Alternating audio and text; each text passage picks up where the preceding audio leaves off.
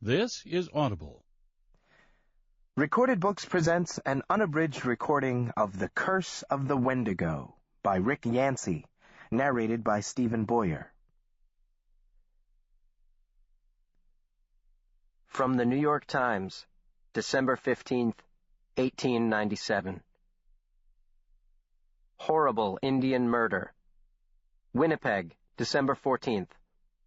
Indian Agent Short has arrived here from Barons River, with particulars of a horrible murder which occurred 8 miles west of Barons River Reserve. An Indian woman suffering from typhoid fever became delirious. Her husband thought she had become a Wendigo, and decided she must be killed in order to prevent her from eating other members of her band. He twisted her head until her neck was broken. The Indian was taken into custody on a charge of murder.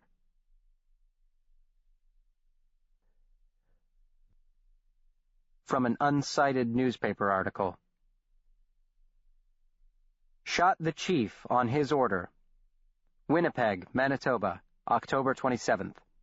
R.G. Chamberlain of the Dominion Police, Ottawa, and B.J. Bannalatine, Indian agent at Lac Seul, arrived today with 3 Indians in their custody. 2 of the Indians are charged with shooting their chief last winter at Cat Lake, about 350 miles northeast of Denordwick. The story told by the 2 prisoners is substantially as follows. The chief of the Cat Lake Indians, called Awasakamig, became a Wendigo, or insane, and ordered the prisoners to shoot him.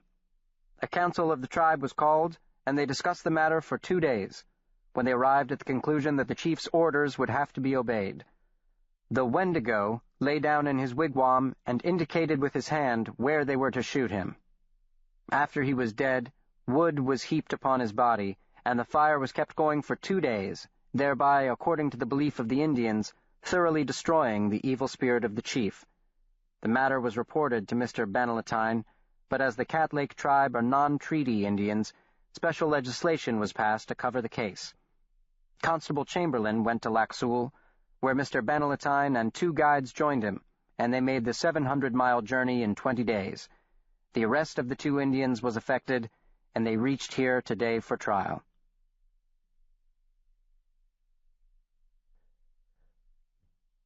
Prologue. September 2009. Cuttings. The reader was a retired middle school English teacher whose mother had come to live at the facility in 2001. Every week for the next 5 years, the reader made the 30-minute drive from Alachua to Gainesville to visit her mother. In clement weather, they sat in the same cobblestoned courtyard, nestled between the 2 main residential buildings of the retirement home, where she now sat with me. A fountain gurgled in the center of the courtyard, ringed on 3 sides by bistro-style tables that had been painted and repainted to stay the corrosive effects of Florida's tropical climate.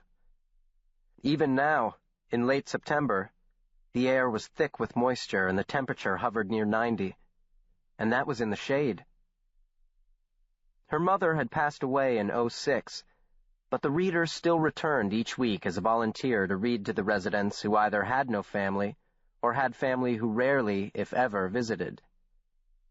The director of the facility had given me her name and phone number. No, he had told me.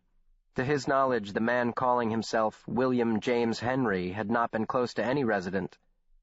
The only visitor he had had was the volunteer who sat across from me, sipping iced tea from a tall glass in which no ice remained. Perhaps she could help me, the director had said. I can't help you, the reader told me now. He never said anything? I asked. Just his name and the year he was born. 1876. She nodded. I'd tease him. I'd say, Now, William, that can't be the year you were born. He would nod, and then he'd say it again. What would he do when you read to him? Stare off into space. Sometimes he'd fall asleep. Did you ever have the impression he was actually listening?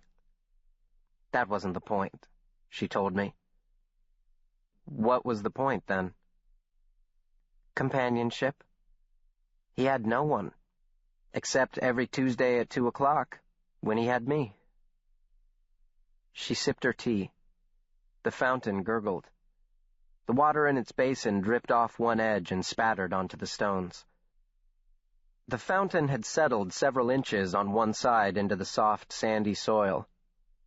On the other side of the courtyard, 2 residents, a man and a woman, sat at another table holding hands, watching, or appearing to watch, the play of light in the cascading water. She nodded in their direction. Well, for a while, he had her, too. Had her? Who is she? Her name is Lillian. She was William's girlfriend. His girlfriend? Not just his. Since I've been coming here, she's had about 12 boyfriends.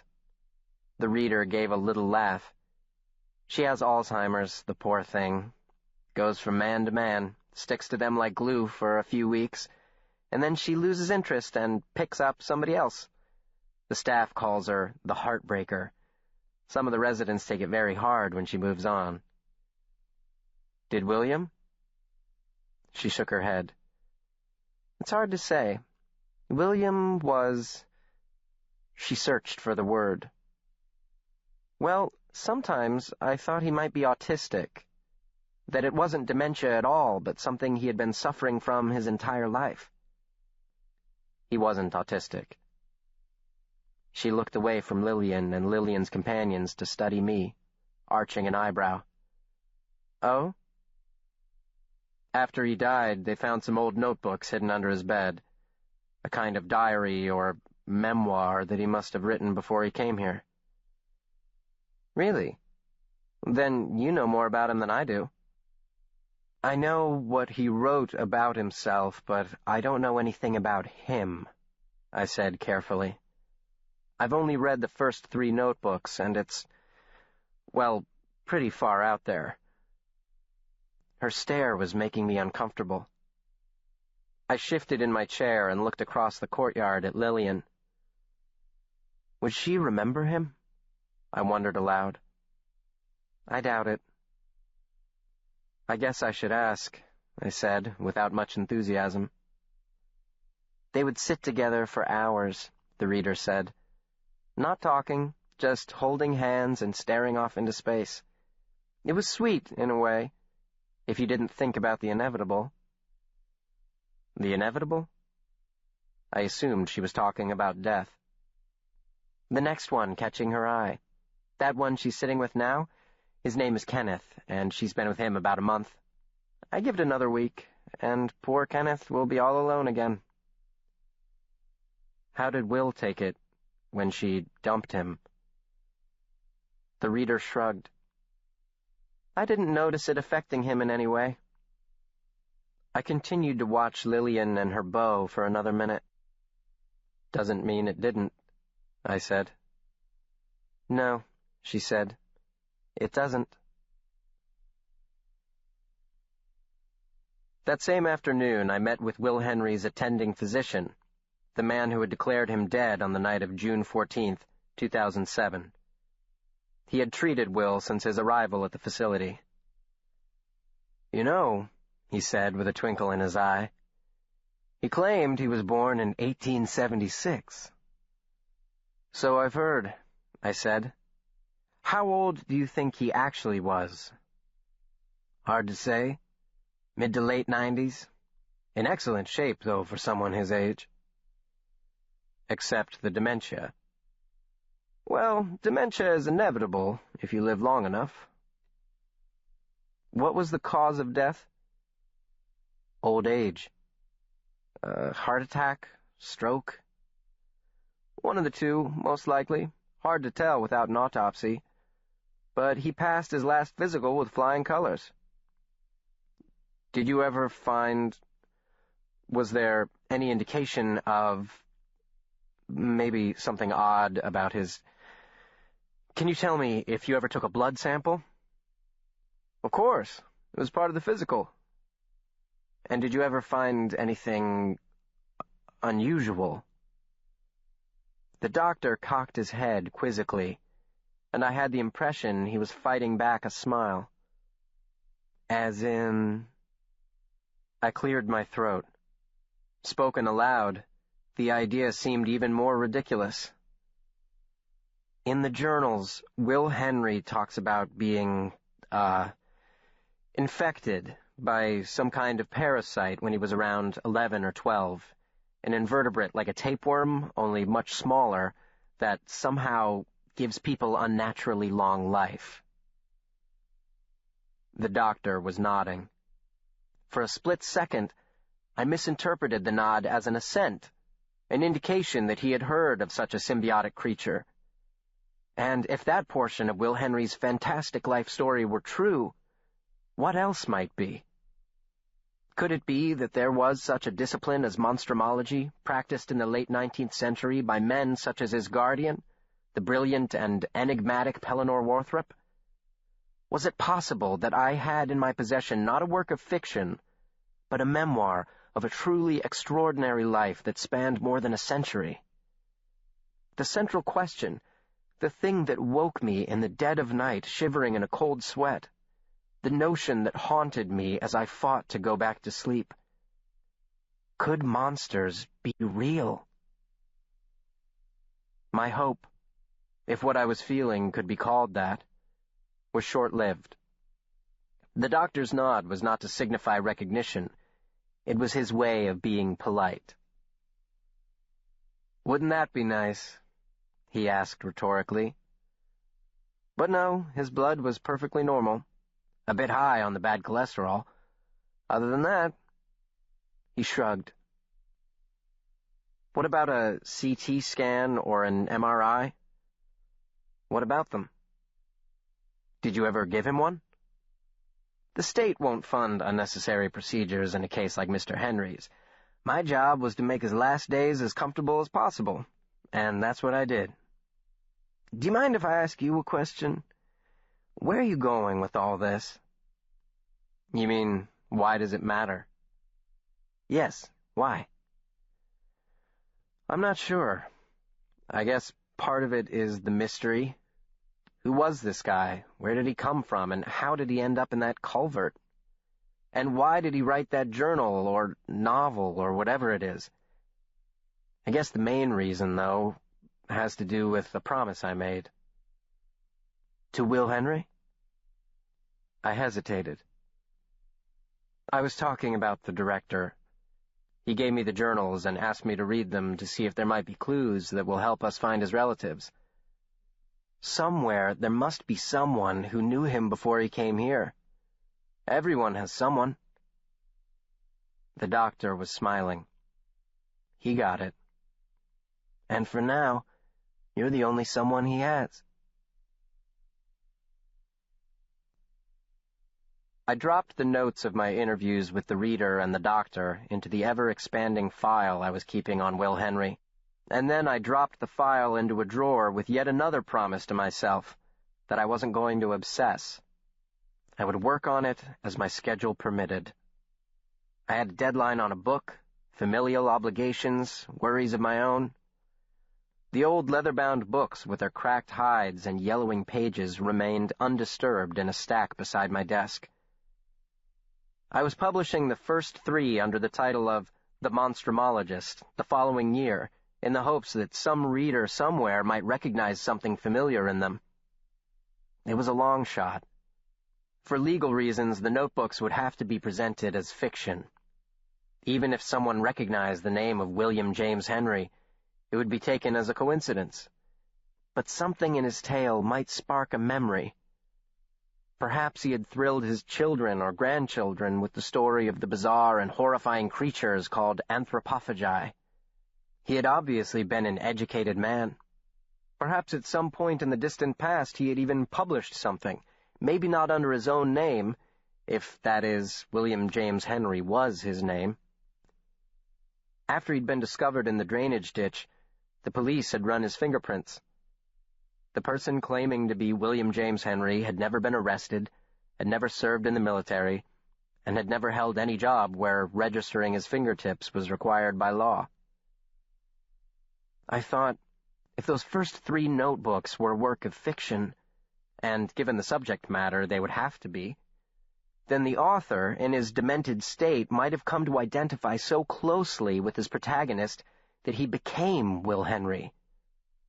Odder things have happened to flaky writers. I had spent the entire summer trolling the internet, making calls, interviewing everyone I could think of who might have that one special nugget of information, that heretofore undiscovered key that would unlock the truth from the stubborn confines of the past. Late in September, while I sat at my desk suffering from yet another severe case of writer's block, my eye wandered to the journals.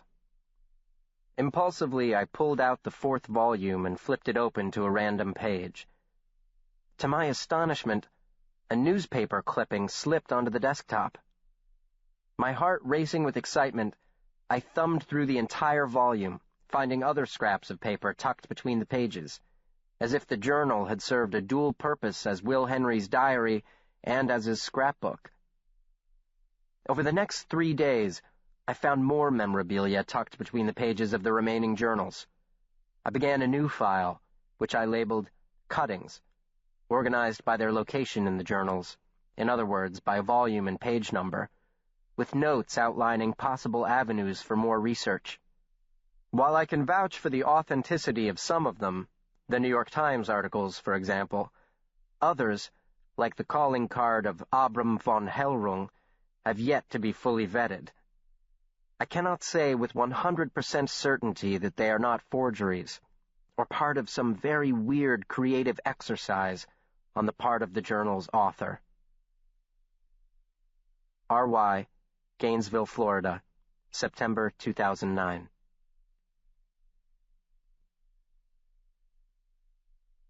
A quote from Henri Poincaré. Logic sometimes breeds monsters.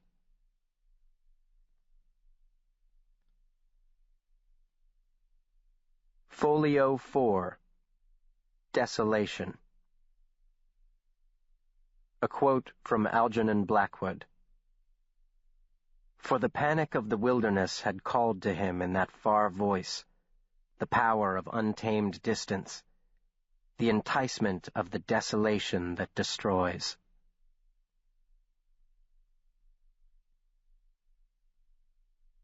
Chapter 1.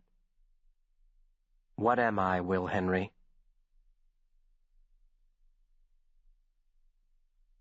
I do not wish to remember these things. I wish to be rid of them, to be rid of him. I set down the pen nearly a year ago, swearing I would never pick it up again. Let it die with me, I thought. I am an old man. I owe the future nothing. Soon I will fall asleep and I will wake from this terrible dream. The endless night will fall, and I will rise. I long for that night. I do not fear it. I have had my fill of fear. I have stared too long into the abyss, and now the abyss stares back at me. Between the sleeping and the waking, it is there. Between the rising and the resting, it is there. It is always there. It gnaws my heart. It chews my soul. I turn aside and see it. I stop my ears and hear it. I cover myself and feel it. There are no human words for what I mean. It is the language of the bare bough and the cold stone, pronounced in the fell wind's sullen whisper and the metronomic drip-drip of the rain. It is the song the falling snow sings, and the discordant clamor of sunlight ripped apart by the canopy and miserly filtered down. It is what the unseeing eye sees. It is what the deaf ear hears. It is the romantic ballad of death's embrace, the solemn hymn of offal dripping from bloody teeth, the lamentation of the bloated corpse rotting in the sun, and the graceful ballet of maggots twisting in the ruins of God's temple. Here in this gray land, we have no name. We are the carcasses reflected in the yellow eye. Our bones are bleached within our skin. Our empty sockets regard the hungry crow. Here in this shadow country, our tinny voices scratch like a fly's wing against unmoving air. Ours is the language of imbeciles, the gibberish of idiots. The root and the vine have more to say than us. I want to show you something. There is no name for it. It has no human symbol. It is old, and its memory is long. It knew the world before we named it. It knows everything. It knows me, and it knows you. And I will show it to you. I will show you. Let us go, then, you and I, like Alice down the rabbit hole, to a time when there still were dark places in the world, and there were men who dared to delve into them. An old man, I am a boy again. And dead, the Monstrumologist lives. He was a solitary man, a dweller in silences, a genius enslaved to his own despotic thought, meticulous in his work, careless in his appearance, given to bouts of debilitating melancholia, and driven by demons as formidable as the physical monstrosities he pursued. He was a hard man, obstinate, cold to the point of cruelty, with impenetrable motives and rigid expectations, a strict taskmaster and an exacting teacher when he didn't ignore me altogether. Days would pass with but a word or two between us. I might have been another stick of dusty furniture in a forgotten room of his ancestral home. If I had fled, I do not doubt weeks would have passed before he would have noticed. Then, without warning, I would find myself the sole focus of his attention, a singularly unpleasant phenomenon that produced an effect not unlike the sensation of drowning or being crushed by a 1,000-pound rock. Those dark, strangely backlit eyes would turn upon me, the brow would furrow, the lips tighten and grow white, the same expression of intense concentration I had seen 100 times at the necropsy table as he flayed open some nameless thing to explore its innards. A look from him could lay me bare. I spent many a useless hour debating with myself which was worse, being ignored by him or being acknowledged. But I remained. He was all I had, and I do not flatter myself when I say I was all that he had. The fact is, to his death, I was his sole companion. That had not always been the case. He was a solitary man, but he was no hermit. In those waning days of the century, the Monstrumologist was much in demand. Letters and telegrams arrived daily from all over the world seeking his advice, inviting him to speak, appealing to him for this or that service. He preferred the field to the laboratory, and would drop everything at a moment's notice to investigate a sighting of some rare species. He always kept a packed suitcase and a field kit in his closet. He looked forward to the colloquium of the Monstrumologist Society held annually in New York City, where for 2 weeks scientists of the same philosophical bent met to present papers, exchange ideas, share discoveries, and, as was their counterintuitive wont, close down every bar and saloon on the island of Manhattan. Perhaps this was not so incongruous, though. These were men who pursued things from which the vast majority of their fellows would run as fast as their legs would carry them. The hardships they endured in this pursuit almost necessitated some kind of Dionysian release. Worthrop was the exception. He never touched alcohol or tobacco or any mind-altering drug. He sneered at those he considered slaves to their vices, but he was no different. Only his vice was. In fact, One might argue his was the more dangerous by far. It was not the fruit of the vine that killed Narcissus, after all. The letter that arrived late in the spring of 1888 was just one of many received that day, an alarming missive that, upon coming into his possession, quickly came to possess him. Postmarked in New York City, it read, "My dear Dr. Warthrop, I have it upon good authority that His Honorable President von Hellrung intends to present the enclosed proposal at the annual Congress in New York this November instant. That he is the author of this outrageous proposition, I have no doubt, and I would not trouble you if I possessed so much as a scintilla of uncertainty. The man has clearly gone mad. I care as little about that as I care for the man, but my fear is not unjustified. I think. I consider his insidious argument a genuine threat to the legitimacy of our vocation, with the potential to doom our work to oblivion, or, worse, to doom us to sharing space in the public mind with the charlatan and the quack. Thus I vouch it is no hyperbole to aver that the very future of our discipline is at stake. Once you have read this offensive tripe, I am certain you will agree that our only hope lies in the delivering of a forceful reply upon the completion of his presentation. And I can think of no better man to contest our esteemed President's alarming and dangerous disquisitions than you, Dr. Warthrop, the leading philosopher of aberrant natural history of his generation. I remain, as always, etc., etc., your obedient servant, a concerned colleague."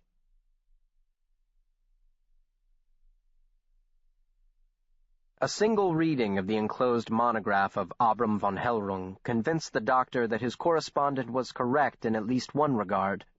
The proposal did indeed pose a threat to the legitimacy of his beloved profession. That he was the best and obvious choice to refute the claims of the most renowned monstrumologist in the world required no convincing on anyone's part. Pellinore Warthrop's genius included the profound insight that he happened to be one. So everything was put aside. Visitors were turned away, letters went unanswered, all invitations were declined, his studies were abandoned. Sleep and sustenance were reduced to the barest minimum. His 37-page monograph, with the rather unwieldy title, "Shall We Doom the Natural Philosophy of Monstrumology to the Dustbin of History?" A reply to the Honorable President Dr. Abram von Hellrung upon his proposal to investigate and consider as possible inclusions into the catalogue of aberrant species certain heretofore mythical creatures of supernatural origin at the 110th Congress of the Society for the Advancement of the Science of Monstrumology, went through multiple revisions and refinements over that frantic summer. He enlisted me in the cause, naturally, as his research assistant, in addition to my duties as cook, maid, manservant, laundryman, and errand boy. I fetched books, took dictation, and played audience to his stiff, overly formal, sometimes ludicrously awkward presentation. He would stand ramrod straight, with his lanky arms folded stiffly behind his back, eyes focused unerringly upon the floor, chin tilted downward so that his otherwise compellingly dark features were lost in shadow. He refused to read directly from his paper, so he often went up, in the parlance of the theater, completely losing track of his argument, thrashing like King Pellinore, his namesake, in the dense thicket of his thoughts in search of the elusive, questing beast of his reasoning. At other times he fell into rambling asides that took the audience from the birth of monstrumology in the early 18th century, beginning with Bocqueville de la Poterie, the acknowledged father of this most curious of esoteric disciplines, to the present day, with references to obscure personages whose voices had long been stifled in the dark angel's smothering embrace. "Now, where was I, Will Henry?" he would ask after one of these extended extemporaneities.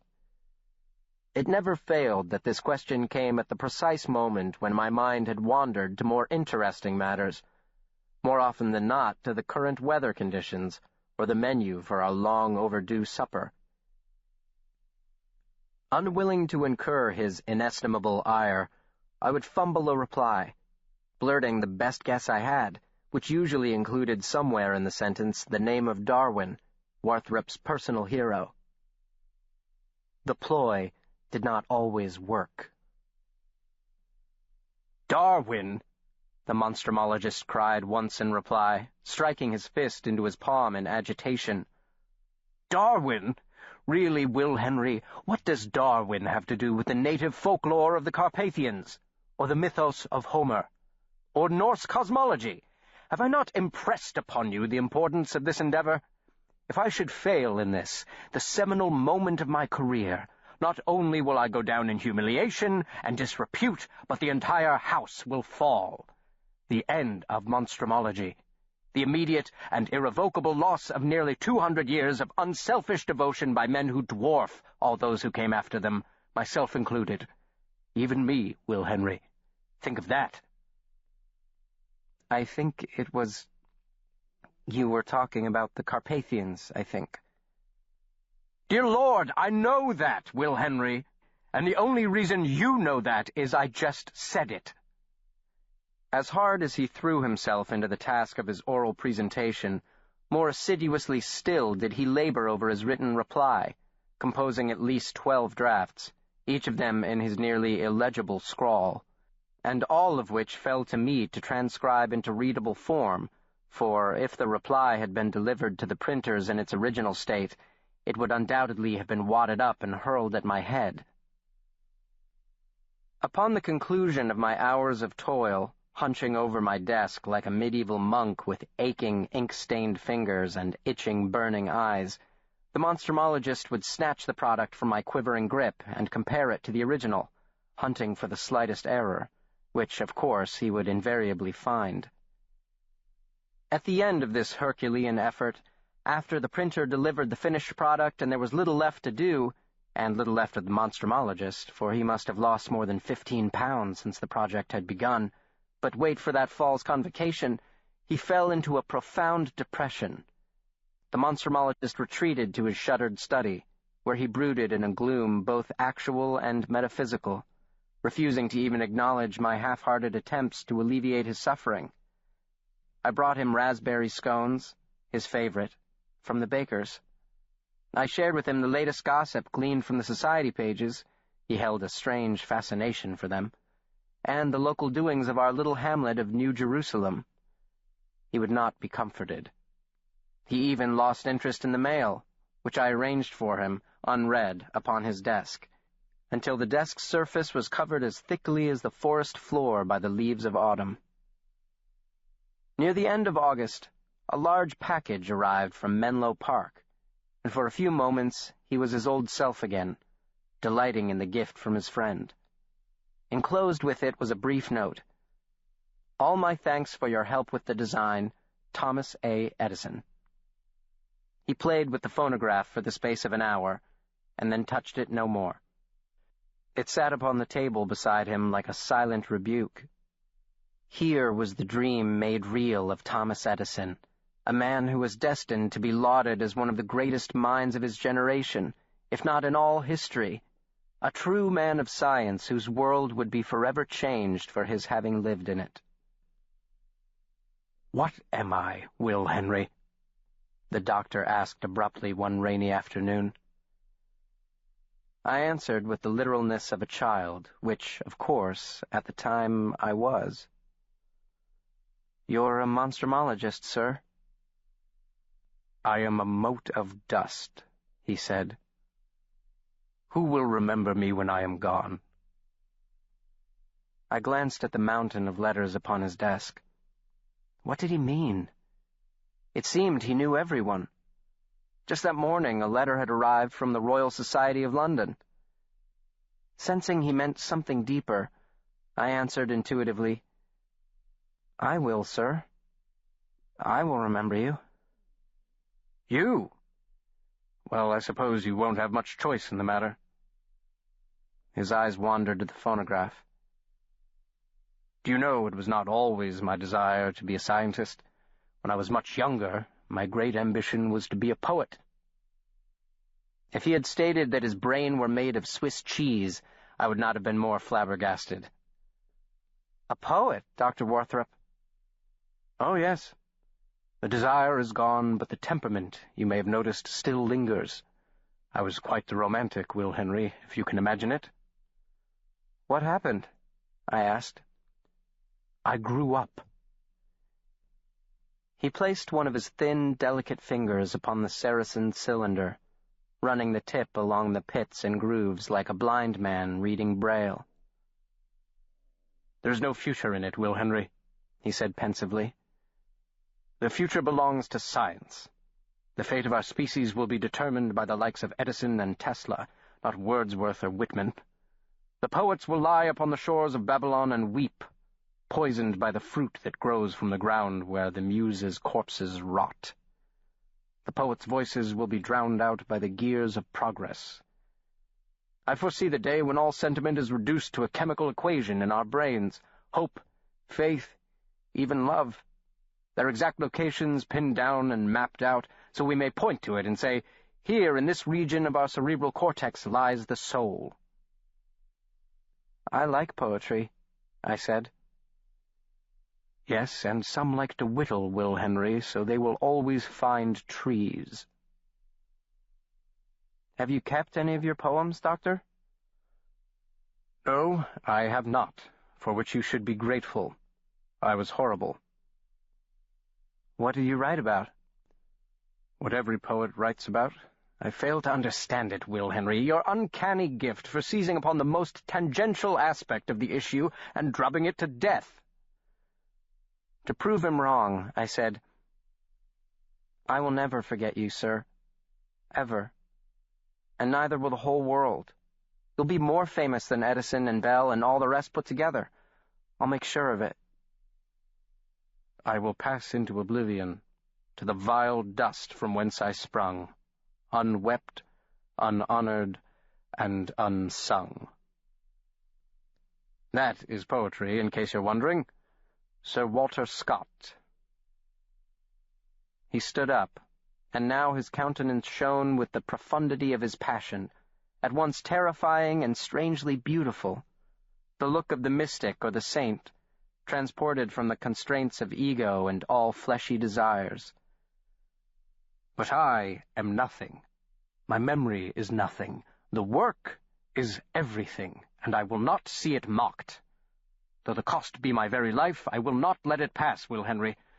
If von Hellrung should succeed, if we allow our noble cause to be reduced to the study of the silly superstitions of the masses, so that we jibber-jabber on about the nature of the vampire or the zombie as if they sat at the same table as the manticore and the anthropophagus, then monstrumology is as dead as alchemy, as ridiculous as astrology, as serious as one of Mr. Barnum's sideshow freaks.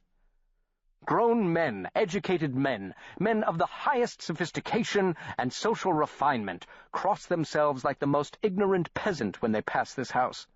What queer and unnatural goings-on in there, the house of Warthrop! When you yourself can attest that there is nothing queer or unnatural about it, that what I deal in is altogether natural, that if it weren't for me and men like me, these fools might find themselves choking on their own entrails, being digested in the belly of some beast no more queer than the lowly housefly. He drew a breath deeply, the pause before the start of the next movement in his symphony. Then suddenly he became very still, head cocked slightly to one side.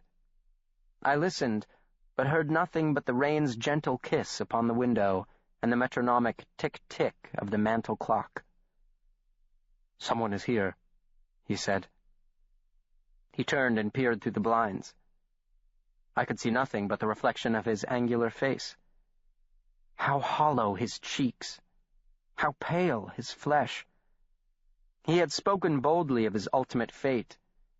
Did he know how close he seemed to that vile dust from whence he came? "Quickly, to the door, Will Henry. Whoever it is, remember I am indisposed and can't receive visitors." Well, what are you waiting for? Snap to, Will Henry, snap to! A moment later, the bell rang. He closed the study door behind me.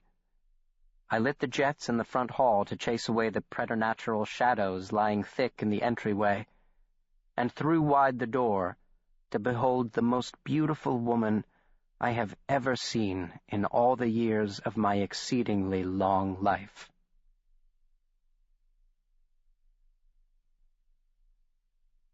Chapter 2. There is nothing I can do for you. "Why, hello there," she said with a puzzled smile. "I'm afraid I may be lost. I'm looking for the house of Pellinore Warthrop." "This is Dr. Warthrop's house," I returned, in a voice only moderately steady. More stunning than her extraordinary looks was her very presence upon our doorstep. In all the time I had lived with him, the doctor had never received a lady caller. It simply did not happen. The doorstep of 425 Harrington Lane was not the sort of place upon which a proper lady appeared. "Oh, good. I thought I might have come to the wrong place." She stepped into the vestibule without my asking, removed her gray traveling cloak, and adjusted her hat. A strand of her auburn hair had escaped from its pin and now clung, dripping, to her graceful neck. Her face was radiant in the glow of the lamps, rain-moist and without defect, unless the fine spray of freckles across her nose and cheeks might be called thus, though I will admit it may not have been the lighting that painted her with perfection. It is exceedingly strange to me that I, who have no difficulty in describing the multifarious manifestations of the doctor's gruesome craft, the foul denizens of the dark in all their grotesque aspects to the smallest detail, now struggle with the lexicon, reaching for words as ephemeral as the will-o'-the-wisp to do justice to the woman I met that summer afternoon 70 years ago. I might speak of the way the light played along her glittering tresses, but what of that? I might go on about her hazel eyes flecked with flashing bits of brighter green, but still fall short. There are things that are too terrible to remember, and there are things that are almost too wonderful to recall. "Could you tell him that Mrs. Chandler is here to speak with him?" she asked. She was smiling warmly at me. I stammered something completely unintelligible, which did nothing to diminish her smile. "He is here, isn't he?" "No, ma'am," I managed. "I mean, yes, he is, but he is not. The doctor is indisposed." "Well, perhaps if you told him I'm here, he might be disposed to make an exception." "Yes, ma'am," I said, and then quickly added, "He is very busy, so—" "Oh, he is always busy," she said with a delighted little laugh. "I've never known him not to be. But where are my manners? We haven't been properly introduced." She offered her hand. I took it, only later wondering if her intent had been for me to kiss it. I was woefully ignorant in the social graces. I was being raised, after all, by Pellinore Warthrop. "My name is Muriel," she said. "I'm William James Henry," I responded, with awkward formality. "Henry! So that's who you are. I should have realized. You're James Henry's son." She placed her cool hand upon my arm. "I'm terribly sorry for your loss, Will. And you are here because—" "The doctor took me in." "Did he? How extraordinarily uncharacteristic of him. Are you certain we're speaking of the same doctor?" Behind me, the study door came open, and I heard the monstrumologist say, "Will Henry, who was—" I turned to discover a look of profound shock upon his face, though that was quickly replaced by a mask of icy indifference. "Pellinore," Muriel Chandler said softly. The doctor spoke to me, though his eyes did not abandon her. "Will Henry, I thought my instructions were unambiguous." "You mustn't blame William," she said with a note of playfulness. "He took pity upon me, standing on your stoop like a wet cat. Are you ill?" she asked suddenly. "You look as if you might have a fever." "I have never been better," returned the doctor. "I can complain of nothing." "That's more or less than I might say. I'm soaked to the skin. Do you suppose I might have a cup of hot cider or tea before you toss me out the door? I did come a very long way to see you." "New York is not that far," Warthrop replied. "Unless you came on foot." "Is that a no, then?" she asked.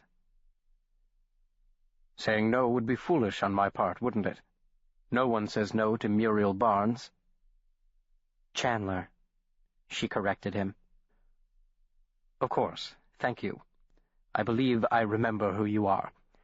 Will Henry, show Mrs. Chandler," he spat out the name, "to the parlor, and put on a pot of tea. I'm sorry, Mrs. Chandler, but we've no cider. It isn't in season."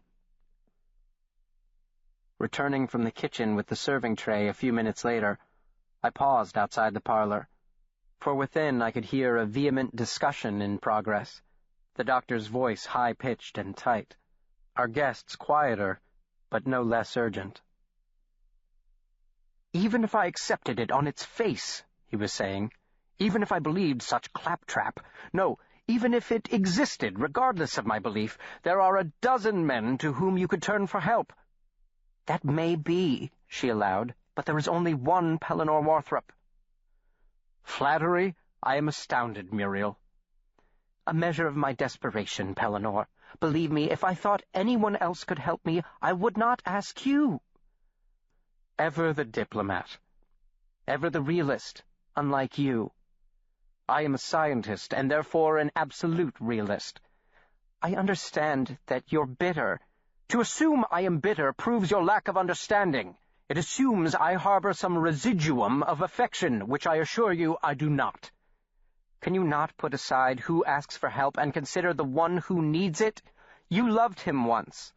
Whom I have loved is none of your business. True. My business is with whom I love. Then why don't you find him yourself? Why have you come all this way to bother me with it? Straining forward in my eagerness to eavesdrop, I lost my balance and nearly dropped the tray, stumbling into the doorway like a drunkard, while the tea sloshed from the spout and the cups rattled in their saucers. I discovered the doctor standing by the fireplace. Muriel sat stiffly in the chair a few feet from him, a piece of stationery clutched in her hand. The doctor clucked his disapproval at me, then stepped forward and snatched the letter from her hand. I placed the tray on the table beside her. "Your tea, Mrs. Chandler," I said. "Thank you, Will," she said. "Yes, leave us," the doctor said, his nose stuck in the letter. "Is there anything else I can get for you, ma'am?" I asked. "We have some fresh scones." "Do not," growled the doctor from behind the paper. "Bring out the scones." He snorted and tossed the letter upon the floor. I snatched up the letter and, forgotten for a moment in the heat of their tete-a-tete, read it through. Dear Mrs. John, you forgive my English. It's not goodly done. Got back to RP this morning, came straight away to post this. There is no good way to say this. I'm sorry. Mr. John, he gone. It called to him, and the thing done carried him off. I tell Jack Fiddler, and he will keep the lookout for him, but it's got him, and even old Jack Fiddler can't get him back now. I told him not to go, but it called him night and day, so's he went. Mr. John, he rides the high wind now, and the moss-mouth not going to let him go. I'm sorry, Mrs. P. LaRose. "Will Henry," the doctor snapped. "What are you doing? Give me that." He snatched the letter from my hand. "Who is LaRose?" he asked Mrs. Chandler. Pierre Larose, John's guide. And this Jack Fiddler he mentions? She shook her head. I've never heard the name before. He rides the high wind now, the doctor read, and the moss-mouth not going to let him go. I suppose not. He laughed humorlessly. I assume you've notified the proper authorities? Yes, of course. The search party returned to Rat Portage 2 days ago. She shook her head, unable to go on. Then I fail to see how I can help, said Worthrop, except to state my opinion that this is no matter for monstrumology. Whatever bore your husband away on the high wind was no moss-mouth, though I find the imagery oddly compelling. I never heard the sobriquet applied to a leptolurconus. It must be an invention of the good Monsieur Larose, and not, I suspect, the only one. It would not be the first time a death in the wilderness has been attributed to the Wendigo. You think he's lying? I think he is being false, intentionally or not, I cannot say. Leptolurconus is a myth, Muriel, no more real than the tooth fairy, which is the strangest aspect of this whole affair. Why was John searching for something that does not exist? He was encouraged to go. Ah, the monstrumologist was nodding. It was von Hellrung, wasn't it? Von Hellrung told him to go. He suggested it, and being the good little lapdog that he is, John went. She stiffened. I am wasting my time, aren't I? She asked. That is the issue, Muriel. How long has he been missing? Almost 3 months. Then yes, you are wasting your time here. There is nothing I can do for you, or for John. Your husband is dead. Though tears shone in her eyes, she did not break. Though every fiber of her being bespoke her desperation, she held firm in the face of this bald assertion. Men might be the stronger sex, but women are made of much sterner stuff. I refuse to believe that. Your faith is misplaced. No, Pellinore, not my faith. My hope that the one man I thought I could turn to, whom John could turn to. Worthrop nodded. He turned his gaze from her lovely upturned face and spoke in that dry, lecturing manner I had often heard. Once, in the Andes, at the base camp on the slopes of Mount Chimborazo, I came face to face with the mature male Estomi, a creature with a disconcerting ability to scream at decibel levels loud enough to shatter the eardrum. I have seen men's brains literally leaking from their ears after an encounter with one. He had stumbled upon our camp in the dead of night and was as surprised as I at our meeting. For a moment we just stared at each other, our faces no more than a foot apart. I had my revolver, he had his mouth, and at any time we both had the opportunity to use them. We held this way for several tense minutes, until finally I said to him, "Well, my friend, I will agree to hold my fire if you will agree to hold your tongue." The lesson of this impromptu parable was not lost on her. She nodded slowly, set down her cup, and rose from the chair. Though she made no move toward either of us, the monstrumologist and I drew back. There is beauty that soothes like the warm kiss of the spring sun upon the cheek, and then there is the beauty that terrifies, like the cry of Ozymandias, inviting despair. "I am a fool," she said. "You will never change." If that was your hope, then yes, you are quite foolish.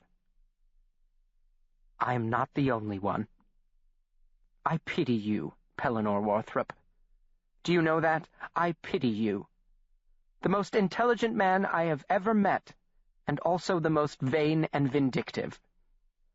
You have always been a little in love with death. That's the surprising thing. I should think you'd leap at the chance to see it again face to face. It's the only reason you chose your repulsive profession." She whirled away and hurried from the room, a hand pressed against her mouth as if to stop up what else might come out. I glanced at the doctor, but he had turned away. His face was half in shadow, half in light. I hurried after Muriel Chandler and helped her with her wrap. A gust of wind blew through the door when I opened it, and rain spattered and popped upon the vestibule floor. At the curb, through the gray curtain of the storm, I could see the shining black hansom, the driver hunched in his seat, the withers of the great dray horse glittering with the watery sheen. "It was a pleasure to meet you, Will," she said before she stepped out. A hand rested briefly upon my shoulder. "I will pray for you." In the parlor, the doctor had not moved, nor did he upon my return. I stood for several awful moments in silence, not knowing what to say. "Yes," he said softly. "Mrs. Chandler has left, sir." He made no reply. He remained still. I picked up the tray, went back to the kitchen, washed up the china, and placed it in the rack to dry. When I returned, the doctor still had not moved an inch. I'd seen it dozens of times before. Worthrop's reticence solidified in direct proportion to the intensity of his feelings. The more powerful the emotion, the less he revealed. His face was as tranquil and blank as a death mask. "Yes, what is it now, Will Henry?" "Would you like something for dinner, sir?" He made no reply. He remained where he was, and I remained where I was. "What are you doing now?" he asked. "Nothing, sir." "Forgive me, but isn't that something you could do practically anywhere?" "Yes, sir. I will do that, sir." "What? What will you do?" "Nothing. I will do nothing somewhere else."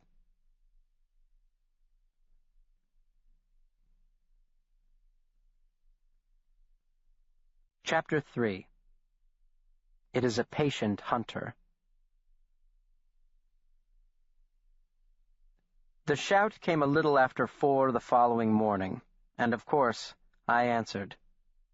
I found him in his room, shivering uncontrollably beneath the covers, as if gripped by a fever.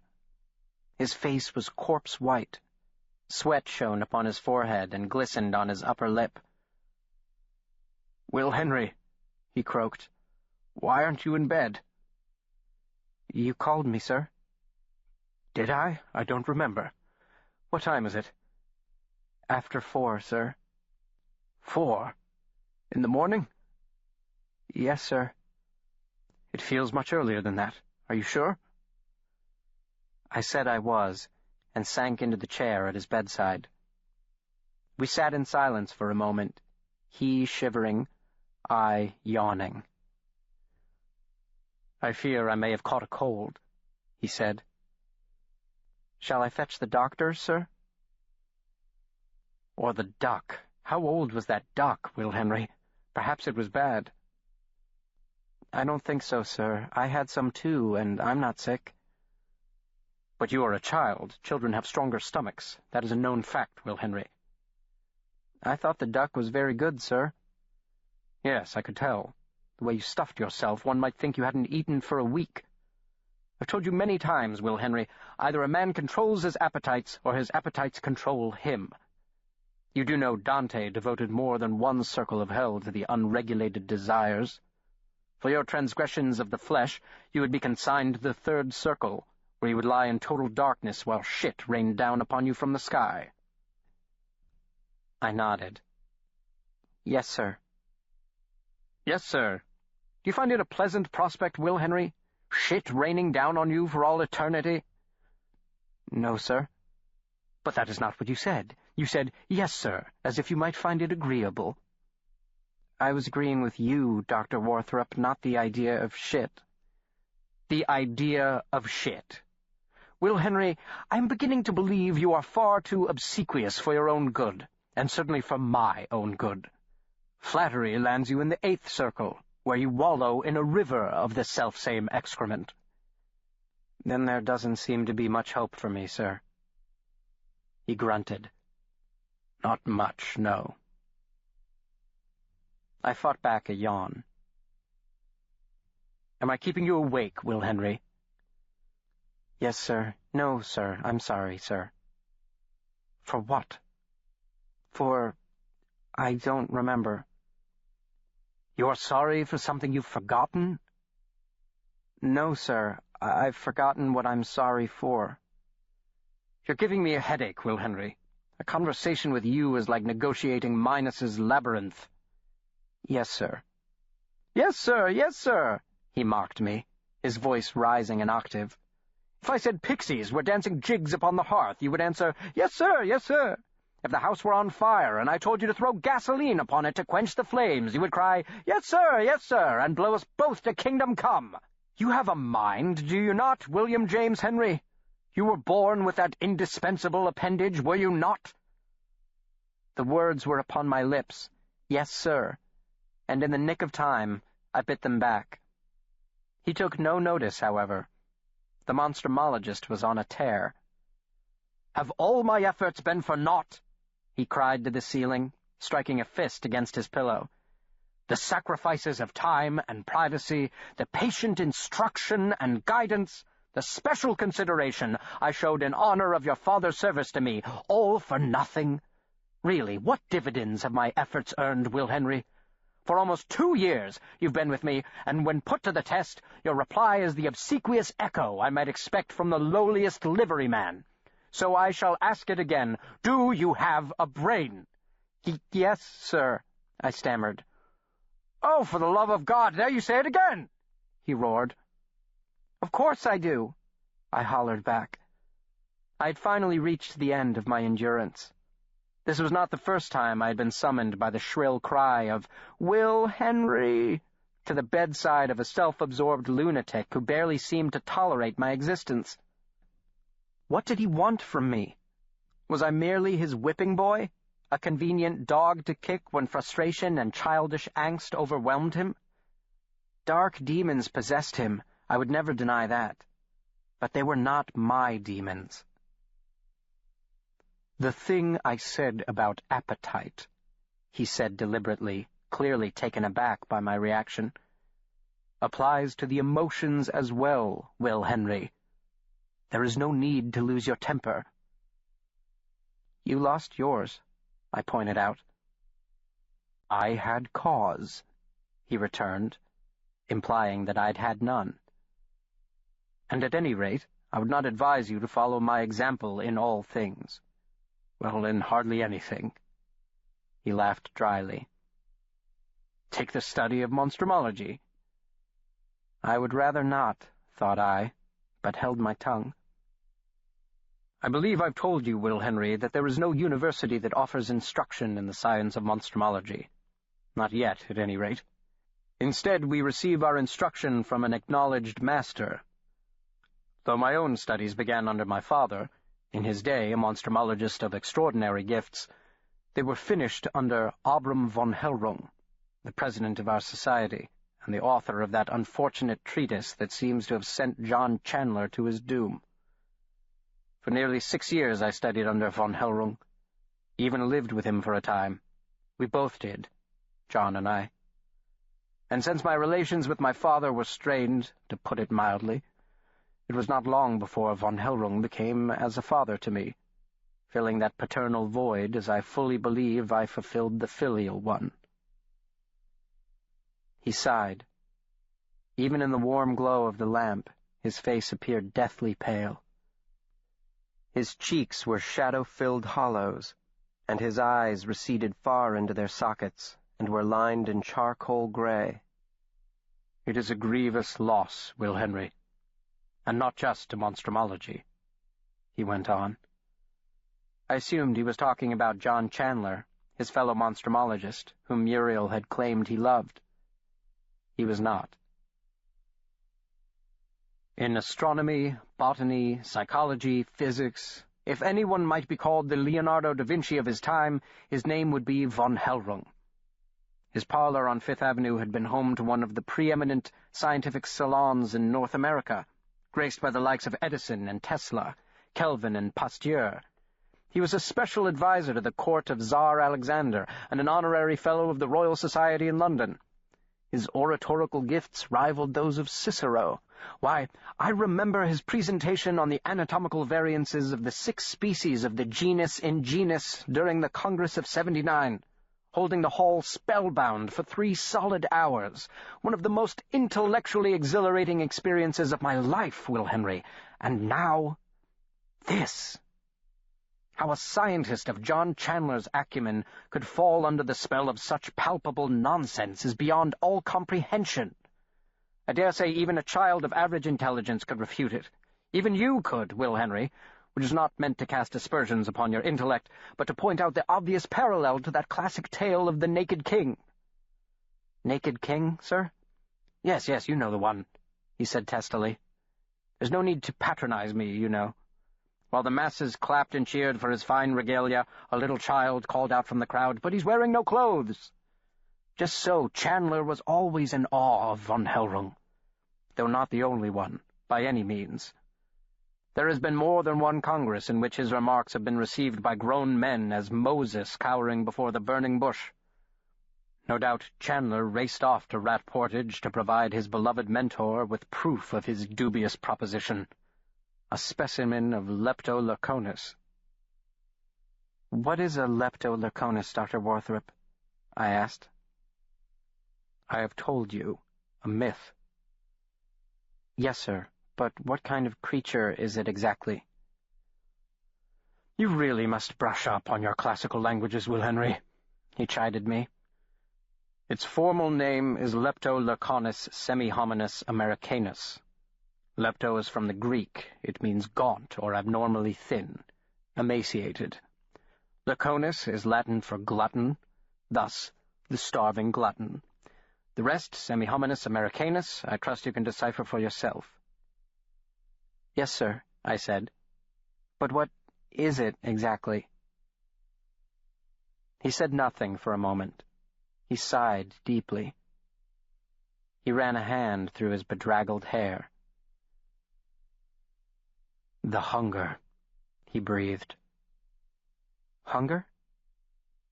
"The hunger, Will Henry. The kind that is never satisfied."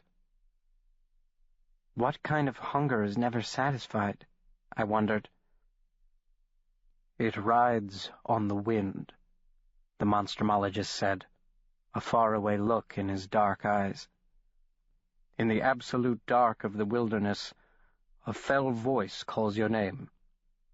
The voice of damnation's desire. From the desolation that destroys." I shivered. He did not sound like himself at all. I watched as his eyes darted back and forth, his gaze flitting over the ceiling.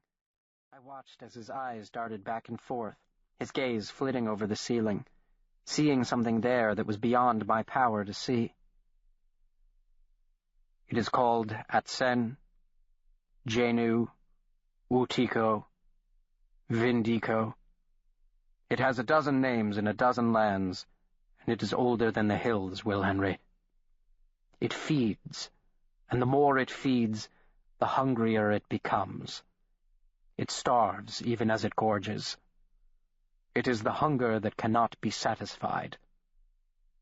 In the Algonquin tongue, its name literally means the one who devours all mankind." "You are young," the monstrumologist said. "You have yet to hear it call your name. But from the moment it knows you, you are doomed. Doomed, Will Henry. There is no escaping it.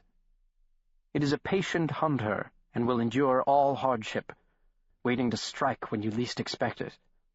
And once you are in its icy grip, there is no hope of rescue. It bears you to unimaginable heights, and plunges you to unfathomable depths.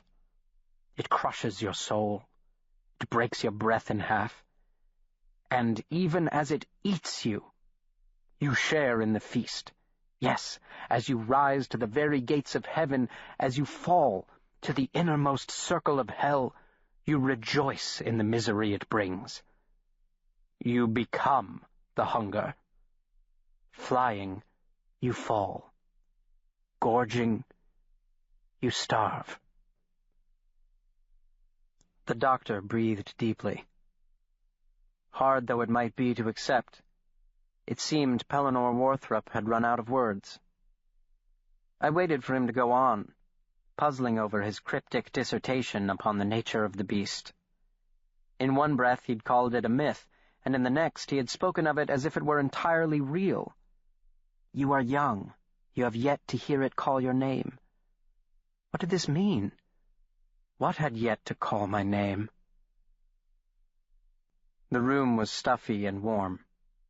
The doctor refused, even on the hottest of nights, to sleep with the windows open, a habit that was most likely common among monstrumologists.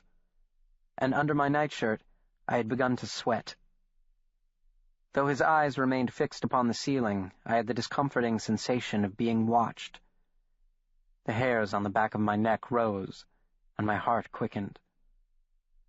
Something was there, just outside my range of vision, incorporeal and ravenously hungry. "She is right, you know," he said softly. "I am vain and vindictive, and I have always been a little in love with death.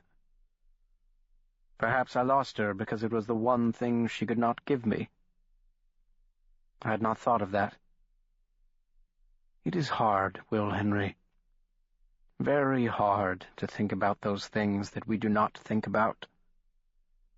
One day you will understand that." He rolled over onto his side, turning his back to me. "Now put out the light and go to bed.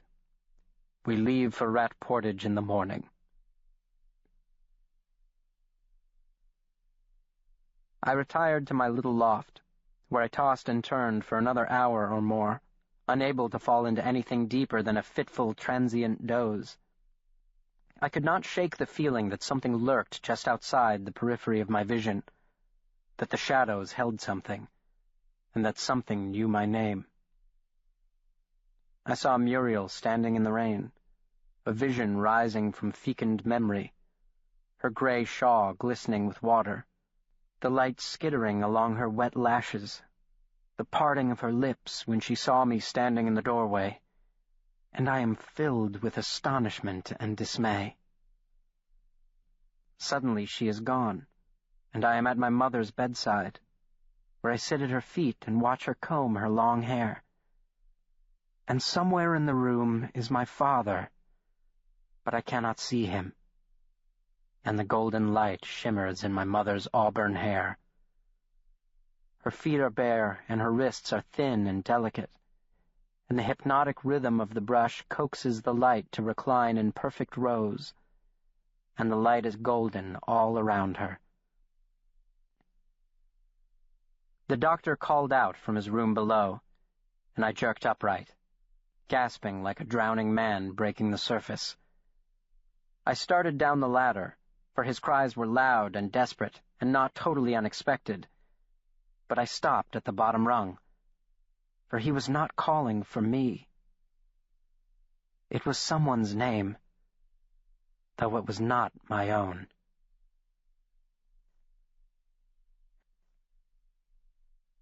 Chapter 4. He was my best friend, and how I hated him.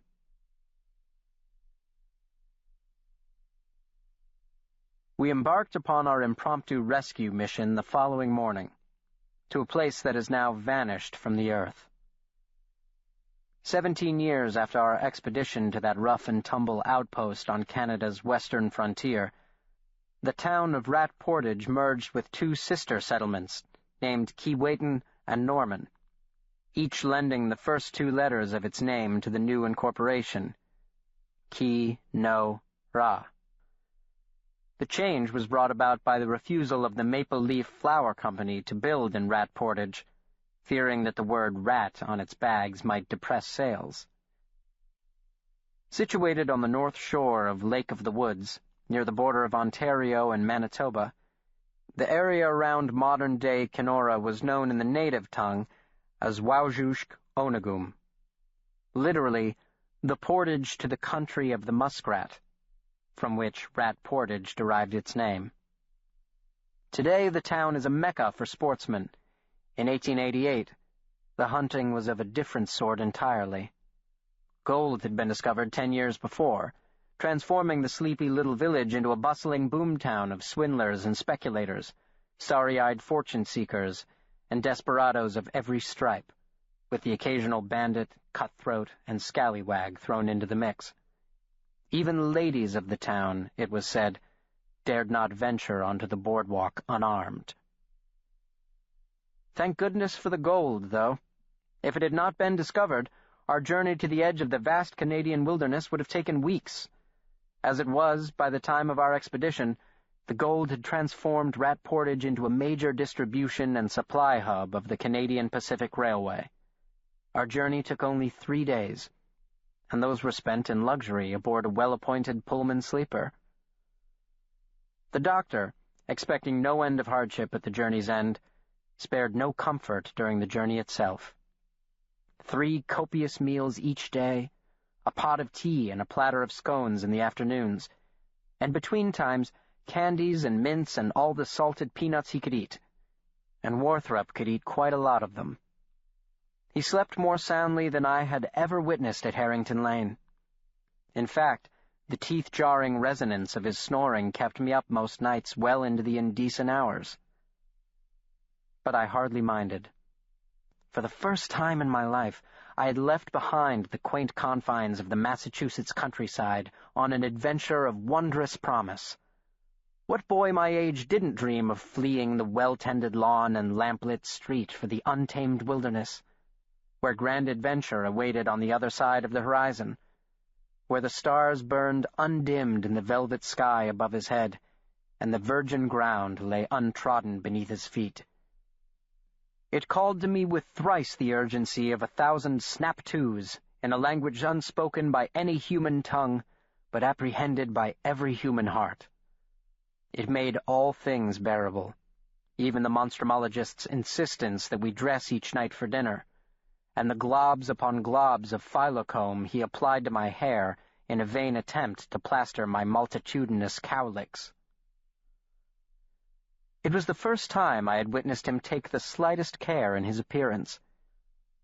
Even to this day, when he has been 40 years in the grave, when I picture the monstrumologist, I see him in that tattered old smock, smeared with the blood and dried viscera of his latest curiosity, his hair swirled into tempestuous confusion, his cheeks dotted with 3-day-old stubble, his nails cracked and encrusted with gore.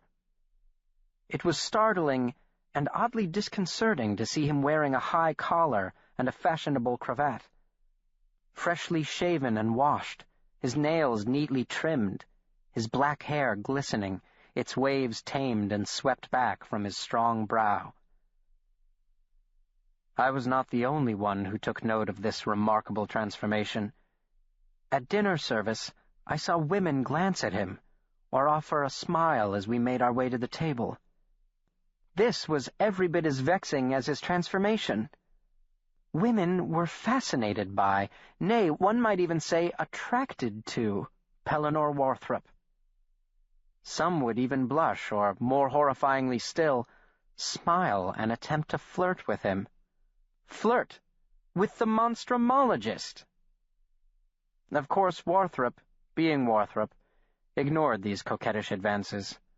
Or rather, he seemed oblivious to them, which naturally made him all the more intriguing. I'd always thought him more cold stone than flesh and blood, and these shy smiles, these glancing looks, these blushing cheeks, I simply did not know what to make of them.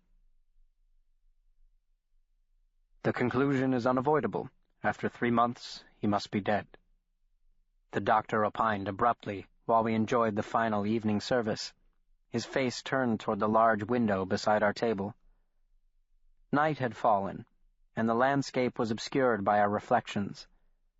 I could not tell if he was looking beyond his own face in the glass. More a recovery than a rescue. And there's small hope of even that, since the failure of professionals practically ensures our own. "Then why are we going?" I asked. He turned from the window and stared at me for a long, uncomfortable moment. Because he was my friend. Later that evening, as we lay in our bunks and the train's lulling motion and the lullaby of her wheels eased us toward slumber, he spoke up suddenly, as if no time had passed since the onset of the conversation. "I was an only child like you, Will Henry, but in John Chandler I found the closest thing I would ever have to a brother. We lived together for 6 years under the tutelage of von Hellrung, sharing the same room, eating the same meals, reading the same books. But in nearly every other aspect we were complete opposites. Where I was retiring and somewhat sickly, John was outgoing and quite the athlete, an accomplished boxer with whom I made the mistake of picking a fight. He broke my nose and fractured my left cheek before Meister Abram pulled us apart. We came to Monstrumology by different routes. He loved the sport of it, the thrill of the chase, whereas I was drawn to it for more complicated reasons, many of which you already know. John's father was no scientist, and was appalled when he applied to apprentice under von Hellrung. The Chandlers are one of the wealthiest families on the East Coast, his father a friend of presidents and men such as Vanderbilt, Morgan, and Astor. John was expected to follow in his father's footsteps, and to my knowledge he has never been forgiven for his recalcitrance. I don't know for certain, but I believe his father may have disowned him. Not that John cared. He seemed to delight in defying the expectations of others. He fell silent. After a time, I thought he must have fallen asleep, and then suddenly he spoke again. He loved practical jokes, particularly at my expense. You may be surprised to hear this, but the Warthrops have always been known for their lack of humor. It's a sort of congenital defect. In his lifetime I heard my father laugh only once, and that politely. It delighted John to short-sheet my bed or dip my hand in warm water as I slept. Once he drained the blood from the carcass of a Tanzanian Ngoloko we were to dissect the next day, and placed the pail on top of the door going into our room. Well, you can guess what happened. He put sealing wax in the earpieces of my stethoscope. He mixed dried feces in my tooth powder. And in one memorably unfortunate incident, right before I was to take my final exams before the entire governing board of the society, he laced my tea with an extract of dried beans heavy in oligosaccharides, a sugar that most human beings, including me, cannot digest, causing excessive bloating and, at least in my case, explosive gas. I literally farted my way through the entire dissertation, and the tears that flowed from every eye had little to do with the profundity of my presentation. The hall seemed larger than the Metropolitan Opera House when I entered. By the time I left, it seemed as cramped as a water closet, and was just as odoriferous. What does that sound, Will Henry? Are you laughing? No, sir. I managed to gasp. I hated John Chandler, he said. He was my best friend, and how I hated him.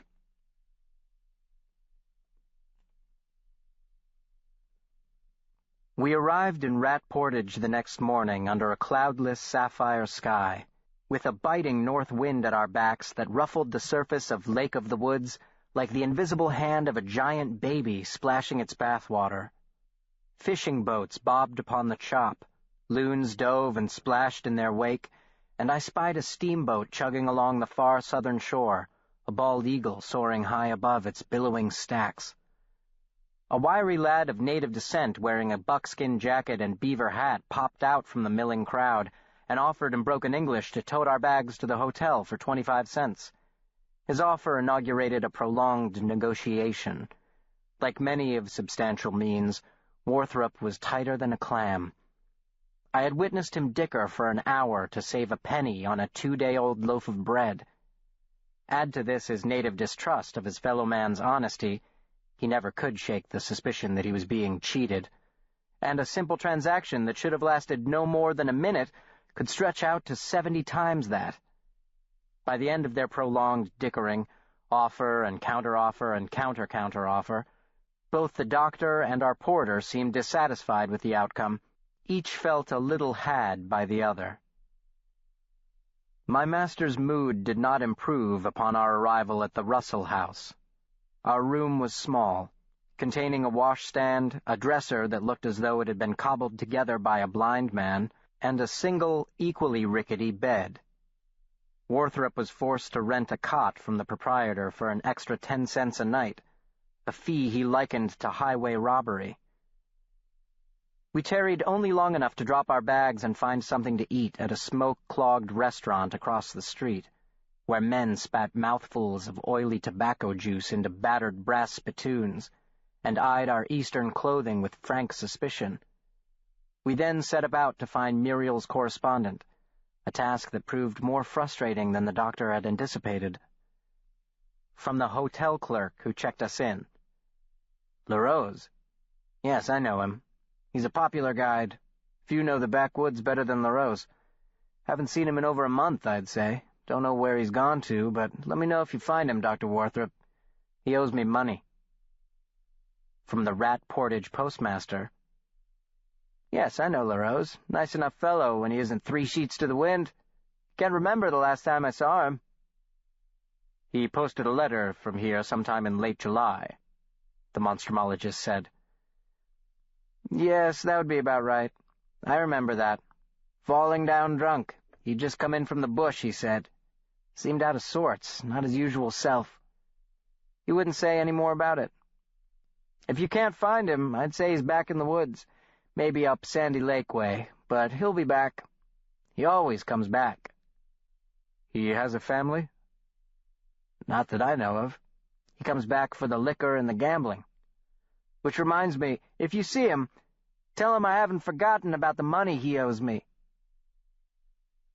From the storekeepers along Main Street to the dock workers on the wharf, from the gambling halls and crowded halfpenny beer dives, from the offices of the Hudson's Bay Company to the deafening interior of sawmills choked in swirling wood chips, it seemed the entire town knew Pierre LaRose, or at least knew of him, but no one knew where he might be. All agreed he had not been seen for some time, and he owed all, it seemed, for one debt or another. The consensus was that he either had picked up stakes and returned to his native Quebec, or had fled into the wilderness to escape his burgeoning debt. The few who claimed to have seen him around the time he'd posted the letter to Muriel Chandler whispered of a man who had lost his mind, who had stumbled about the streets in a besotted fog, spitting and frothing at the mouth like a mad dog, slapping at his ears until they bled, whimpering and moaning, and muttering on and on about a voice only he seemed able to hear. Before that, Chandler had been seen with LaRose at the chief outfitting shop on Main Street. The clerk recognized Warthrop's description of his colleague. Chandler had paid for their supplies, ammunition, a tent, bedding, and the like, and when asked what was their game, LaRose had winked and cagily replied, "We be going after the old one of the woods." The clerk chuckled now, and added, "I knew what he was about with that, and sure enough, next he asks if we got any silver bullets." "For what do you need silver bullets?" I ask, but I know why he's asking. Say, that Chandler, is he the one they were looking for a couple weeks back? Whole troop of the NWMP were through here looking for some big shot that got lost in the bush, I recall. On the boardwalk outside, Warthrop shook his head ruefully. "I am a fool, Will Henry. The NWMP is the first place we should have asked." He obtained directions from a man loitering outside the blacksmith shop, and we dashed across the dusty thoroughfare, dodging dray and carriage, to the other side, where the long shadows of late afternoon lay.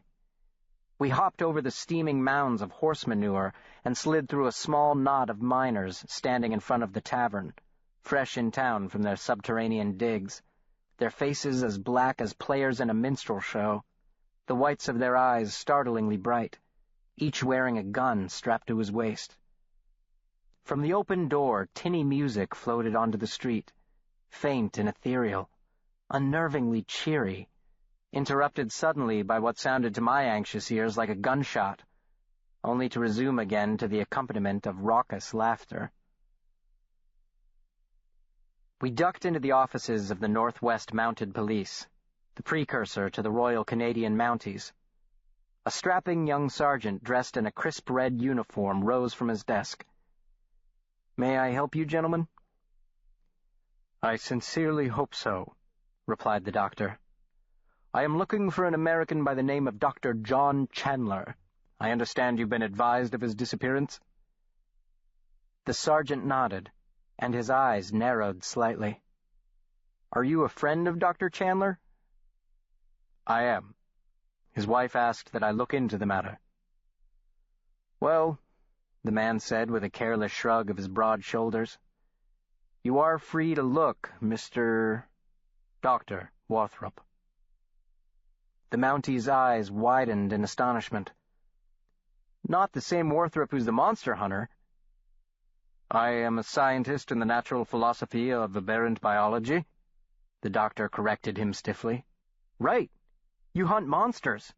I've heard of you." "I'd no idea my reputation had preceded me so far north," replied Worthrop dryly. "Oh, my mother used to tell us children tales of your exploits, and I always thought it was to get us to mind." "Your mother? Then they were not my exploits. She must have been speaking of my father." "Well, whoever's they were, they frightened the pants off us. But this Chandler, was he a monster hunter too?" "His wife did not tell you?" The man shook his head. "She said he'd come for the moose. He and his guide went in, and only the guide came out." "Pierre LaRose?" "Yes, that's his name. Only he's gone missing too, is my understanding." "So you were not able to question him?" "Be the one I'd most like to lay my hands on, Dr. Worthrop, if I only knew where to put him. He's the key to this whole riddle. Last man to see the man alive and then gone into thin air without even reporting it to us. We spent nearly a month in the bush trying to pick up their trail, all the way up to Sandy Lake and the Suckers encampment." "The Suckers?" "Right, Jack Fiddler's people." "Fiddler? I've heard that name before." "I'll wager you have. He's no doctor of monster philosophy, but he hunts 'em just the same. He's a shaman, too, a medicine man, and fairly civilized for a savage. He speaks passing English. Used to work down here on the boats. Makes fiddles, that's how he got his name." "And you questioned him about Chandler and LaRose?" "And got nothing from him. Nothing of any use, anyway. Told us the same thing LaRose told Chandler's poor wife." "Lepto laconis," murmured the doctor. "Lepto what?" He sighed. "The Wendigo." The sergeant nodded slowly, and then the connection dawned on him. His voice shook with wonder as he said, "You don't mean to say—" "I never put any stock in those stories." "Is that why you come? It's real?" "Of course it isn't real," the doctor said irritably. "It's a convenience, like the stories your mother told to frighten you into submission." "You mean those weren't real either?" "No, those probably were. It's an entirely different species." "The Wendigo?" "The stories. My good man, I understand Chandler is missing, but I'd hoped I might be able to dredge up information on LaRose's whereabouts." "You and half the town of Rat Portage. The man's melted away like a puff of smoke." "It has been my experience that men do not simply melt away, Sergeant. But it seems to me the best place to start is the last person to see both men alive."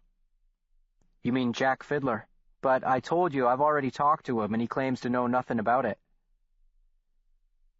Perhaps he will be more convivial with someone of the same spiritual inclinations. I beg your pardon, Doctor? A fellow monster hunter.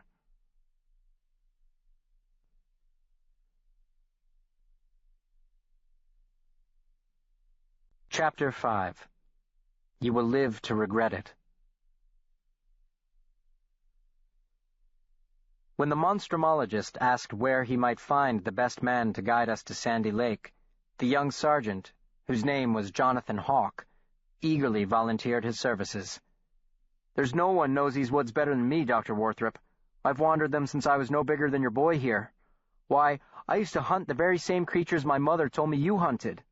All in play, you understand, and it's surely a comfort to know none of them were real. My relief arrives from Ottawa this evening, so we can set out tomorrow at first light." The doctor was delighted, saying later we could not have procured a more ideal guide than a member of the Northwest Mounted Police.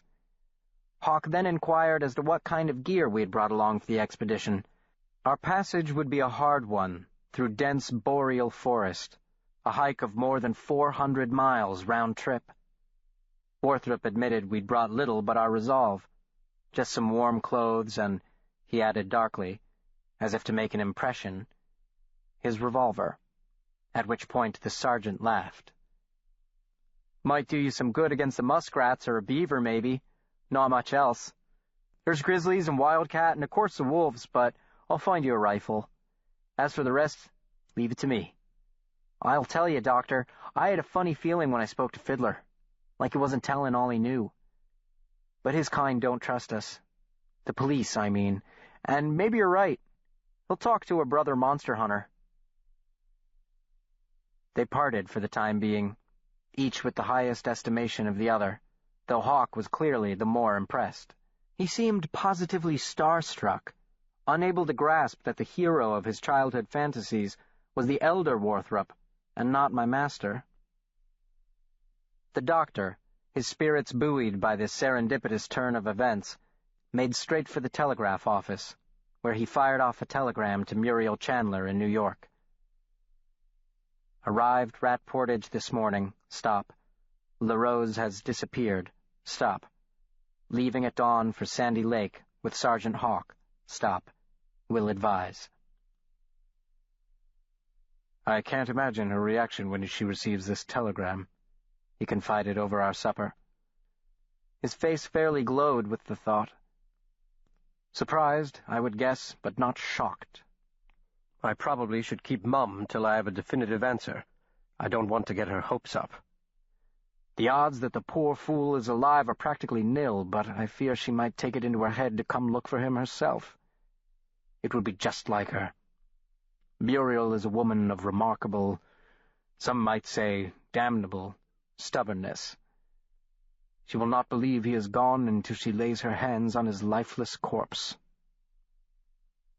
So expansive was his mood, I decided to step foot into the no-man's land of his past and risk getting my head blown off. "What happened, sir?" He frowned. "What do you mean?"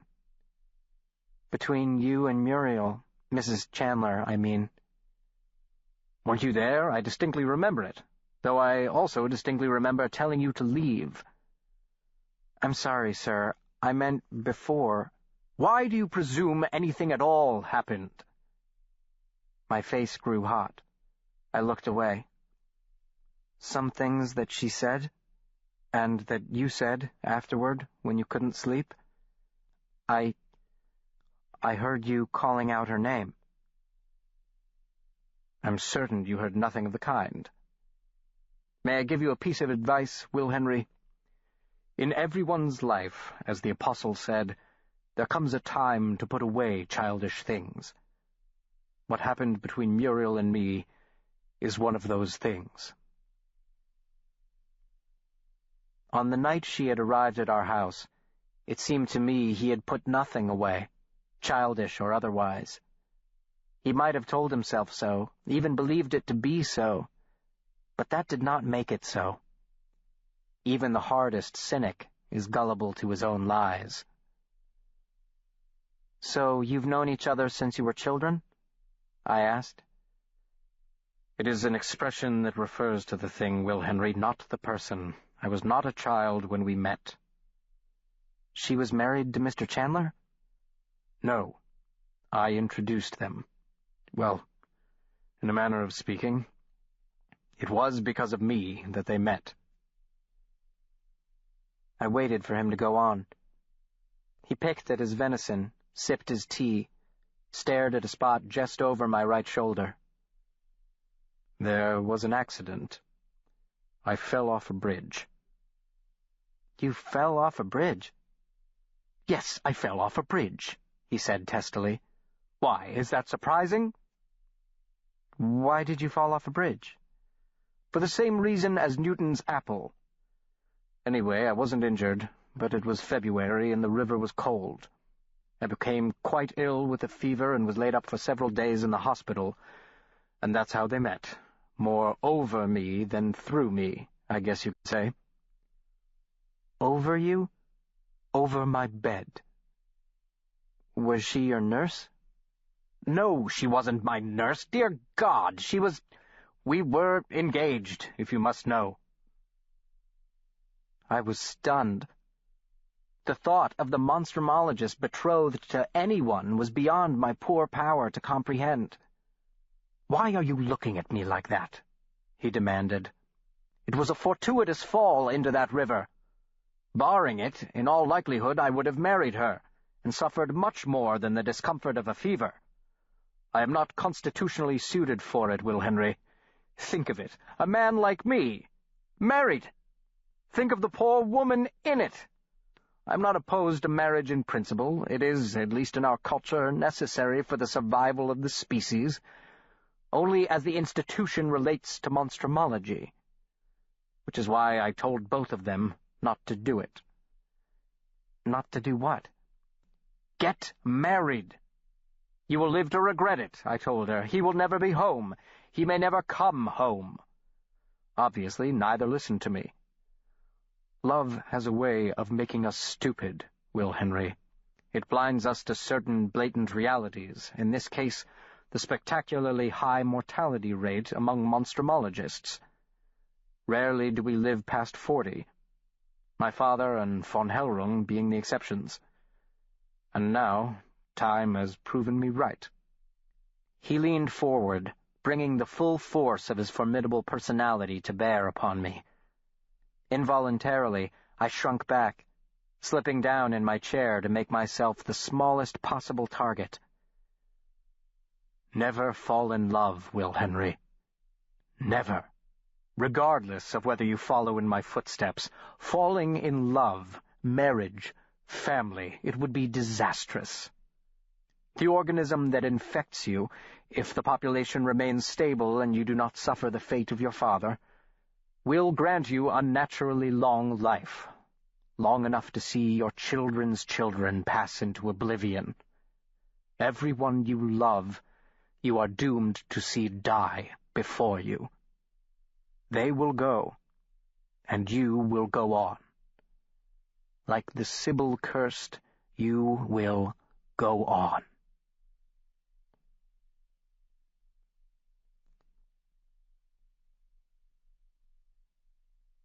Sergeant Hawk was waiting for us in the lobby the next morning. We shared a hearty breakfast, our last proper meal for many days to come, and then stepped outside under a sky blanketed with clouds, into a brisk Arctic wind, reminders that the brutal Canadian winter was fast approaching. Our gear lay piled beside a hitching post, 2 bulging rucksacks, each festooned with tools and implements, shovels, hatchets, pots and pans, and the like, a smaller bag containing our provisions, and a pair of Winchester rifles. "Traveling light, Doctor," our guide said brightly. "Make the best time that way." The rifles reminded Warthrop he had left his revolver in our room, and he ordered me to fetch it for him. He dropped it into the pocket of his duster and said, "Shall we snap to, then, Hawk? I'll take the rucksack and a rifle. Will Henry can port the rations." Startled, Jonathan Hawke said to him, "Your boy is coming with us?" "He is not my boy, and yes, he is." The young policeman frowned. "It's none of my business, of course." "Of course it is not." "He could wait for us here." "Will Henry is my assistant, Sergeant Hawke. His services are indispensable to me." "What kind of services might those be?"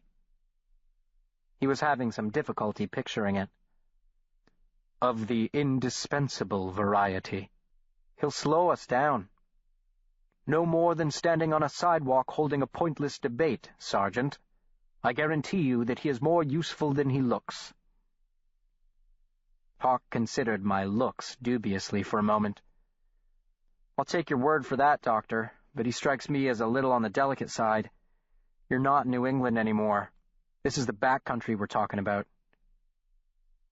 Sergeant Hawke turned to me. "There are no monsters in the bush, Mr. Will Henry, but there are other things just as eager to eat you. Are you sure you want to come?" "My place is with the doctor," I said, trying to sound resolute. He gave up after that. With a shrug of his broad shoulders and a lopsided grin, he slung his rifle over his back and bade us follow. He was a tall man, and his stride was long. He was used to hiking long distances over difficult terrain. And in the days to come, the doctor and I would be taxed to our limits, both physically and psychologically. For he was right. We were not in New England anymore.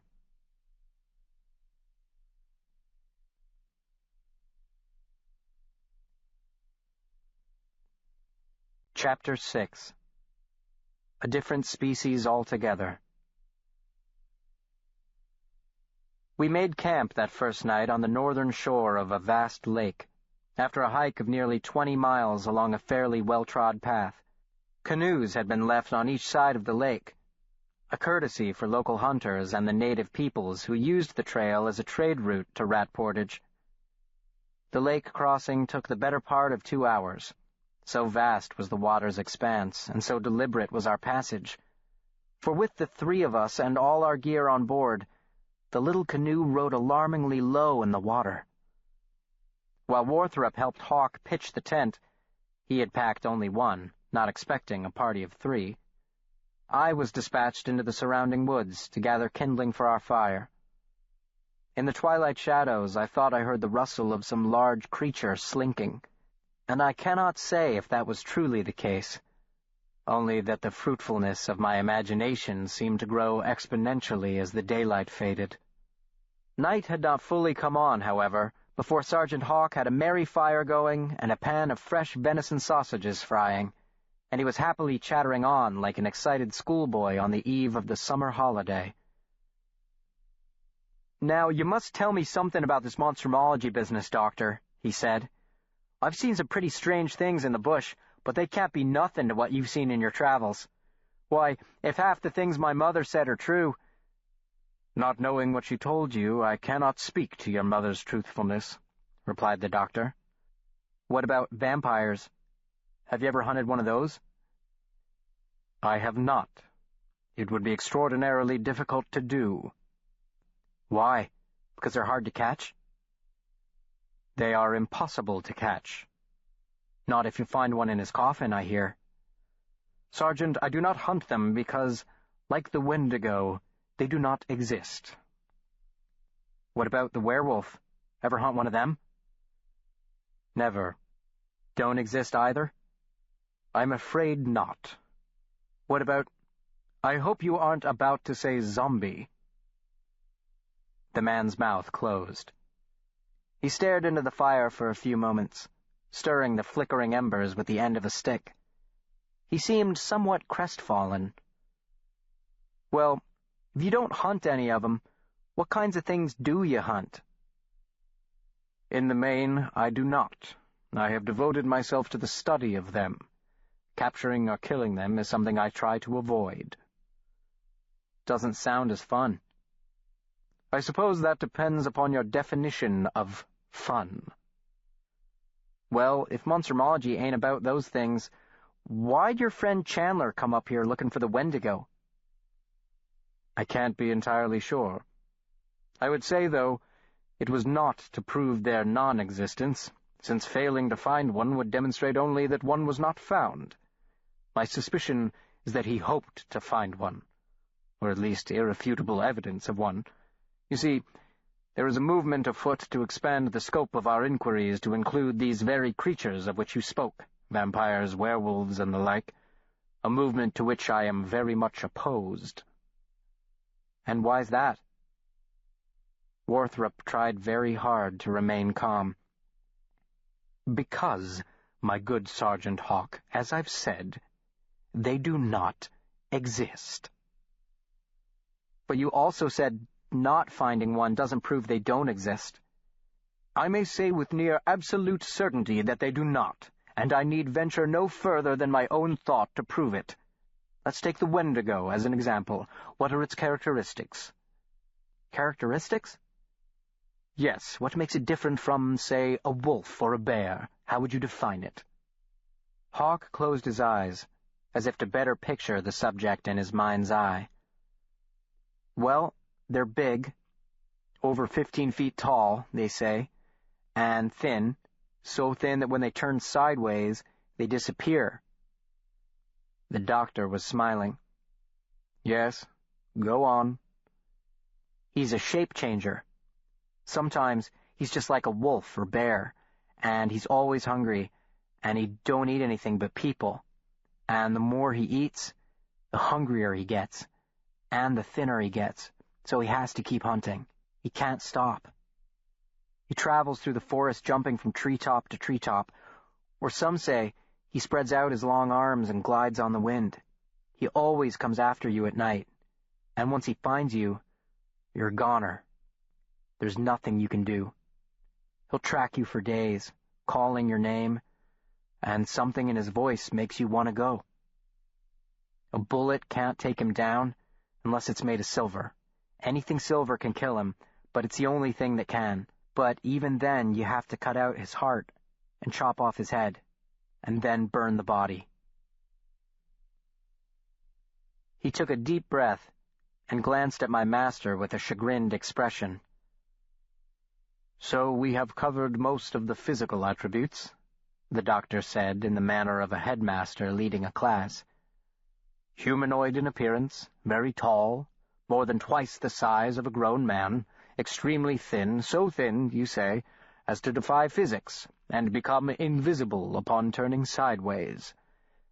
One thing you failed to mention is that the heart of Leptolacarnus is made of ice. The Wendigo's diet consists of human beings, and, interestingly, certain species of moss, if I may append, and it has the ability to fly. Another attribute you failed to mention is its method of propagation. It's what? Every species on the planet must have some way of producing the next generation, Sergeant. Every schoolboy knows that. So tell me, how does the Wendigo make little Wendigos? Being a hominid, it is a higher order of mammal, putting aside the issue of how a heart made of ice can pump blood. So it is not asexual. What can you tell me about its courtship rituals? Do Wendigos date? Do they fall in love? Are they monogamous, or do they take multiple mates? Our guide laughed in spite of himself. The absurdity of the thing had become too much for him. Maybe they do fall in love, Doctor. It's nice to think we're not the only ones who can. One must be careful not to anthropomorphize nature, Sergeant, though we must leave room for love in the lower orders. I am not inside Mr. Beaver's head. Perhaps he loves Mrs. Beaver with all his heart. But to return to my question about the Wendigo, are they immortal, unlike every other organism on Earth, and therefore have no need to reproduce? They take us and turn us into them. But I thought you said they ate us. Well, I can't say exactly how it happens. Stories come out of the bush, a hunter or trapper, or more often, an Indian goes Wendigo. Ah, so it's like the vampire or werewolf. We are its food as well as its progeny. The doctor was nodding with mock gravity. The case is nearly unassailable, isn't it? Much more likely than the alternative, that the Wendigo is a metaphor for famine and the taboo of cannibalism in times of starvation, or a boogeyman to frighten children into obeying their parents. Neither spoke for a few minutes. The fire crackled and popped. Shadows danced and whirled about our little camp. The lake shimmered in the moonlight, its waves sensually licking the shore, and the woods reverberated with the song of crickets and the occasional snap of a twig underfoot of some woodland creature. "Well, Dr. Warthrop, I'm almost sorry I asked about monstrumology," said Hawk wistfully. "You've darn near taken all the fun out of it." The men flipped a coin to see who would take the first watch. Though we were but a day's hike from civilization, we were already well within wolf and bear country, and someone would need to keep the fire going throughout the night. Warthrop lost. He would have to be the last to sleep, but seemed pleased with the outcome. It would give him, he said, time to think, a statement that struck me as rich with irony. It was my impression he did little else with his time. The burly Sergeant Hawk crawled into the tent and threw himself onto the ground next to me. So small were our quarters that his shoulder rubbed against mine. "Sort of a queer fellow your boss is, Will," he said quietly, lest Warthrop hear him. I could see the doctor's silhouette through the open flap, hunched before the orange glow of the fire, the Winchester propped against his thigh. Polite, but not very friendly. Kind of cold-like. But he must have a good heart to come all this way after his friend. "I'm not sure if all of it's about his friend," I said. "No?" "He thinks Dr. Chandler is dead." "Well, that's my thought, too, and why we called off the search. But it's like this Wendigo. Odds are your boss ain't going to find him, and that won't prove he is or isn't dead." "I'm not sure it's even about finding him," I confessed. "Then what the devil is it about?" "I think it's mostly about her." "Who?" "Mrs. Chandler." "Mrs. Chandler?" Sergeant Hawk whispered. "What do you—" Oh, is that what? Well, you don't say." He chuckled sleepily. "Not so cold-like after all, eh?" He rolled onto his side, and within a few seconds the sides of the tent began to vibrate from the potency of his snores. I lay sleepless for a long time, not kept awake by his snoring so much as by the disorienting lightness of being, the sense of being very small in a vast empty space, far from all that was familiar, adrift in a strange and indifferent sea. I watched through half-closed eyes the shape of my master outside. It comforted me somehow.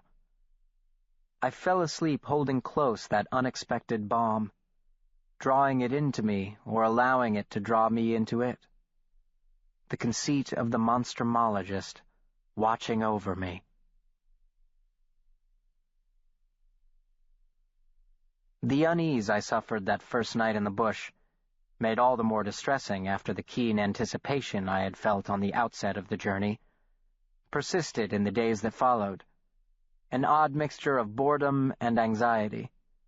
For as hour followed monotonous hour, the woods took on a dreadful sameness, each turn of the path bringing more of the same, mere distinctions with no difference. At times the trees suddenly parted, like a curtain being whipped aside, and we'd stumble from the forest's perpetual gloom into the sudden sunlight of a clearing.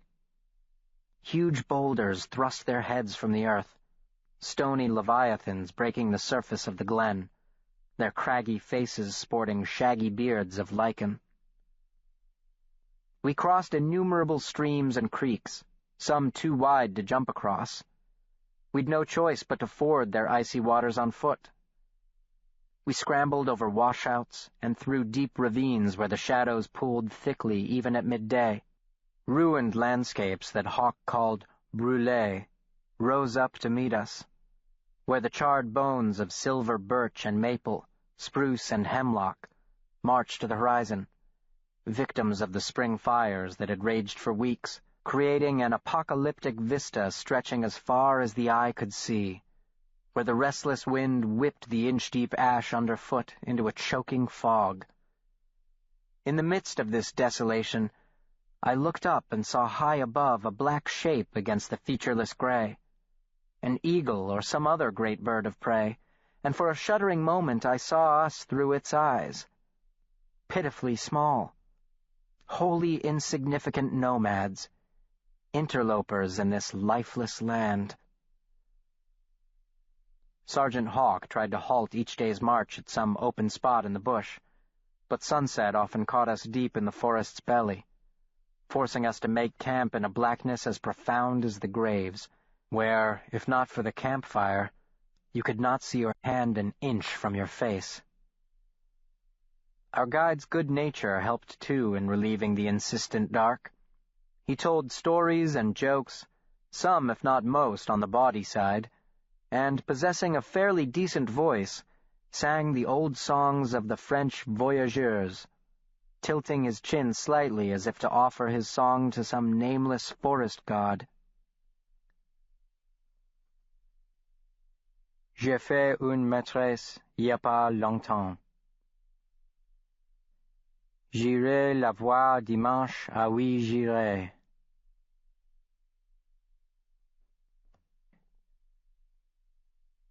Do you know that one, Doctor? He teased my master. Le cœur de ma bien-aimée, the heart of my well-beloved.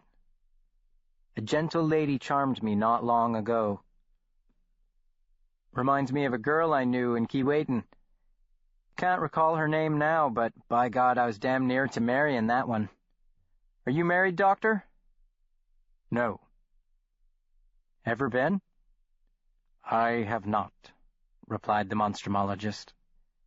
Been damn near ready, though? Never.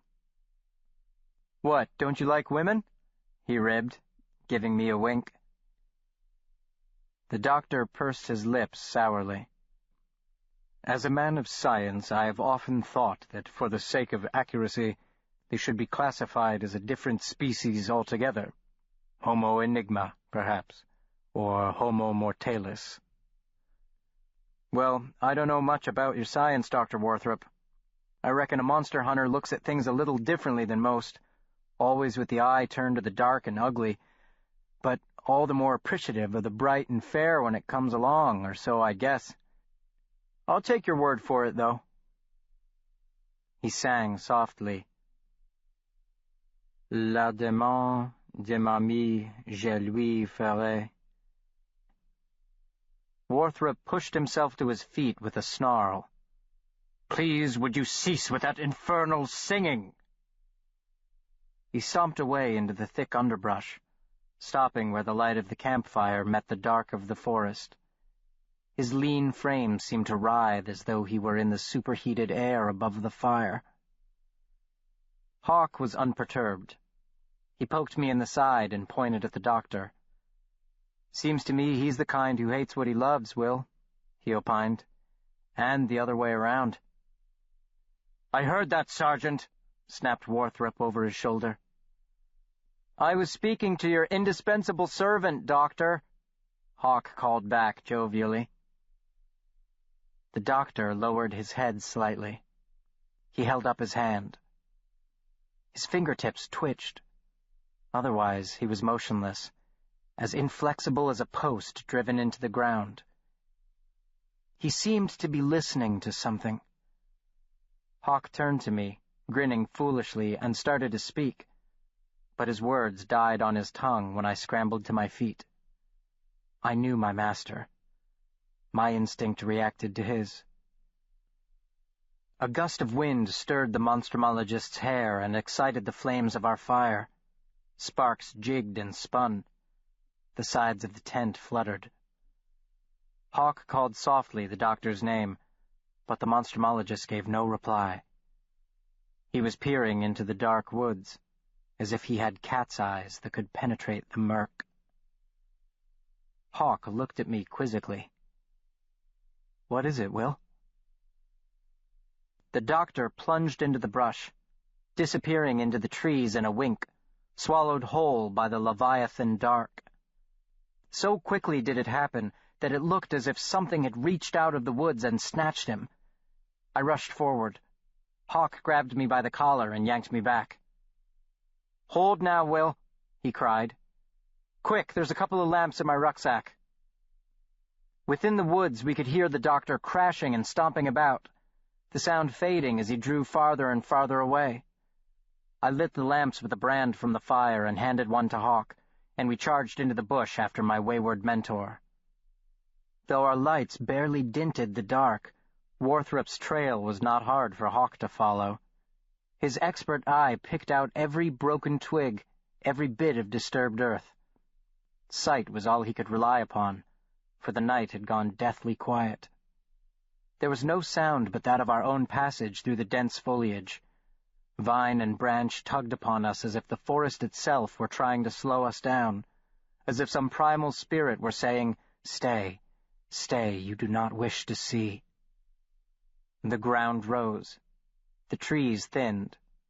We stumbled into a clearing radiant in starlight, in the center of which stood the shattered trunk of a young hemlock, snapped off 8 feet from the ground, and around its base were scattered the broken bones of its branches. It looked as if some giant had reached down from the star-encrusted heavens and snapped it in two like a toothpick.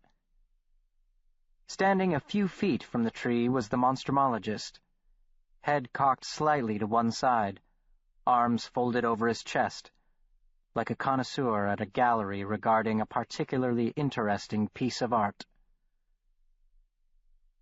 A human being was impaled upon the splintered hemlock, the pole protruding from a spot just below its sternum, the body at the level of Warthrop's eye. Arms and legs outstretched, head thrown back, mouth agape, depthless shadows pooling there and in its eyeless sockets. The body had been stripped bare. There were no clothes, and, except for on the face, there was no skin. The body had been flayed of both. The underlying sinew and muscle glimmered wetly in the silver light. The cold stars spun to the ancient rhythm, the august march of an everlasting symphony. They are old, the stars, and their memory is long.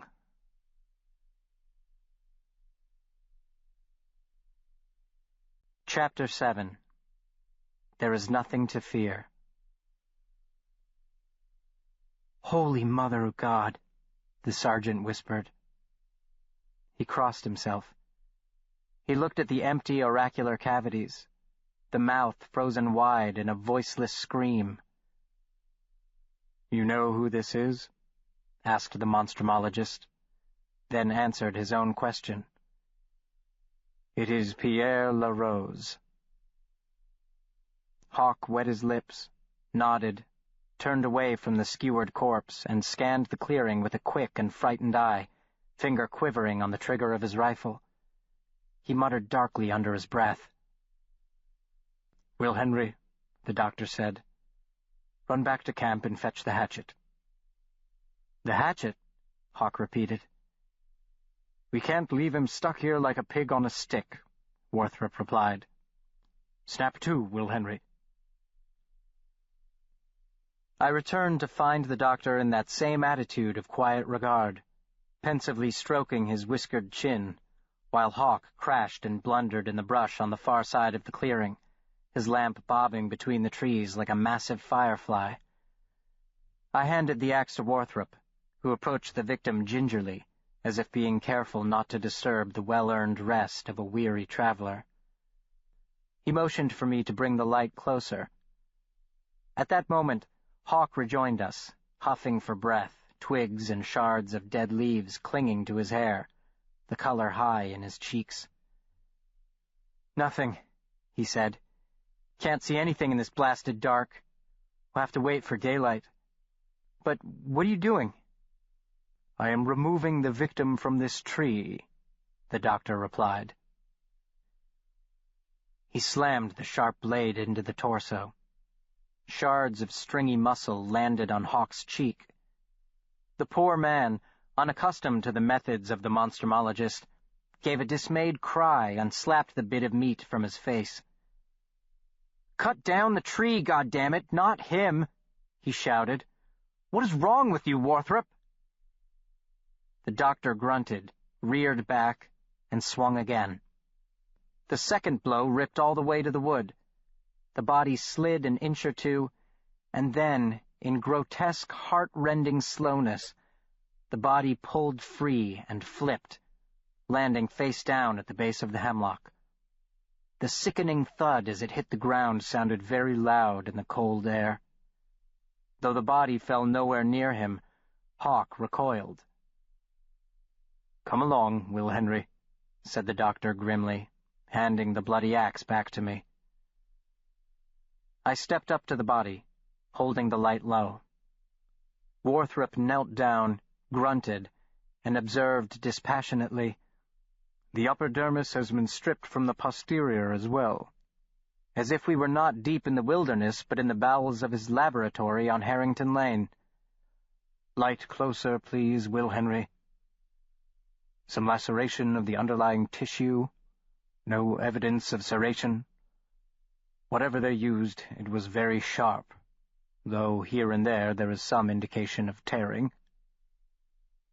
He pressed his fingertips into the latissimus dorsi. A viscous puddle rose up, the blood closer to black than crimson. "Will Henry, try to hold the light still, will you? You're throwing shadows everywhere."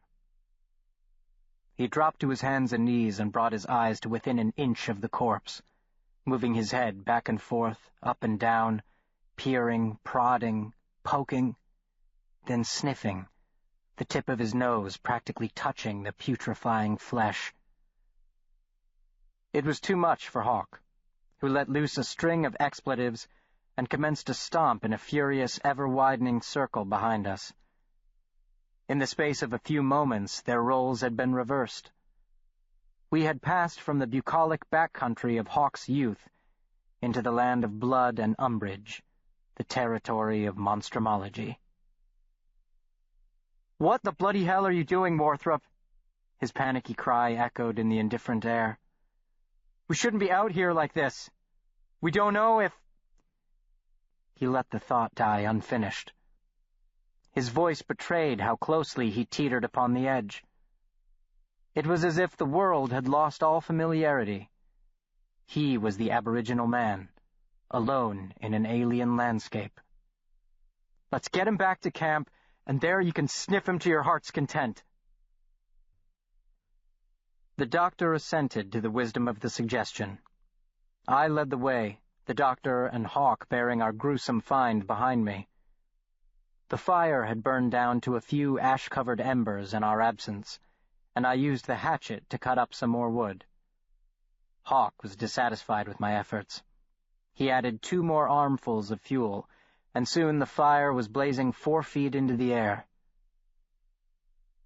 "You're quite right, Sergeant," Warthrop said, kneeling beside the corpse as a penitent before a patron saint. "This is much better." He cupped the head gently in his hands and pulled the chin back. The empty eye sockets rolled toward the canopy. "Look closely now. Are you quite certain it's LaRose?" "Yes, it's him. It's LaRose." Hawk dug into his rucksack and removed a silver flask, unscrewed the top with shaking fingers, gulped down a few swallows, and shuddered violently. "I recognize the red hair." It is quite red, isn't it? Curious how the face has been left untouched, except for the eyes." "Why did they cut out his eyes?" "I'm not certain anyone did." The doctor brought his face close. "My guess would be carrion, but I can't make out any marks in this light. We'll have to wait for morning." All right, but what about the skin? No animal strips off the skin and leaves the rest. And where the hell are his clothes? No, whatever flayed him was no animal, the doctor said. At least, not of the four-legged variety. The skin has been sliced off with something extremely sharp, a hunting knife or... He stopped, hovering over a large hole that yawned in the middle of the man's chest, the only obvious wound visible other than the spot lower down where he had been impaled, and then hacked free from the hemlock. The monstrumologist laughed under his breath and shook his head ruefully. Ah, my kingdom for some real light! We could wait, but... Will Henry, fetch my instrument case. I scooted around our consternated guide and retrieved the doctor's soft canvas field case. He tugged free the leather ties, flipped it open, and pulled out the desired instrument, holding it up for Hawk to see. Or a scalpel, Sergeant. Will Henry, I'll need more light here. No, take the opposite side and hold the lamp low. That's it. What are you doing? Demanded Hawk. He drew closer, curiosity getting the better of his revulsion. There is something very peculiar. The monstrumologist's hand disappeared inside the hole. Operating by sense of touch and his knowledge of anatomy, he made several quick slices with the scalpel, then handed the instrument to me. What is? Asked Hawk. What's peculiar? Ack, the doctor groaned. I can't do both. Will Henry, set down the lamp a moment and pull this apart. No, deeper. You'll have to get hold of the ribs. Pull hard, Will Henry. Harder. I felt someone's breath upon my cheek. Hawk's. He was staring at me. Indispensable, he whispered. Now I understand. The doctor's hands disappeared between mine. Then, with a dramatic flourish, the monstrumologist hauled out the severed heart, cradling it in his hands and holding it high like a bloody offering. I plopped onto my backside, the muscles of my forearms singing with pain. Worthrop turned toward the fire and allowed the light to play over the organ. As he pressed on the pericardium, thick curds of arterial blood dribbled over the severed lip of the pulmonary artery and fell into the fire, where it popped and bubbled, steaming in the intense heat. Most peculiar. There appears to be denticulated trauma to the right ventricle. What? Hawk fairly shouted. What to the what? Teeth marks, Sergeant. Something bored a hole through his chest and took a bite out of his heart. There would be no sleep that night for the monstrumologist. Around 3 a.m, he shooed me to bed. You'll be no use to me in the morning otherwise, Will Henry. And urged Hawk to get some rest as well. He would take both watches. Our shaken escort did not take kindly to the suggestion. What if you fall asleep? He asked.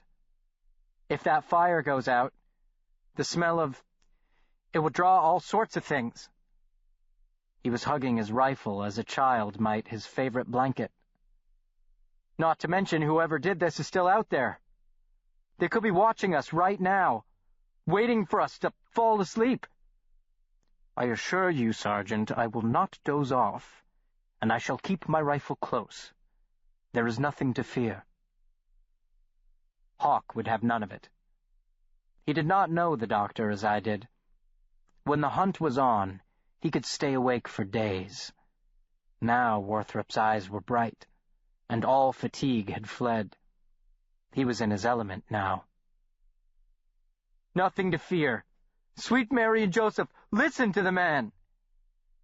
Yes, I would beg that you do, Sergeant. Now is not the time to lose our heads, and submit to our baser instinct. How far are we from the succor encampment? A day? A day and a half? Good. We are of the same mind here. The quicker we reach our destination, the better. You know these people, Sergeant. Have you ever heard of anything like this? He nodded toward the body, its arms outstretched as if waiting for a hug. Is there anything in their culture to suggest such desecration? Perhaps for shamanistic reasons. You're asking if they'd ever skin a man and eat his heart?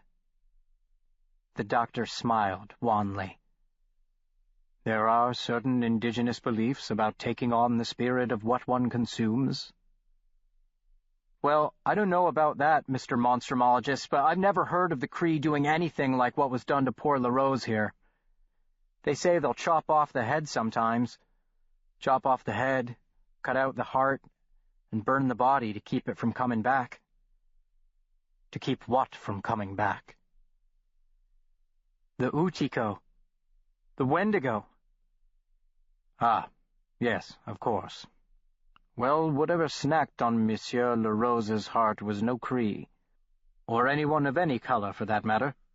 The bite radius is too large, for one thing, and every cut is jagged, an indication that the mouth that bit him lacked incisors. Lacked the cutting teeth. These, here. The doctor tapped his front teeth with a blood-encrusted fingernail. In other words, whatever bit him had a mouthful of fangs. The night wore on, and Hawk wore down.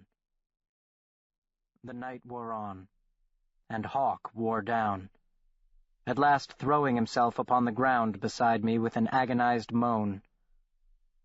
Warthrop remained outside the tent, keeping watch over his special charge while keeping the fire stoked. If not in actuality, at least the fire gave off the illusion of defense against whatever might lurk just beyond the range of its beneficent light. Soon my tent-mate's moans were replaced by the pleasant drone of his humming, perhaps to comfort himself in the way a man might whistle in a graveyard, the same haunting voyageur song he had sung before. J'ai fait une maîtresse il y a pas longtemps. J'irai la voir dimanche, ah oui, j'irai. A gentle lady charmed me not long ago. I'll visit her on Sunday. It shall be so. I was roused from my restless slumber by something tugging upon my boot. I sat up with a small cry. Easy, Will Henry. It's only me, the monstrumologist said. He was smiling. His face had taken on the same feverish glow I had seen 100 times before. He gestured for me to join him outside. The cold, moist air made my lungs ache, but my heart sang with the shimmering bars of golden light streaming through the welcoming arms of the trees. The fire had all but died, and now in its smoldering ruins sat the coffee pot, steam rising languorously from its spout. The doctor gave a soft clap of his hands and desultorily asked how I had slept. "Very well, sir," I said. "Why do you lie, Will Henry? Have you never heard that a person who will lie about the smallest of things will have no compunction when it comes to the largest?" "Yes, sir," I said. "Yes, sir, again, with the yes, sir. What have I told you about that?" "Yes," I hesitated, but now I was somewhat committed. "Sir?" "Come, I found a suitable spot." A suitable spot for what? I followed him a few yards into the trees, where I found a shallow trench. The camp shovel lay abandoned beside it. "Finish up and be quick about it, Will Henry. You may break your fast afterward. If Sergeant Hawk is correct and not indulging in some wishful thinking, we may reach Sandy Lake before sundown." "We're going to bury him?" "We can't very well bring him with us, and it wouldn't do to leave him here exposed to the elements." He sighed. His steamy breath roiled in the cold air. "I had hoped the morning light would reveal more clues as to what happened to him, but there's little else I can do without the proper equipment." What did happen to him, sir?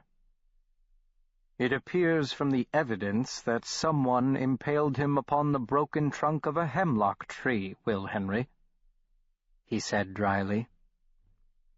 Snap to now. Remember, he that would have fruit must climb the tree. And many hands make light work, I thought, as I snapped to with the shovel. The handle was half the length of a proper shovel's.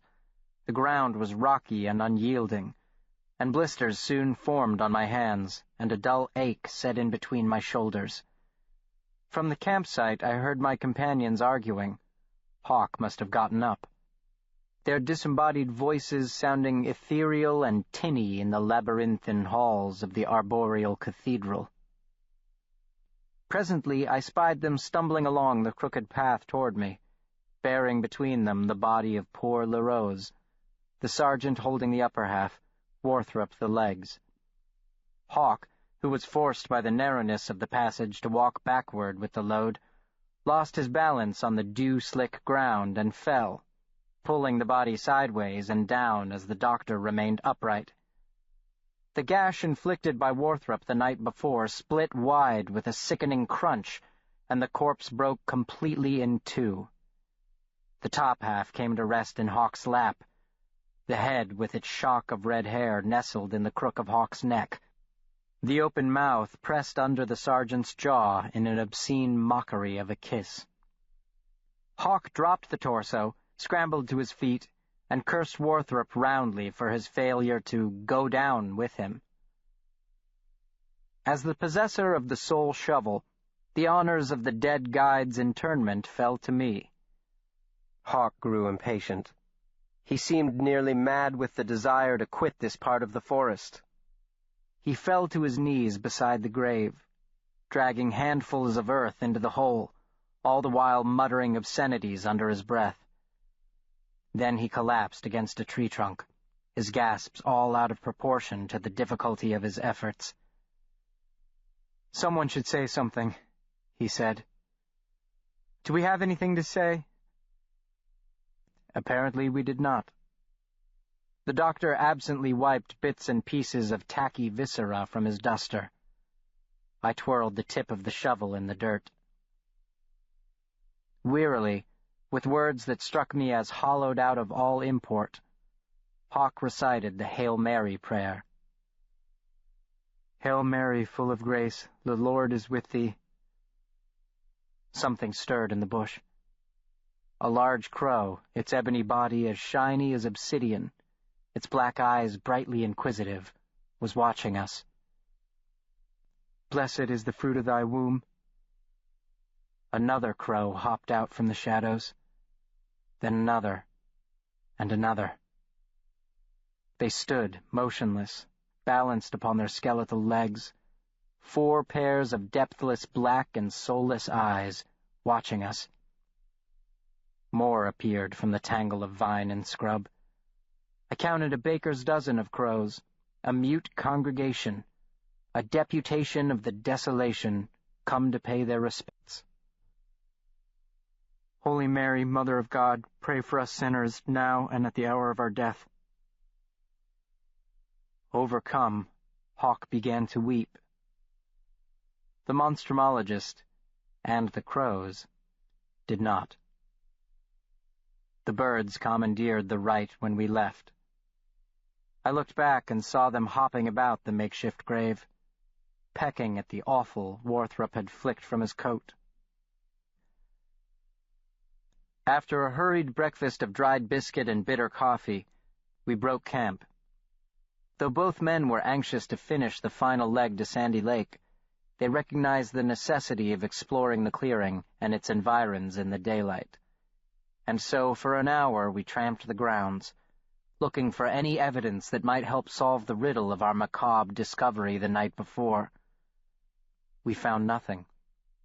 No tracks, no scrap of clothing, no personal belongings or trace of anything human. It was as if Pierre LaRose had dropped from the sky to land in an extremely infelicitous spot. "It's not possible," mused our guide, standing before the broken spine of the hemlock tree.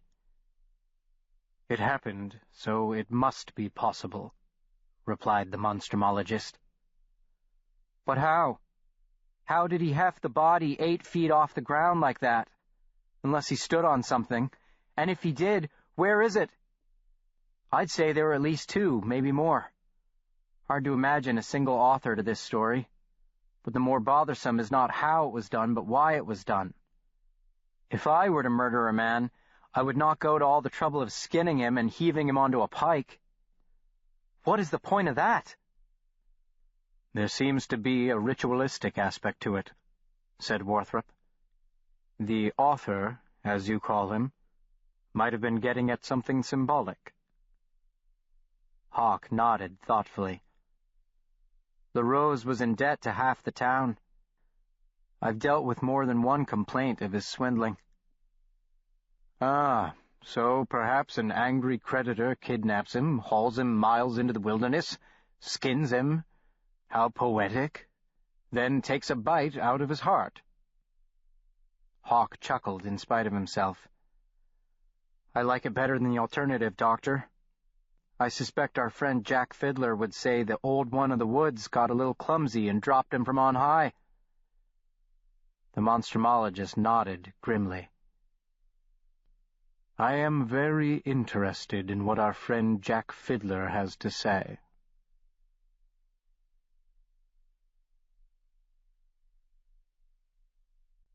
Chapter 8. I Have Come for My Friend. His real name was Jawano Gijigo Gaubo, he who stands in the southern sky. Or, according to records of the Hudson's Bay Company, with whom he traded, Maisaninine, or Mesnawethino, Cree for a stylish person. He was the son of the chief, Pimichikag, porcupine standing sideways, and he was the tribe's Ogima, or shaman, respected to the point of fear by his clansmen for his skill and power, particularly over the evil spirit that possessed his kinsmen in times of famine. He claimed in his lifetime to have killed 14 of these creatures that devour all mankind, the last in 1906. Wasakapikwe, the daughter-in-law of his brother, Joseph. His reward for this selfless act of altruism was his arrest by the Canadian authorities the following year. After being convicted of murder and sentenced to death, Jack Fiddler escaped from prison and from the indignity of the white man's justice. He carried out the sentence himself. The day following his escape, they found him hanging from a tree. He was a bit shy of his 50th year when he met his spiritual brother, Dr. Pellinor Worthrop, expert in the natural philosophy of aberrant species, though in appearance he seemed far older. Season after season in the brutal cold, and the unimaginable hardship and deprivation of the harsh subarctic wilderness had taken its toll. He appeared closer to 70 than 50, his skin cracked and laced with deep wrinkles, his face as dark and worn as old shoe leather, in which the eyes dominated, dark, deep-set, intense but kind. His were the eyes of one who has seen too much suffering to take suffering too seriously. As night fell, we reached Jack Fiddler's primitive kingdom hacked out of the Canadian bush on the shores of Sandy Lake, after the most grueling day of our long trek from Rat Portage, pushed by Worthrop's eagerness and Hawk's unease to the limit of our endurance. The latter's agitation grew as the day aged, his eyes flitting back and forth along the trail, seeing menace in every shadow, bad omens in even the most minor of delays.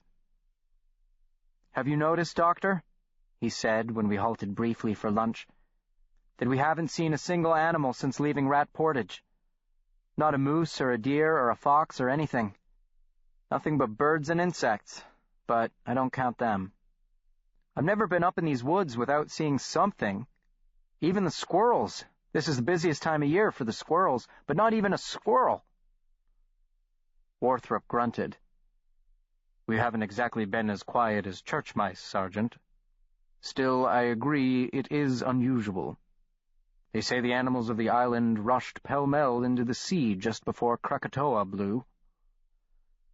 "What do you mean?" The monstrumologist was smiling.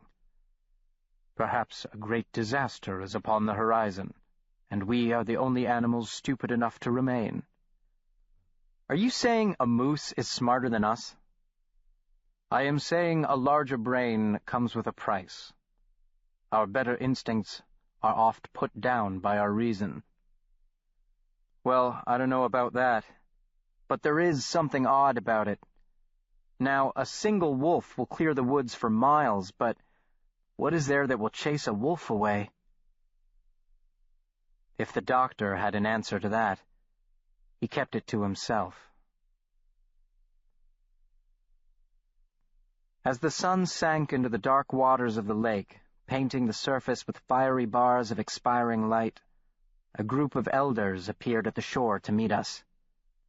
Our arrival, it appeared, was not unexpected.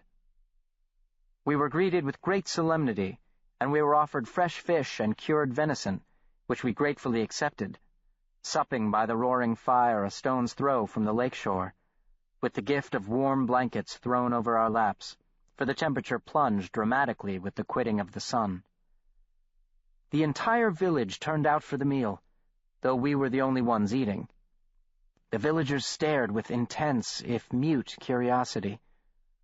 White people were a highly uncommon sight this deep in the back country, Hawk explained. Even the missionaries rarely visited here, and the few that did left heavy-hearted. It seemed the sucker people had no worries about the fate of their immortal souls. They knew Sergeant Hawk and spoke to him in their tongue. I could make out hardly any of it, of course, except the words Worthrop, Chandler, and Utiko. The adults kept a respectable distance, but the children gave in to their fascination, easing closer and closer until they had clustered around us, and one by one they reached out with hesitant fingers and stroked my white skin and felt the coarse wool of my jacket. An elderly woman rebuked them, and they scampered away. Another, much younger woman, one of the shaman's wives, I later learned, escorted us to the wigwam of our host, a dome-shaped structure composed of woven mats and birch bark.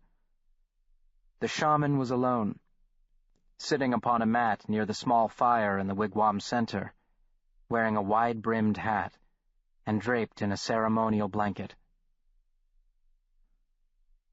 "Tansy, Jonathan Hawk," he greeted the sergeant. "Tansy, Tansy," he said to Worthrop, and waved us to sit beside him. Our sudden appearance in his village did not seem to faze him in the least, and he regarded the doctor and me with mild curiosity and little else. Unlike many of their displaced, hounded, and murdered brethren, the Sucker clan had been, but for the occasional visit from the well-meaning but misguided missionary, left alone by the European conquerors. "I heard of your coming," he said to Hawk, who translated for our benefit. "But I did not expect you to return so soon, Jonathan Hawk." "Dr. Worthrop is a friend of Chandler's," said Hawk. "He is Ogima too, Okimakan. Very strong, very powerful Ogima. He's killed many Utiko, like you." "I have done no such thing," protested the doctor, deeply offended. Jack Fiddler seemed bemused. "But he is not a Yinawak," he said to Hawk. "He is white. In his tribe he is called Monstrumologist. All evil spirits fear him." Fiddler squinted in the smoky light at my master. "I do not see it. His achak is hidden from me." His fathomless dark eyes lighted upon me, and I squirmed under their quiet power. "But this one, his achak is bright. It soars high like the hawk and sees the earth. but there is something—" He leaned toward me, studying my face intently. "Something heavy he carries, a great burden, too great for one so young, and so old, as old and young as Missimanito, the Great Spirit. What is your name?" I glanced at Worthrop, who nodded impatiently. He seemed annoyed that the renowned medicine man had taken an interest in me. "Will Henry," I answered. "You are blessed by Missimanito, Will Henry," he said. "And a heavy burden is this blessing. Do you understand?" "Don't you dare say no," the doctor whispered ominously in my ear. "I didn't come 2,000 miles to discuss your Achak, Will Henry." I nodded my counterfeit assent to the old Eyinawak. "What he loves does not know him, and what he knows cannot love," said the Ogima. "Eha, like Missimanito, that which loves, which love knows not. I like this, Will Henry."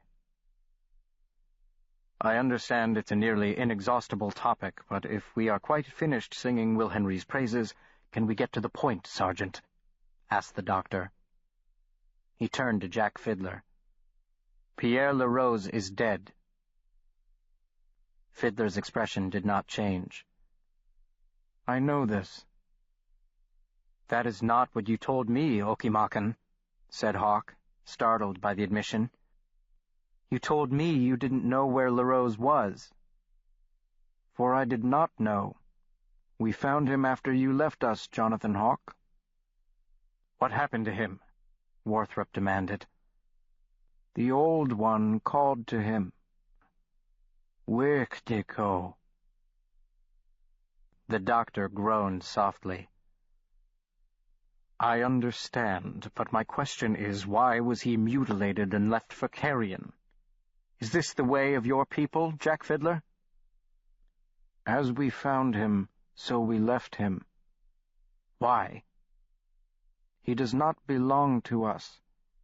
He belongs to Utiko." "Utiko killed him." "Eha." "Flayed the skin from his bones, impaled him upon a tree, and did this." The monstrumologist dug into his rucksack and removed the organ that had once animated Pierre LaRose. Sergeant Hawk gasped. He didn't know Worthrop had kept it.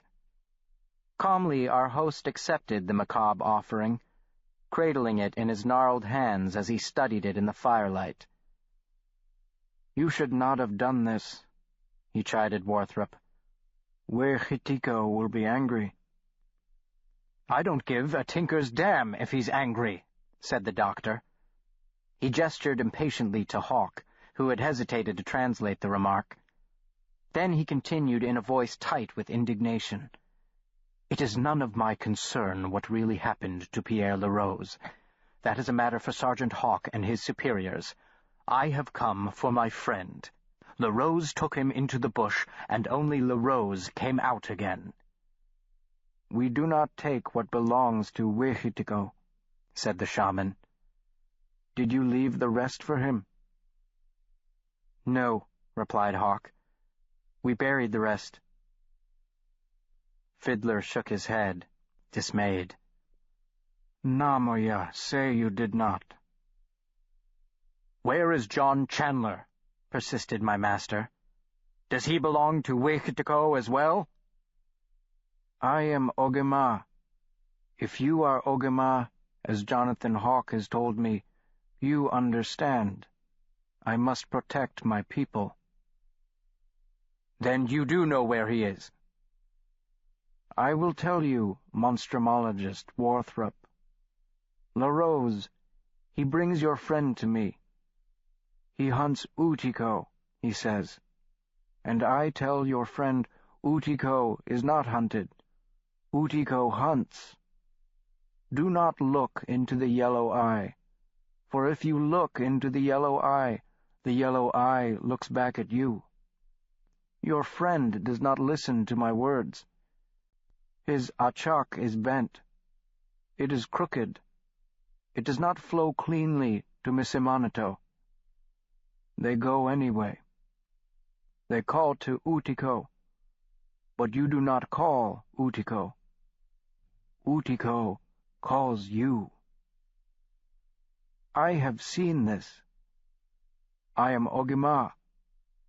I protect my people from the yellow eye. Your friend is not a Yinawak. Do you understand, Ogima Warthrop?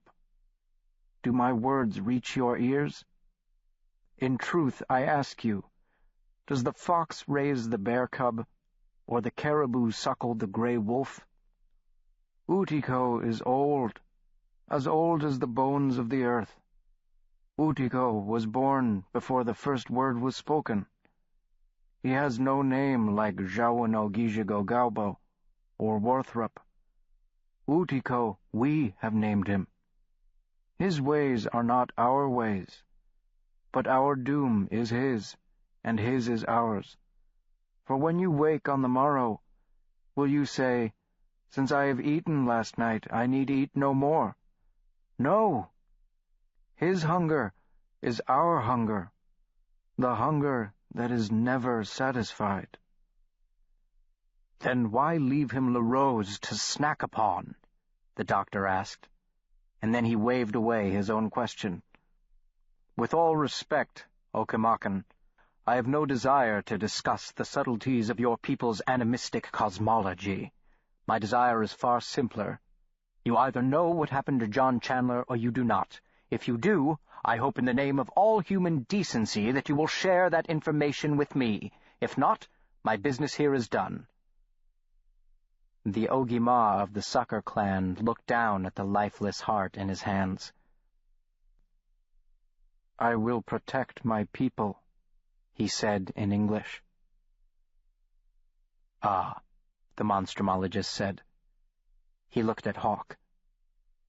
I see.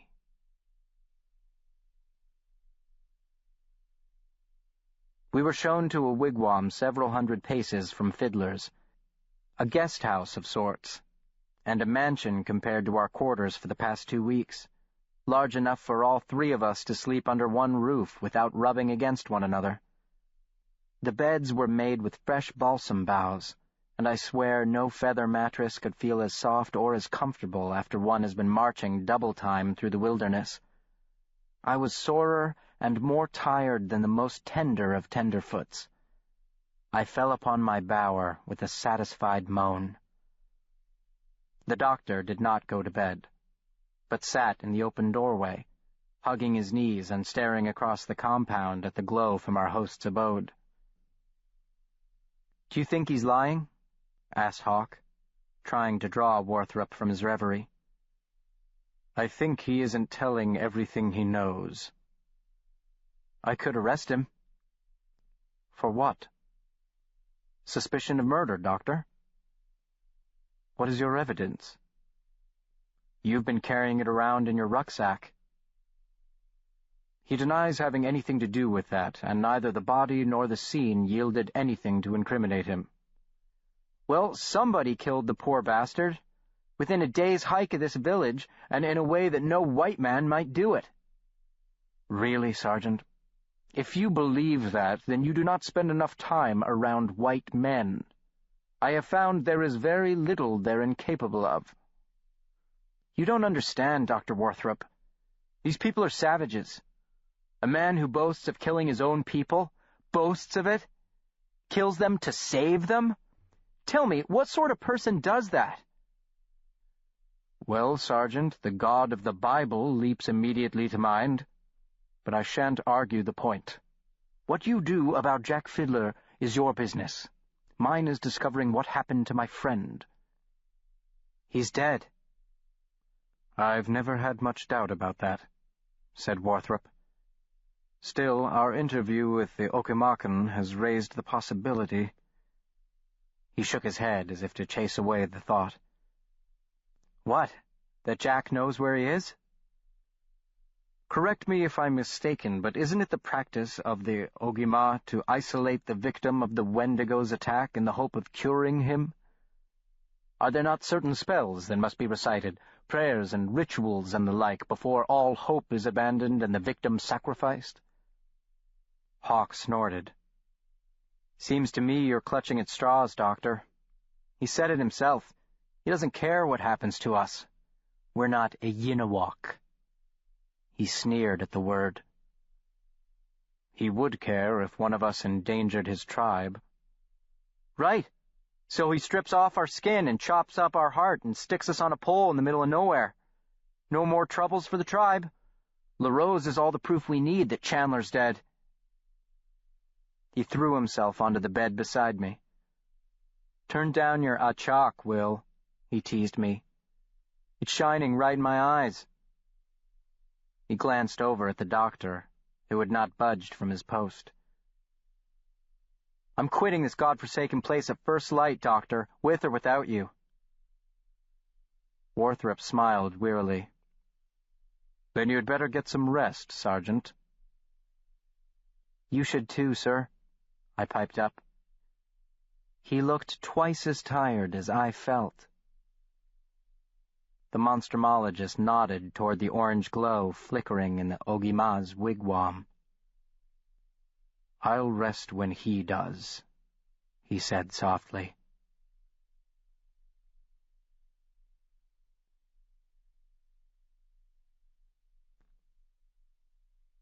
Chapter 9. I Shall Carry Him. I was awakened by someone roughly shaking my leg. "Will Henry," the doctor urgently whispered. "Snap to, Will Henry." I jerked upright, catching him unawares. Our foreheads smacked against each other in the dark, and he gave a soft, involuntary cry of pain. "I'm sorry, sir," I muttered. But he had already turned away to roust Hawk, who lay snoring lustily beside me. "Hawk, Sergeant, get up!" Over his shoulder he growled, "Grab that rucksack, Will Henry, and the rifle. Hurry!" What happened? I wondered aloud, but received no answer. Worthrop was busy trying to rouse our groggy companion. Through the doorway I saw a sliver of violet sky and the insubstantial gray landscape of dawn. The doctor shoved a rifle into Hawk's chest. "What are you doing?" Hawk murmured. "Clutching at straws, Sergeant. You said you wanted to leave at first light. I suggest you do so if you wish to remain in one piece," Worthrop returned grimly. He threw Hawk's rucksack at him and ducked out of the wigwam. We scrambled outside. The doctor was already several feet ahead, trotting toward the water's edge. A row of canoes lined the bank. Worthrop pulled the heavy rucksack from my hands and tossed it into the middle of a canoe, where it landed beside the prone body of a man, wrapped up in one of the clan's blankets. Worthrop snatched the rifle from my hand and jabbed a finger toward the forward seat. "Get in." Then he gave Hawk an impatient jab between the shoulders. "Quickly, Sergeant." He waited until Hawk had plopped down before he pushed off, splashing for several lunging strides through the icy water before heaving himself on board. He dug in with his paddle. Hawk quickly followed suit, and soon we were sliding through the water with barely a sound. A loon exploded before the bow with an angry cry and took off across the lake, its wingtips caressing the glassy surface. I looked down at the man whose head lay at my feet. Even in the dim light, I saw a face deathly pale and painfully thin. His eyes jerked beneath the closed lids, as if he were gripped by a feverish dream. I looked up at the doctor, who was looking past me toward our destination, the southern shore of Sandy Lake. We had not reached the halfway point when our theft was discovered. Several men carrying what appeared to be rifles rushed to the water's edge and leapt into canoes to give chase. Worthrop called for Hawk to quicken the pace, but the man needed no urging.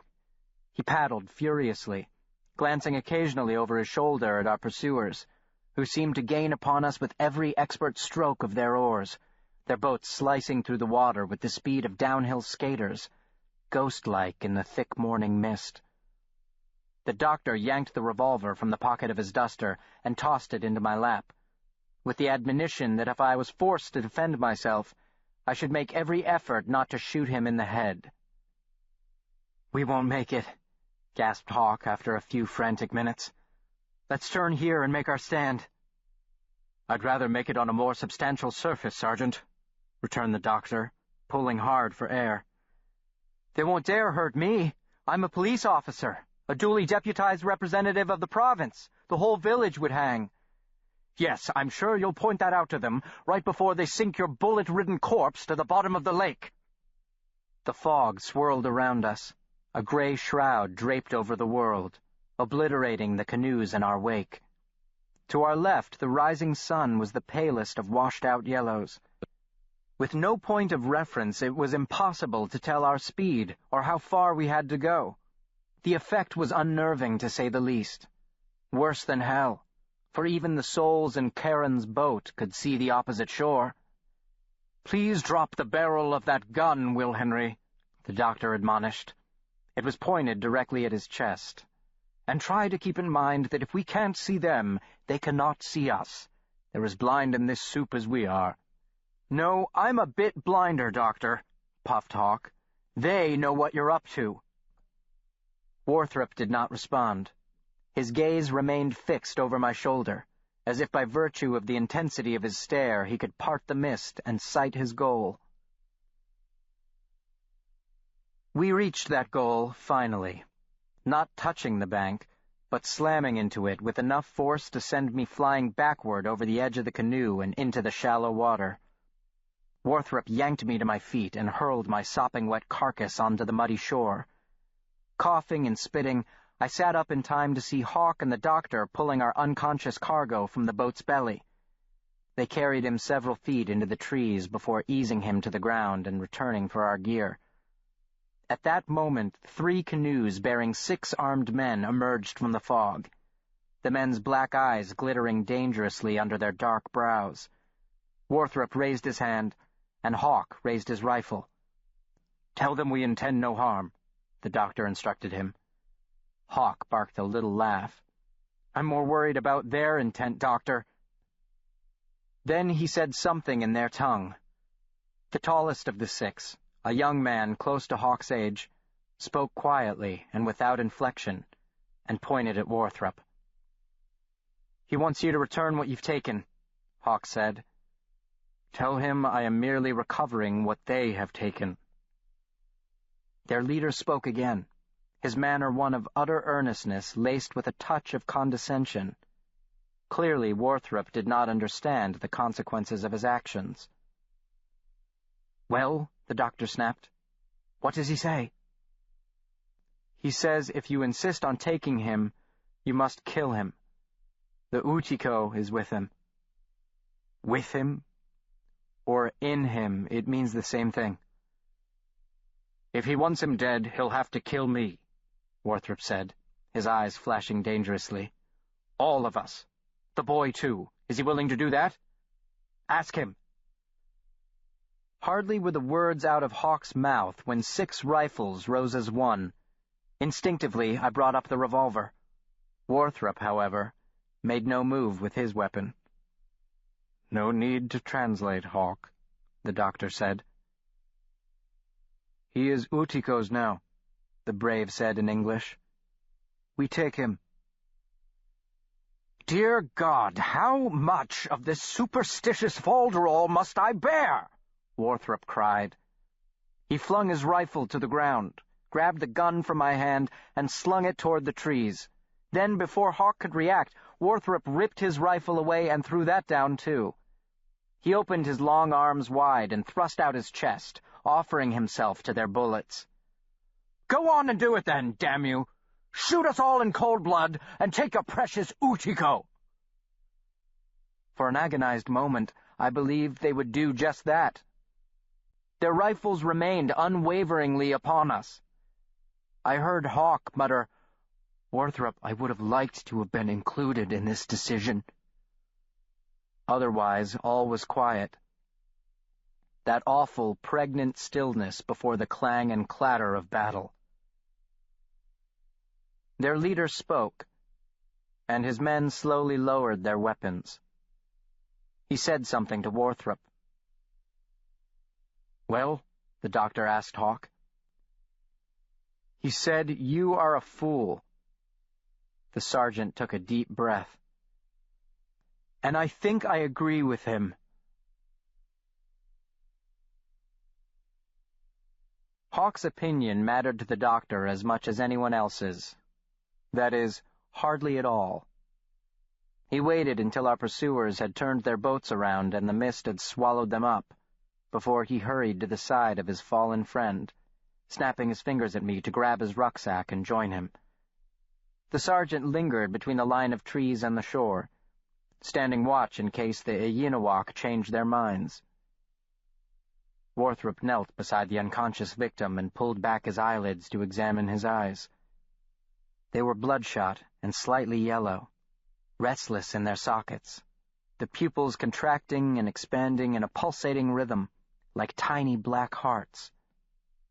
In the gray forest light, his face seemed devoid of all pigmentation, as white as paper and just as thin, stretched taut over his cheeks and forehead, the bones of his jaw protruding like large knuckles pushing insistently against the flesh. The lips were swollen and bright red, an obscenely comical juxtaposition against his pale skin, and they were laced with hairline cracks that oozed milky yellow pus. The doctor ran his fingers through the thick, sandy blonde hair. Fluffy tufts of it pulled free at his touch. The breeze caught some errant strands and sent them twirling like dandelion seeds into the deep forest gloom. Grunting with effort, the monstrumologist freed the man from the cocoon of the old blanket. He had been stripped to his underclothes.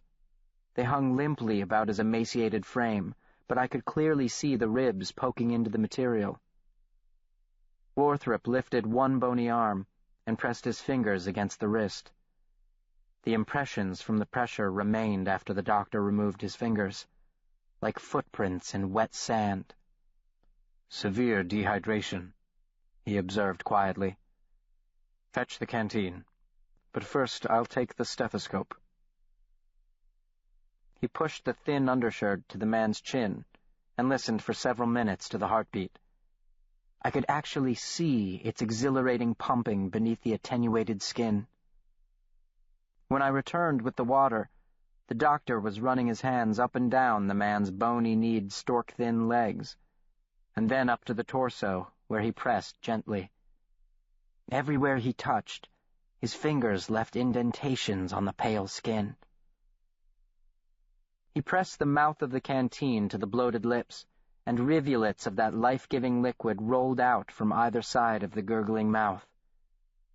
Worthrop heaved the man's head onto his lap and bent low, cradling him like a child, one hand cupping his chin while he poured a thin stream through the half-opened lips. His oversized Adam's apple jerked as each swallow was forced down.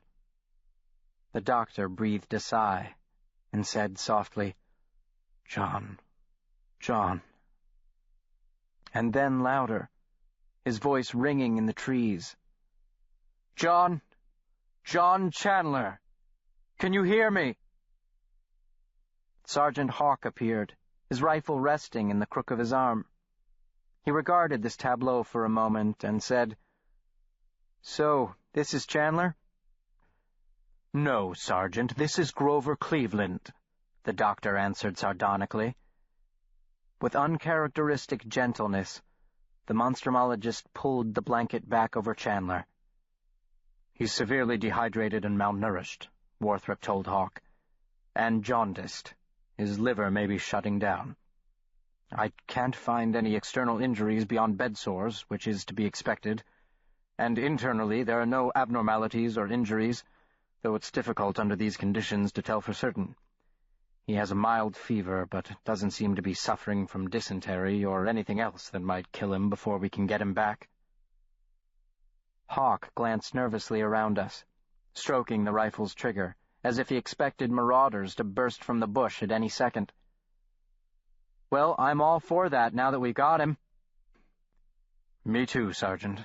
We've only to wait until he's ambulatory." What do you mean, ambulatory? You mean to wait till he can walk? He squinted down at the comatose man at his feet. How long? Hard to say. His muscles are atrophied, his vigor sapped by the ordeal. It could be as long as a week or two. A week or two? No. Hawk was shaking his head violently. That won't do, Doctor. We can't spend 2 weeks in the bush. There's our supplies, and then there's the weather. We'll get the first real snow of the season before 2 weeks are out. I am open to suggestions, Sergeant. You have eyes as well as I. You can observe the poor man's condition for yourself. We'll carry him out. Good God, he can't weigh more than Will here. To do so over this terrain could prove fatal. Walking across the street on a Sunday afternoon could prove fatal, Worthrop. If Will can take my rifle and rucksack, I could carry him. He bent to scoop Chandler from the forest floor and was stopped by Worthrop's hand against his chest. I am willing to risk the elements, Sergeant, the doctor said stiffly. Well, guess what? I'm not. I don't know what it is about you in this monstrumology business, but it's like bear shit on your boots. Follows you every step, and is as hard as hell to get rid of. He jabbed a finger into my master's chest. I'm getting the hell out of here, Doc. You're welcome to come with me, or you can try your luck finding the way out yourself. For a moment, neither man moved, locked in a test of wills, a test that Worthrop failed. He ran a hand through his thick hair and sighed loudly. He looked at Chandler. He looked at me. He considered the sliver of gray sky sliced off by the canopy. Very well, he said. But it is my burden. He slid his arms beneath the fragile form and rose unsteadily with the wasted body. Chandler's forehead pressed against the base of Worthrop's neck. I shall carry him, the doctor said.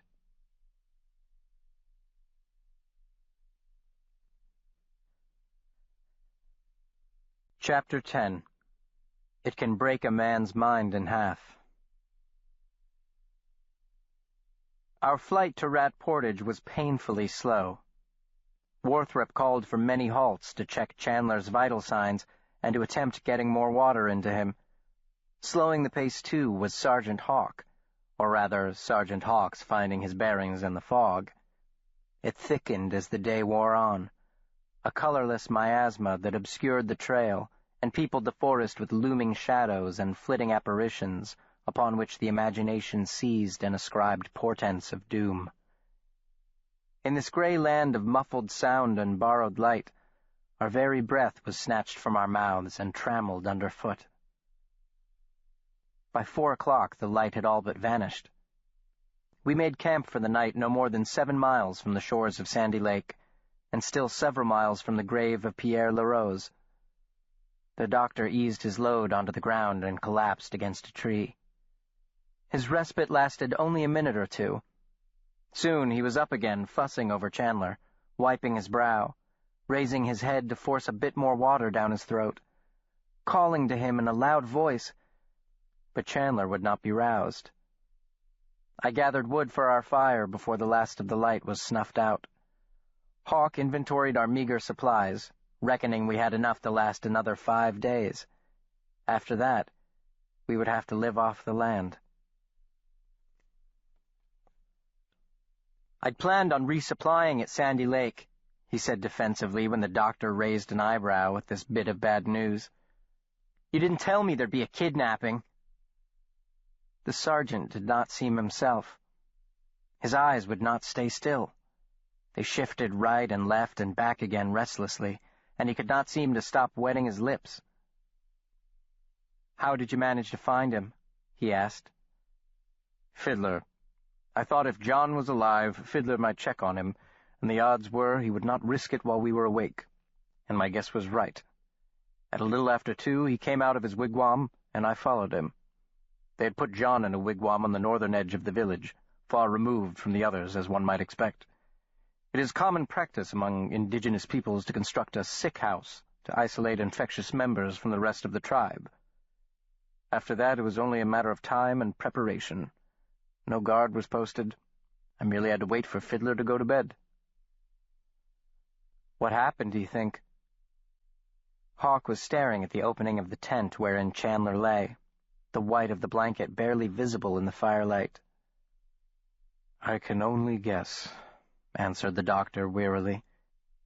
Either he stumbled into their camp or someone found him and brought him there. He was probably lost, separated from LaRose. The man admitted as much in his letter to Muriel, and it nearly got the better of him. It will, if you don't know what you're about, agreed Hawk. His eyes cut toward the doctor. Muriel, is that the missus? Yes. What? The sergeant glanced my way. Nothing, he said. Clearly it was not. Just clearing my throat. You did not clear your throat. You said, like that. I would like to know what you meant. I didn't mean anything. That's all it was, Doctor. Just Worthrop snorted. He threw the dregs of his tea into the shadows and ducked into the tent to be with his patient. Hawk looked at me again, a crooked smile playing on his lips. J'ai fait une maîtresse il y a pas longtemps, he sang softly. And cease that infernal singing, the doctor shouted. The sergeant complied with Worthrop's brusque request, and would not sing again for the remainder of our flight back to civilization. I call it flight, for that is what it was, torturously slow though it proved to be. We were fleeing something, and we were bringing what we fled with us. We woke on the next morning beneath an ominous gray sky. By noon, a light snow had begun to fall, carpeting the trail with dusty powder that quickly grew slick. More than once the doctor nearly went down with his precious cargo. The sergeant would offer to spell him, each time rebuffed by Worthrop. The doctor seemed jealous of his burden. It was cold and still. Not a breath of wind stirred, and the snow, like the fog, deadened sound. We marched through vaulted chambers of brown and white, down desolate halls devoid of color, bereft of life. The nights fell with crushing suddenness. The daylight seemed not so much to fade as to vanish. Darkness was the true face of the desolation, its elemental substance. More than the monotonous scenery or the miles of rough trail that crawled underfoot, that dark weighed upon us. It numbed our souls to senselessness as the cold numbed our fingertips and toes, a pitch-black tactile dark that mocked our feeble attempts to drive it away, a darkness that pressed down with suffocating force. I began to envy John Chandler and the feverish oblivion in which he dwelled. And I worried about the doctor. Even on his worst days back at Harrington Lane, when he retreated to his bed and remained there for hours, refusing all sleep and sustenance, lost in a melancholy so profound all he could do was breathe. Even those days seemed as bright as springtime compared to what he endured now. And he endured it for someone other than himself, a stunning revelation for me, who up to that point had thought him the most self-absorbed man on the continent. His face grew gaunt. His eyes receded into their sockets. His duster hung upon him like an empty garment upon a hanger. He was coming to resemble the man he was carrying. I urged him to eat and rest, scolding him like a parent and reminding him he was no good to his friend if he succumbed to the same fate. He endured my chiding and rarely lost his temper, except on one memorable occasion when he dressed me down for more than a quarter of an hour. It might have gone on longer, but Hawk informed him that if he didn't shut up, the sergeant was going to put a bullet through the back of his head. After the last morsel of hardtack and cured bacon had been consumed, the sergeant shouldered his rifle and tramped into the woods, disappearing for the rest of the afternoon. We made no progress that day. Near dusk, Hawk returned, empty-handed.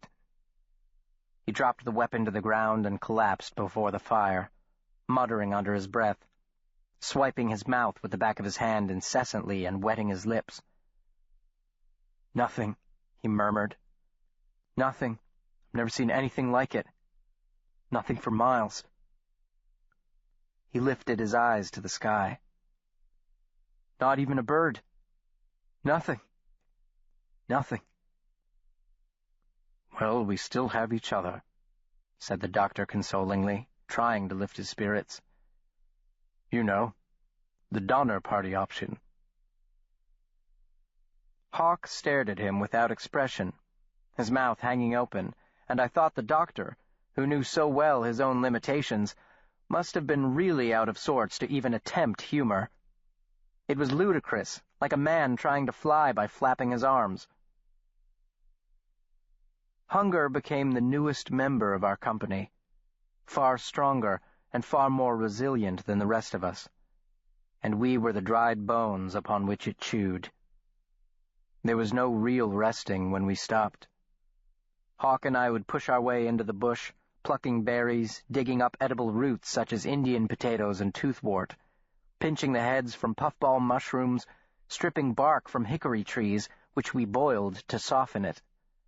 This bark stew was also beneficial for the digestion, the sergeant informed me, and was a native treatment for diarrhea and venereal disease. We also gathered wolf's claw, an evergreen moss that grew in abundance on the forest floor, with dense needle-like leaves that Hawk boiled to make a kind of herbal tea. The taste was pungent and bitter. The doctor spat out his first sip. Yet Hawk kept harvesting it.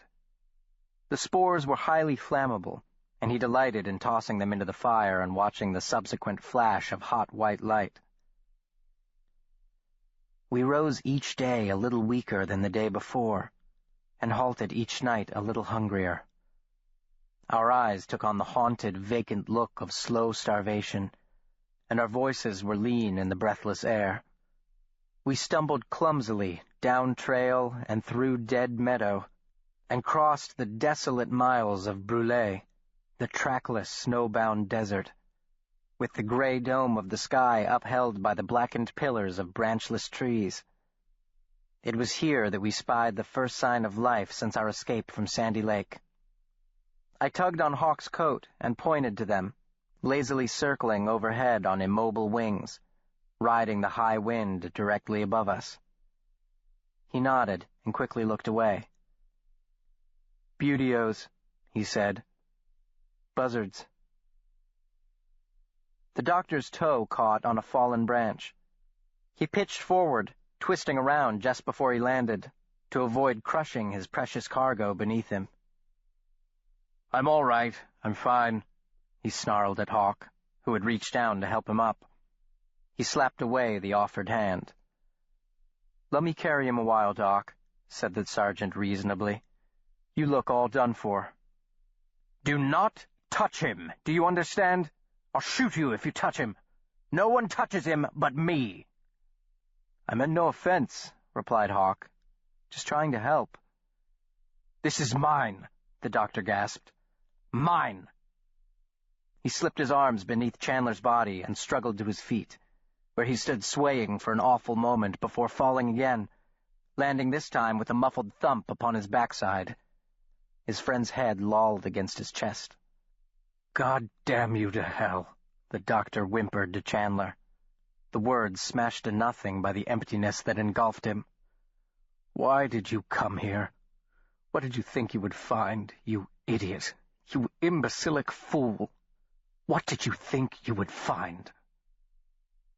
He stroked the soft, feathery hair. He pressed his cheek against the top of John Chandler's head. "Oh, come on now, Doc," Hawk urged him. "It's not as bad as all that." He stepped toward him, and the doctor leveled his revolver at Hawk's forehead. "You could have prevented this," he cried. "You were here a month ago. He was a stone's throw from you, and you left him. You left him. Now, Doc, I told you what Fiddler said." The same thing he said to me, and did I listen? Did I take him at his word? Did I allow him to take me for a fool? Well, answered Hawk tensely, maybe you're just smarter than I am. That is no compliment. With those words, all passion drained from the doctor. His eyes glazed over, the hand holding the gun dropped to his side. His listlessness returned, the same curious apathy that had infected Hawk, and me as well. Desolation's progeny, the lifeless living, every word pointless, every gesture useless, every hope vain.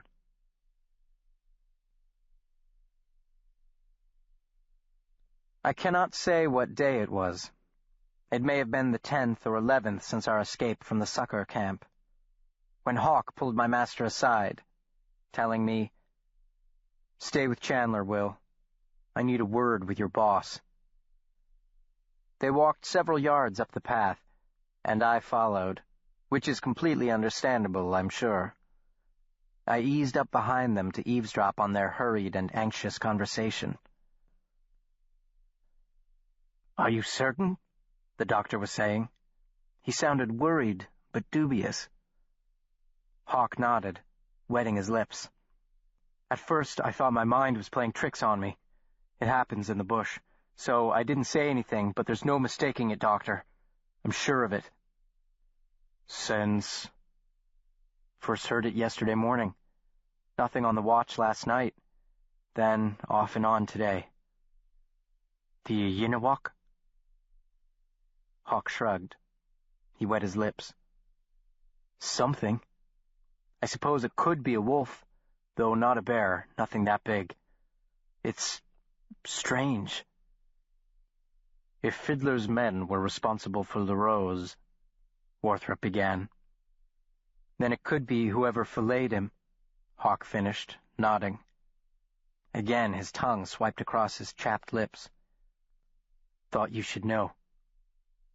"Thank you, Sergeant," the doctor said. "Perhaps we should force a confrontation?" Hawk shook his head. "Just two of us, and God knows how many of them. Plus there's Chandler and Will to think about." I returned to Chandler, my mind racing. Beneath the blackened lids, Chandler's eyes roamed the darkness. Encompassing us, the mute forest brooded, shrouded in winter white. The gray land was deceptively still. It kept its secrets. Something was following us. That night, I saw the yellow eyes for the first time. I attributed it to my fevered imagination, overheated by the conversation earlier in the day. A trick of the firelight, I thought. Perhaps the reflection off a moth's wing or some shiny bit of fungus. The trees were festooned with all types of it. No sooner had I noticed them than they were gone. A moment later they returned, deep in the woods and this time farther to my left, hovering several feet above the ground. Almond-shaped, glowing like twin beacons. I grabbed Sergeant Hawk's forearm. The doctor had already crawled into the tent to lie with Chandler, and pointed. By the time he turned to look, the eyes had vanished again. "What is it, Will?" he whispered. "Eyes," I whispered back. "Over there." For an eternity we waited, barely drawing breath, scanning the dark. But they did not reappear.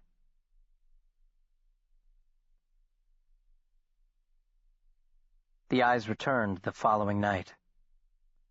Worthrop saw them first, and rose silently to his feet, staring into the bush with a look of almost comical astonishment. "Did you see that?"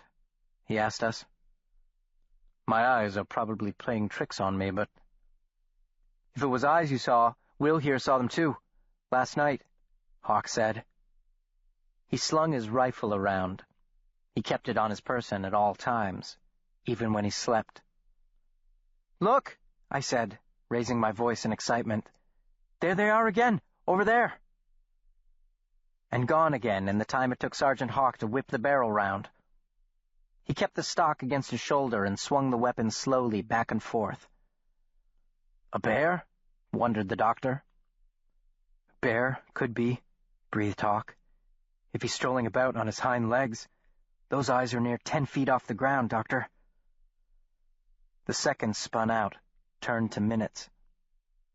A strange gurgling sound commenced behind us, and the sergeant whirled around to face the tent. Worthrop pushed down the barrel of the rifle and snapped, "It's Chandler," and rushed through the opening. "Will Henry," he called, "bring me some light."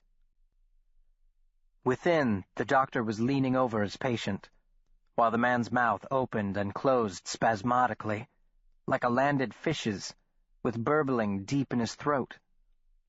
Worthrop rolled him onto his side and lightly patted him in the small of the back. The body convulsed, and greenish-yellow bile erupted from his open mouth, soaking the doctor's shirt and trousers and filling the tent with an unearthly, noxious odor. I pinched shut my nose and fought the urge to vomit. Worthrop wiped Chandler's mouth with his filthy handkerchief, and then looked up at me. "Some water, Will Henry?" Chandler moaned, and Worthrop reacted as if he had sat up and said his name. The doctor's face fairly glowed with elation. "Is he waking up?" I asked. "John!" Worthrop shouted. "John Chandler! Can you hear me?" If he could, he gave no reply. He went limp. We waited, but he had left again. Wherever he had been, he had gone back. We did not see the yellow eyes for several nights thereafter, but their absence did little to relieve our unease. Hawk, in particular, seemed affected. He often lagged behind even the doctor, who was not walking so much as sliding, shuffling mechanically along the trail slick with the damp, dead leaves of autumn. Hawk would stop and turn around, rifle at the ready, and stare down the boreal tunnel in which we marched, every muscle tense, every sinew and nerve stretched, his head cocked to one side, listening. Listening to what? I cannot say, for neither the doctor nor I heard anything but our own ragged breath and the scratch of our boots along the ground. When we rested, the sergeant roamed the woods in all directions, and his angry muttering carried in the thin air like shards of conversations from splintered memory, bereft of meaning. He grew sullen and taciturn, obsessively wiping his raw lips, sleeping for only a few minutes at a time, and then starting awake with a growl, throwing more wood onto the fire or cursing when there was none left to throw. The fire could never be big enough for him. I think he would have burnt the entire forest if he could have. This man who had spent his entire life in these woods now seemed wholly at odds with them, distrusting and hating them with all the fury of a lover betrayed. What he loved did not love him. Indeed, it seemed bent on killing him. Distracted though the doctor was by the condition of his patient, our guide's condition did not go unnoticed. The monstrumologist drew me aside and said, "I'm concerned about the sergeant, Will Henry. God help us if my concern is well-founded. Here, take this. Put it in your pocket." He pressed the revolver into my hand. He must have noticed the question contained in my stunned expression.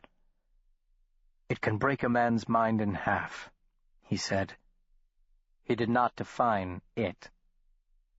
I do not think he felt it was necessary. I have seen it. The sergeant broke the next day. We had stopped to rest, and no sooner had we eased our aching bodies down than he was up again and traipsing through the brush. I could see his hat, shimmering with dew, darting between the glistening ebony bodies of the trees. "All right, damn you! All right!" he bellowed. "I hear you over there. You might as well come out where I can see you." I started to get up, and the doctor waved me back down. He picked up his rifle. "I'll shoot you. Do you want that?" yelled Hawk toward the vacant trees. "I'll drop you like the miserable dog you are. Do you hear me?" I jerked reflexively as the gunshot reverberated throughout the forest. Again, I began to get up, and the doctor pushed me gently down.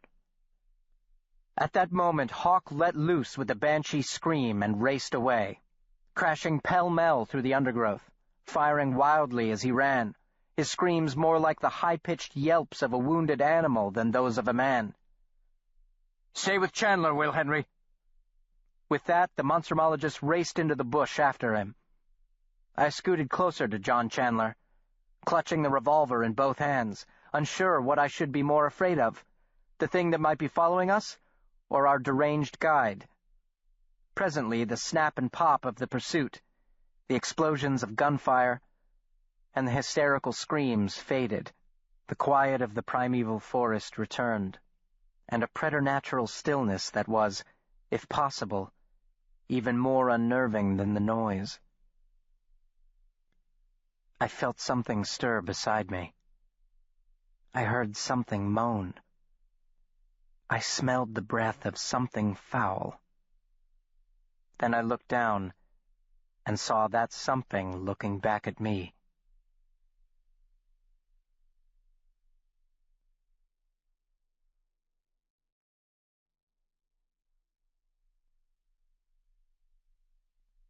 Chapter 11. In my rising, I fell. The skeletal hand grabbed my arm. The bulbous head lifted a few inches from the carpet of pine needles, the eyes wide open and swimming in a noisome yellow soup, the lips crimson with fresh blood framing the yawning mouth from which issued the foul stench of corruption and decay. And John Chandler spoke to me in a guttural gibberish, words I did not understand. With a vice-like grip, he pulled with surprising strength upon my arm.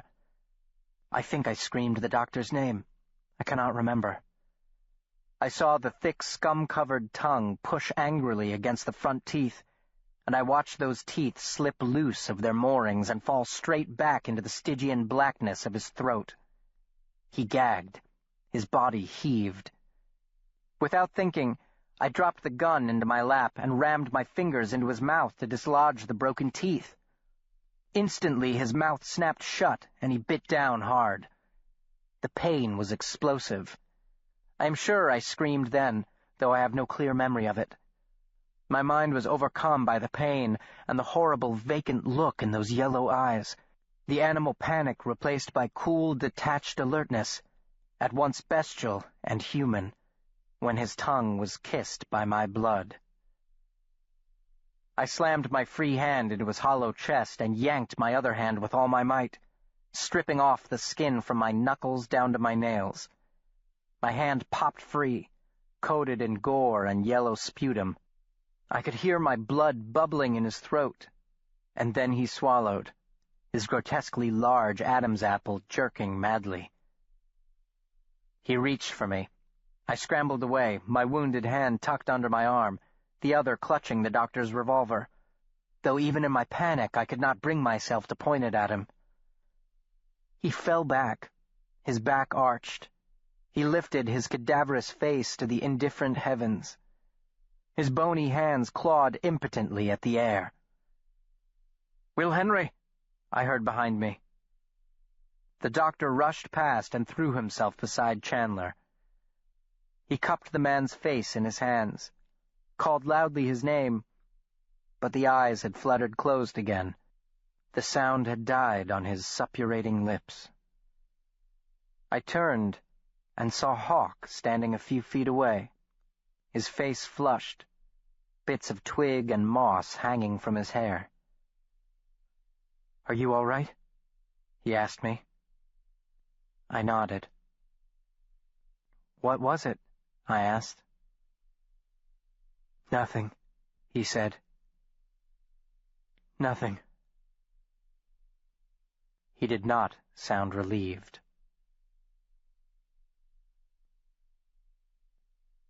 There wasn't anything, it seemed, that could bring Hawk relief.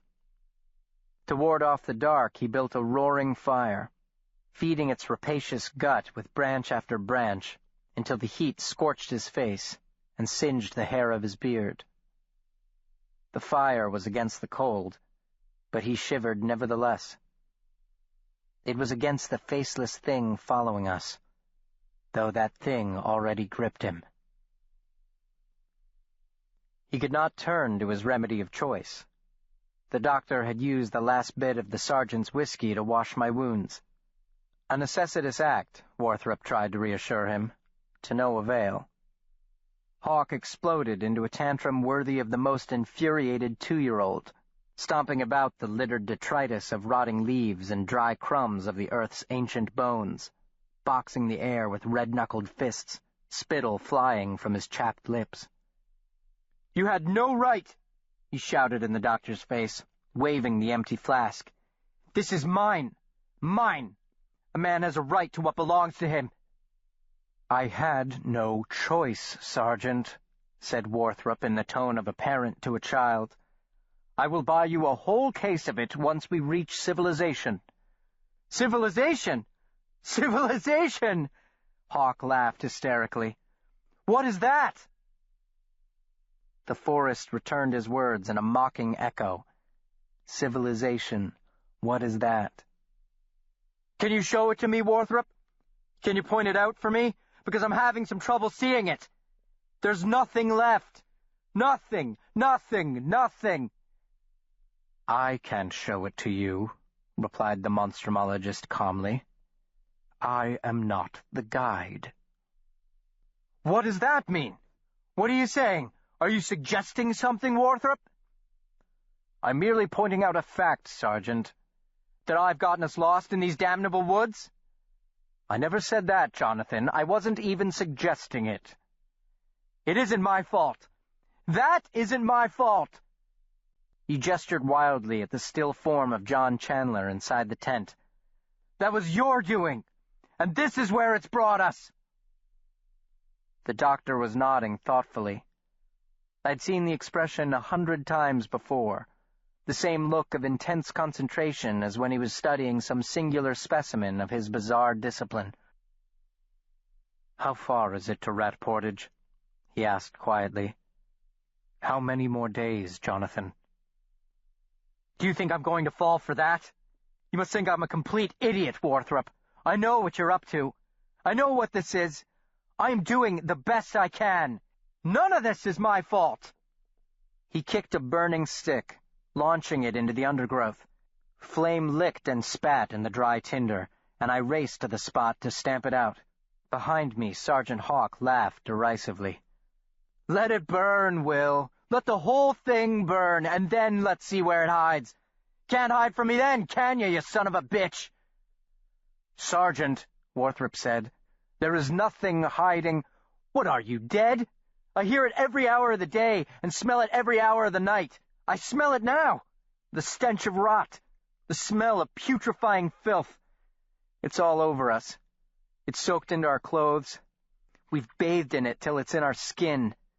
It comes out when we breathe." He pointed a crooked finger toward the tent. "You think any of this is new to me? I've been 100 times in the bush after a lost tenderfoot looking for a trophy. Some rich bastard without the good sense God gave him to not go where he don't belong. I know. He gave his mouth a hard swipe with the back of his hand, and his bottom lip split open. He turned his head and spat blood into the fire. "A couple years ago I brought one out, and he went home without a face. A big grizzly hooked him in the eye socket, punched out both his eyes with his claws, and ripped his whole face off. Just tore it completely off. Stupid blind bastard. I hiked back to Rat Portage with his goddamn face in my pocket. How's that for your trophy, you rich, stupid, blind, faceless bastard?" He laughed again, spat again. Glimmering specks of blood and spittle clung to his whiskers. He threw his wide shoulders back and flexed his powerful chest toward the doctor. I'll get you out, Dr. Monstrumologist. One way or the other. Even if it means I point the way with my cold, dead finger. I'll get you out. Later, I joined the doctor inside the tent, balancing my elbow on my upraised knee to elevate my hand. The wound throbbed horribly. We could see Hawk's hunkered silhouette through the open flap. "Are we lost?" I whispered. My uninjured hand slowly caressed my aching belly. Hunger had become a knotted, twisting fist buried deep in my core. The doctor did not answer at first. "If we lose him, we are," he said. He meant lose in every sense of the word. His hand reached out in the darkness. I felt his warmth against my cheek. I flinched. I was not used to the doctor touching me. "No fever," he said quickly, removing his hand. "Good." Exhausted, I fell into a doze. I awakened to find him curled against me, Chandler against him, and Pellinore Warthrup's hand was wrapped around my arm. He had reached for me in his sleep, me the buoy to keep him afloat, or he the weight to keep me from flying away.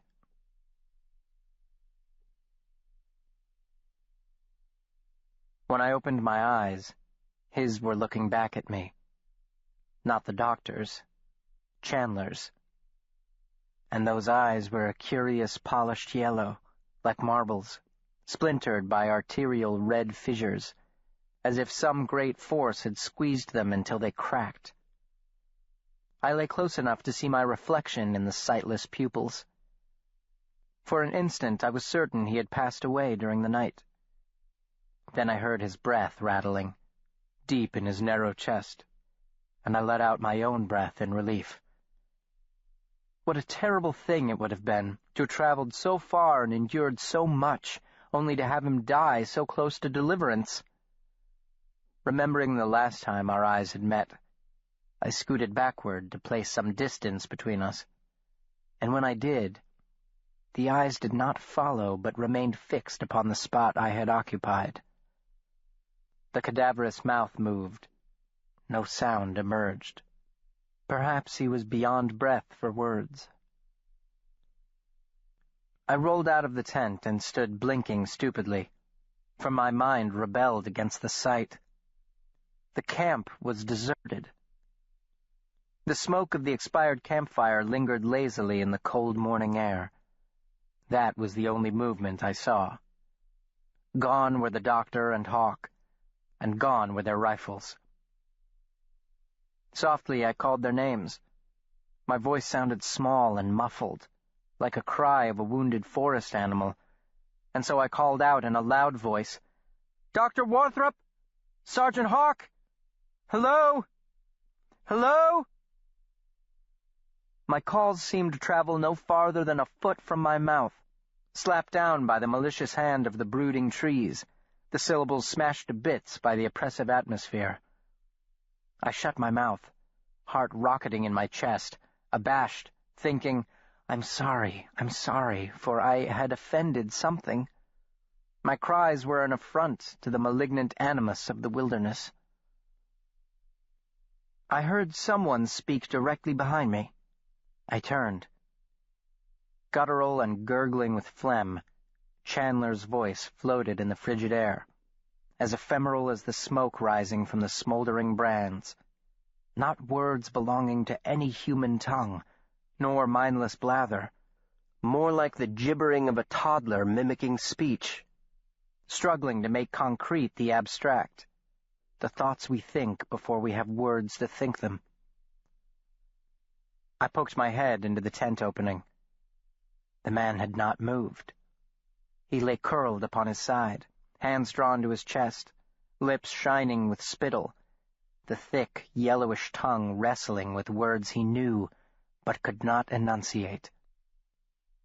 Gedsneth nest, gebgen graj pech krishankt, ganka? I flopped onto the ground with my back to the tent, fighting the mindless terror that now threatened to overwhelm me.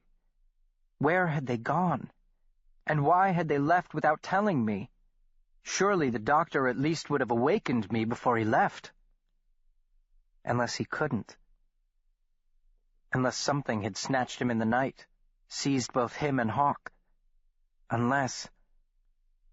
I recalled the hysterical laughter of our distressed guide, the red flush of his unshaven cheek, the blood flying from his lips. What if his mind had finally given way and he had done something to the doctor and was now disposing of his body in this gray land that never gives up its secrets? I patted my pockets, unable to remember if I had returned the doctor's revolver.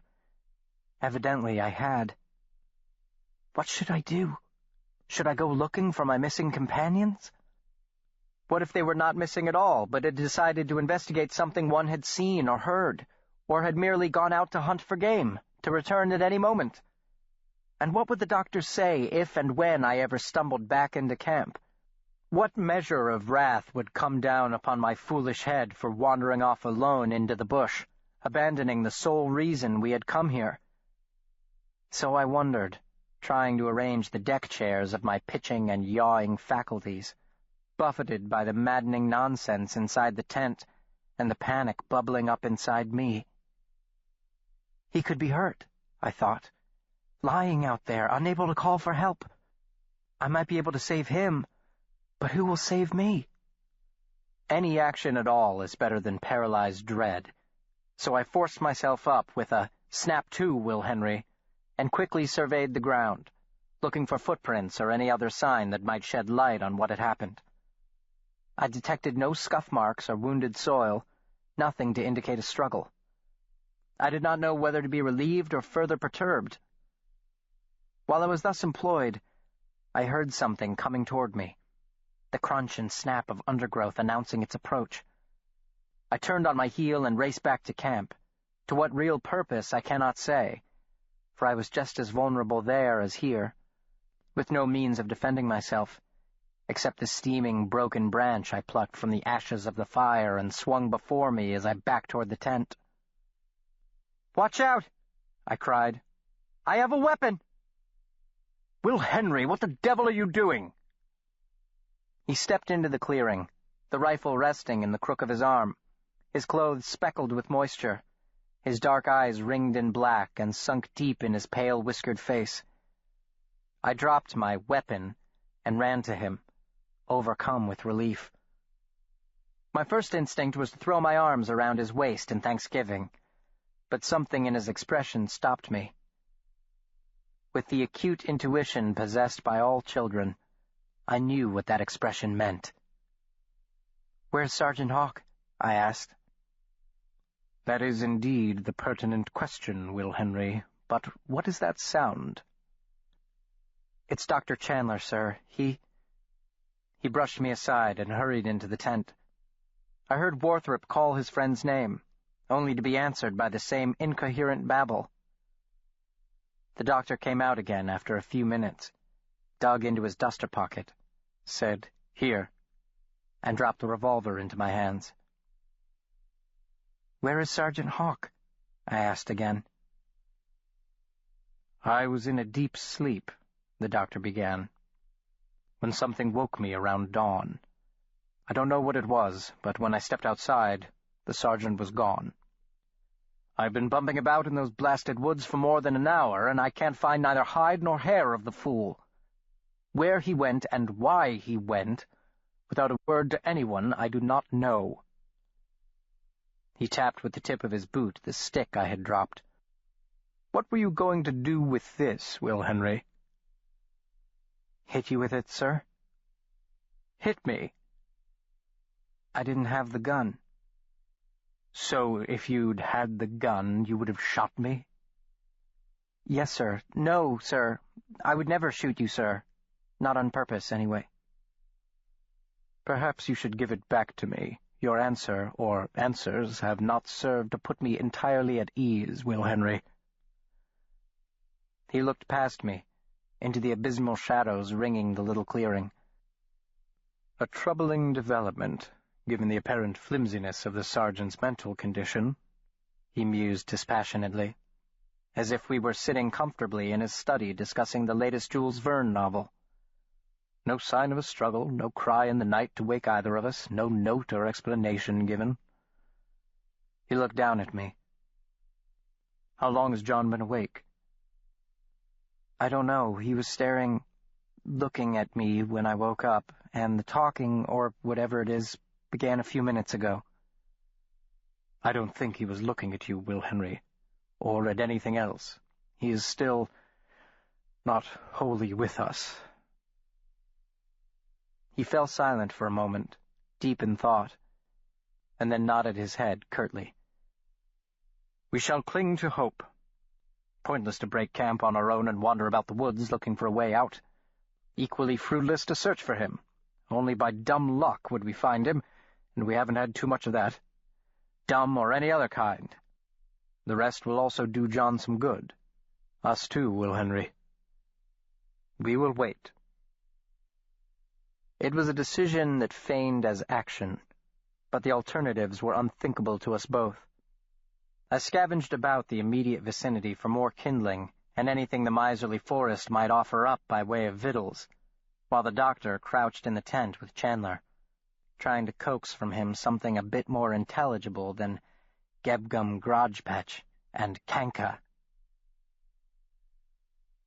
Dr. Warthrop gave up after an hour and joined me by the resurrected fire, where we spoke little and kept our eyes forward and our hands on our weapons, starting at every crack of a twig or stir of a dry leaf, while the low-hanging clouds scudded across the sky, diluting the light to an exhausted gray, the cover pushed along by a high wind that shunned the sullen earth.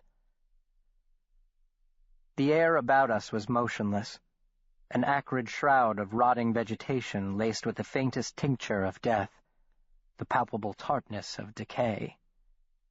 The stench of rot, the smell of putrefying filth, Hawke had called it. It suffused the campsite. I smelled it rising from my clothes. We have gone far in our public places to push death aside, to consign it to a dusty corner, but in the wilderness it is ever present. It is the lover who makes life, the sensuous entwined limbs of predator and prey, the orgasmic death cry, the final spasmodic rush of blood, and even the soundless insemination of the earth by the fallen tree and crumbling leaf. These are the caresses of life's beloved, the indispensable other. Dusk crept over the land, and still there was no sign of the missing sergeant. Warthrop wore a path between the tent and the fire, fetching water and bits of forage for John Chandler. The water he managed to get into him, but the food Chandler refused, letting the morsels fall from his mouth with a gagging cry of revulsion. The eyes remained open, fixed, incognizant. My uneasiness grew as the light faded. The likelihood of there being an innocent explanation for the sergeant's absence diminished with each passing hour. If he had gone ahead to scout the trail, or had ventured into the bush for some much-needed animal protein, he would have returned by now. The viable explanations remaining were not pleasant to contemplate, especially for a 12-year-old boy who up to that voyage had not journeyed more than 20 miles from his front doorstep. Forgetting for a moment with whom he kept company, that boy turned to the sole source of comfort available to him. Unfortunately for him, that happened to be Dr. Pellinore Warthrop. "What do you think has happened to him?" I asked. "How am I to answer that, Will Henry?" he asked in turn, stuffing a piece of hickory bark into his mouth. Chewing it helped tamp down the gnawing ache in our bellies. "We may speculate until the sun comes up, and that's all it would be. In the morning—" He did not finish the thought. He fondled the polished stock of the rifle lying across his lap, an effort to ease another gnawing ache. "I suspect he heard, or thought he heard, something in the bush, and like a fool took off after it. Perhaps he has decided to hell with us and is now seated comfortably by his hearth in Rat Portage, though I doubt it. Why? He left his rucksack and his canteen. He intended to return. Unless he did not leave of his own accord. That possibility the doctor did not give voice to. He chewed thoughtfully upon the wood. The firelight flickered in his eyes. "We are lost," he said matter-of-factly. "That is the only explanation. You observed his reaction to the suggestion yesterday, so at first light he struck out to pick up the trail again. Darkness caught him in the bush, and he's waiting for daylight to come back for us."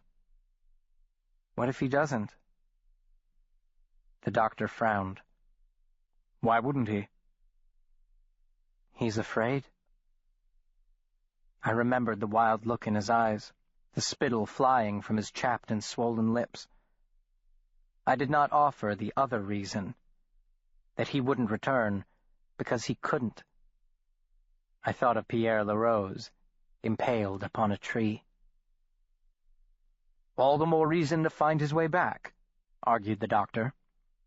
Then, as if he had read my thoughts, he said, "I wouldn't choose solitude in these circumstances, and I am one who chooses it in nearly every circumstance." His jaw worked the shavings incessantly.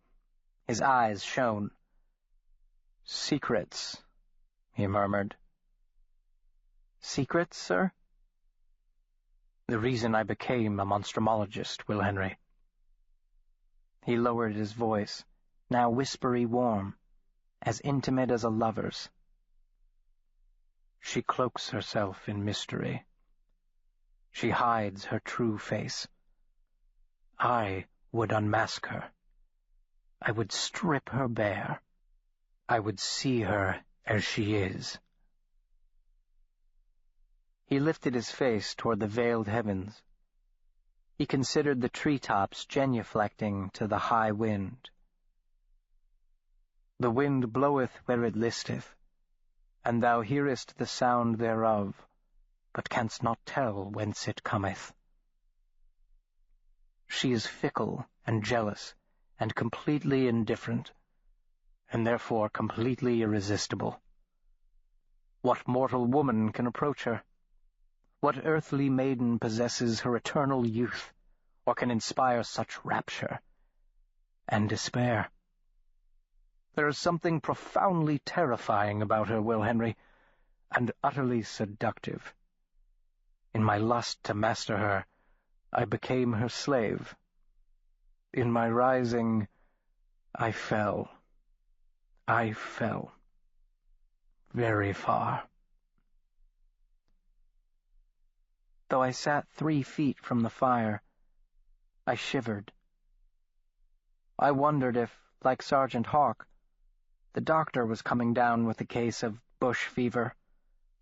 If so, if I lost him too, what would become of me? He looked at me, shook his head, and laughed softly. "I warned you. I wanted to be a poet." Was that a poem? No, of course not. It didn't sound like any poem I've ever read. You are a clever boy, Will Henry. That could be both a compliment and an insult. He pulled the gnarled bit of wood from his mouth and tossed it into the fire. Terrible, like chewing on a chair leg. But it's what we have, and we must learn to be satisfied with what we have, no matter how bland or bitter the taste. We were quiet for a moment. The fire cracked and popped. The wind whistled in the bowed heads of the spruce and pine. Behind us, John Chandler moaned in gentle harmony. "Did he feel the same as you, Doctor?" I asked. "About her?" John has more the soul of a boxer than a poet. He never quite grew up, in my opinion. Monstrumology is a sport to him, like hunting fox or playing cricket. He thought it was fun? The idea that anyone could find the doctor's business enjoyable was bizarre. Oh, he thought it was great fun. What part? Usually the part that brought him closest to the edge of ruin. He laughed morbidly. Got a little too close to that edge this time. Mr. LaRose went right over it, I said. I could not chase the image of his skinless corpse from my mind. An interesting extension of the metaphor, Will Henry. Perhaps this affair has more to do with monstrumology than we first assumed. I was shocked. You mean you've changed your mind? You think it could be... Real? Oh, no. Not in the sense that you mean. Perhaps there is an organism native to this environment, something altogether natural. It gave rise to the myth. A bipedal predator with some of the Wendigo's traits. Cannibalistic, humanoid, able to scale these trees and traverse vast distances quickly. John was not the first monstrumologist to come here searching for the inspiration of the legend. I even found some references to it in my father's papers. Probably how the sergeant's mother knew the name. So there could be something. Oh, Will Henry, you've been with me long enough to know there is always something.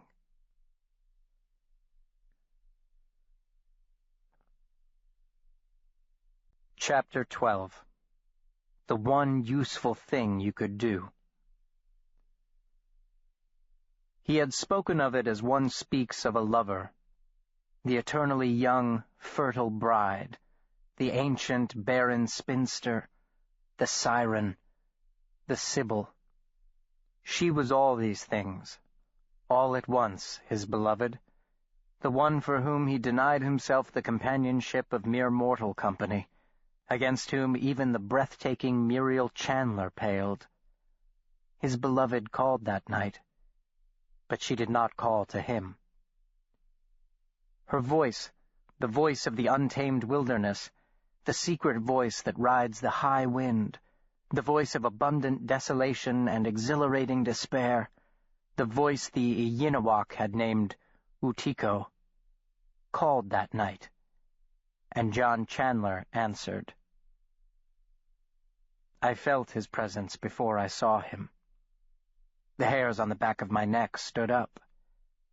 I had the distinctly uncomfortable feeling of being watched. I looked over my shoulder. My breath caught in my throat. I touched the doctor's arm, and he followed my gaze, both of us frozen for an instant in utter amazement at the sight. John Chandler was standing at the tent's mouth, his spindly bare legs spread wide, his scrawny arms hanging loosely by his sides, the yellow eyes that dominated his skeletal face seeming to burn with their own inner fire, and in those eyes there was the shock of recognition. Not in him, but in me, for I had seen a pair just like them, floating in the forest gloom. His mouth hung open, the lips swollen and shining with blood, ripped open by his incessantly gnashing teeth. The front of his undershirt was wet with it. It hung in tear-shaped droplets from his beard. Worthrop jumped to his feet with a startled cry. His rifle fell, forgotten, to the ground. He took a small, hesitant step toward his friend. John? Chandler did not respond. He did not move. He seemed to be regarding something high in the trees. His head, so disproportionately large next to his emaciated frame, was cocked to one side, as if he were listening for something, or to something. From his throat issued a noisome gurgling, like some foul spring bubbling up from the rancid depths. Then this poor creature, who had for days barely clung to life, who was so weak my master had been forced to carry him like a newborn babe, who had eaten nothing for 2 weeks, suddenly exploded into flight, hurling himself past us with astonishing speed, a grotesquely hilarious whir of pumping arms and churning legs, leaping 3 feet over the fire and crashing into the bush with a bestial squeal. The doctor raced after him, calling frantically over his shoulder, "Will Henry!" I snatched up the rifle and followed a few paces behind. Worthrop caught his maddened quarry by the scruff of the neck, his grip instantly broken by Chandler's arm as he twisted around. The monstrumologist wrapped his arms around the narrow waist and pulled him into his chest. Chandler responded by whipping his head from side to side, his broken teeth uselessly snapping, his legs scissoring back and forth, seeking a foothold in the slick cover of rotting leaves. He seized Worthrop's forearm and pulled it to his mouth. The doctor cried out and stumbled backward. Chandler took off again, and Worthrop launched himself at his knees.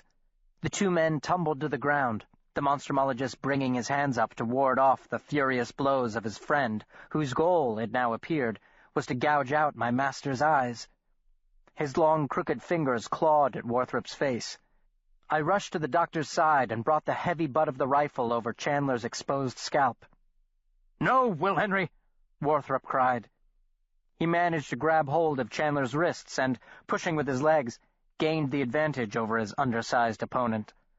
Worthrop forced Chandler onto his back and threw his body over his friend's writhing form.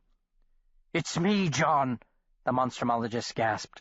"Pellinore, it's me, Pellinore! Pellinore!" "No!" Chandler groaned back. His thick tongue struggled to fashion the words. "Must go. Must answer." The afflicted man was staring toward the sky, where the treetops brushed the underbellies of the stately advancing clouds. The high wind sung. And John Chandler, in answer, wept. His tears were yellow, streaked with red. He curled into a miserable ball and keened, his gnarled fingers scratching fretfully in the undergrowth. The doctor sat back upon his heels and lifted his smudged face toward mine. "Well, he's regained some of his strength, at least." He went rag-doll limp in the doctor's arms, with not so much as a groan of protest while my master carried him back to the tent. Worthrop eased him down, covered him with the blanket, and washed his face with a handkerchief dampened with drinking water. Given the extremity of Chandler's condition, it was a pathetic gesture, bringing no succor to his suffering, but it was not for the patient. Washing the detritus from his friend's face, the last vestige, it seemed, of the wasted man's humanity, brought some small measure of comfort to the monstrumologist. I held the lamp while he gently rubbed the edge of the cloth around the suppurating lips, then paused to examine the half-opened mouth. He pressed the blood-stained handkerchief into my free hand and slipped his fingers inside Chandler's mouth. I stiffened, expecting the jaws to snap shut as they had when I'd placed my fingers inside. Worthrop pulled a large wad of half-masticated greenery past the drooling lips. Wolf's claw, that Chandler must have stuffed into his mouth as he lay upon the forest floor. The little tent filled with its loamy aroma and the smell of Chandler's putrid saliva. The monstrumologist muttered the word, "moss-mouth," and I remembered the letter from Pierre Larose, the moss-mouth not going to let him go. "The fire, Will Henry," the doctor said wearily. "We mustn't let it go out." I set down the lamp and hurried outside, relieved to make my escape from that claustrophobic space. The hungry embers chomped at the fresh wood. The flames reached with supplicating hands toward the sky. All was hunger, I thought. All was longing. After a moment, the doctor dropped beside me and wrapped his arms around his upraised knees. "Is he?" Worthrop nodded. "Asleep. Or unconscious. He has to be exhausted. I don't think he'll get up again." "But why did he—" "Delirium, Will Henry, obviously." He absently picked the needles of wolf's claw that had adhered to his palm and flicked them into the fire, where they sparked for an instant and died. As bright as stars, then gone. "We'll wait an hour more after sunrise," he said. "Then we'll press on. If we are doomed to perish here, I would rather die looking for the way home than sit here like rabbits paralyzed with fear." "Yes, sir." Over the comforting crackle of our fire, the wind whistled, a melancholy sigh, a song of lamentation. The doctor lifted his face and said, "There is a storm coming." It arrived just before dawn. The wind dove down, driving ahead of it the first heavy snowfall of the season. By 8 o'clock, when we broke camp, 2 inches of fresh powder lay upon the ground. It continued throughout that day, and we shunned the clearings, for our protection lay under the arms of the forest. In the open spaces, the snow furiously swirled into blinding white maelstroms in which we were no more substantial than ghosts. By 2 o'clock, more than a foot had fallen, and there was no sign of the snow abating. We stumbled over buried root and bumped into each other in the murk, trudging through a trackless maze. Too cold and too numb to speak, we lowered our heads against the freezing wind, and stopped only to relieve ourselves and fill our canteens with snow. I now carried both rucksacks and Hawk's rifle. Our provision bag had long ago been discarded. My mind darkened with the day. By 4, the storm had all but murdered the light, but the doctor pushed on, saying, "A little farther, a little farther." With light nearly gone, all at once we happened upon some half-obscured tracks cutting across our path, human footprints, and immediately my fatigue melted away, replaced by unutterable joy. Fresh prints! The world had not swallowed up all humanity. Here was proof we were not alone in the vastness. They snaked across our path, going from right to left, 2 pairs, one noticeably smaller than the other, small enough to be the footprints of a child. The significance of this hit the doctor first. "Oh no, Will Henry, no!" He fell against a tree. Ice had formed in his whiskers, snow frosted his eyebrows. Other than his rosy cheeks and bright red nose, his face was horribly drawn and pale, the wrinkles in his forehead cavernously deep. "They're ours," he murmured. "We have been walking in circles, Will Henry." He slowly slid to the ground, cradling his charge in his lap. I stood next to him, buried to my ankles in snow, and so great was the loss in his eyes that I turned away. Around us the forest had been blasted white, and the snow continued to fall, flakes the size of quarters, a heartbreakingly beautiful landscape. Suddenly my eyes welled with tears. Not tears of sorrow or despair, but tears of hatred, of rage, of a loathing that rose from the very depths of my soul. The doctor had been wrong. His true love was not indifferent. She rejoiced in the brutality of her nature. She savored our slow, torturous death. There was no mercy, no justice, not even a purpose. She was killing us simply because she could. "It's all right, sir," I said through my chattering teeth. "It's all right. We'll set up camp here. I'll make the fire now, sir." He gave no reply. I might as well have tried to console the tree. I found my own consolation, however, in the task itself. The mindlessness of gathering the kindling for the fire, a chore that proved more challenging than usual in the 3-foot drifts, clearing a spot well away from any tree, piling up the damp wood. The wind worked against me, the wind and the wet wood, for barely had I lit the match when it was a smoldering, impotent wick. Worthrop appeared beside me, jerking his head toward Chandler. "I'll do it. Watch him." "I can do it, sir," I said stubbornly. "I know how." "Do as I say." He grabbed at the box, and it flipped out of his fingers as I pulled back.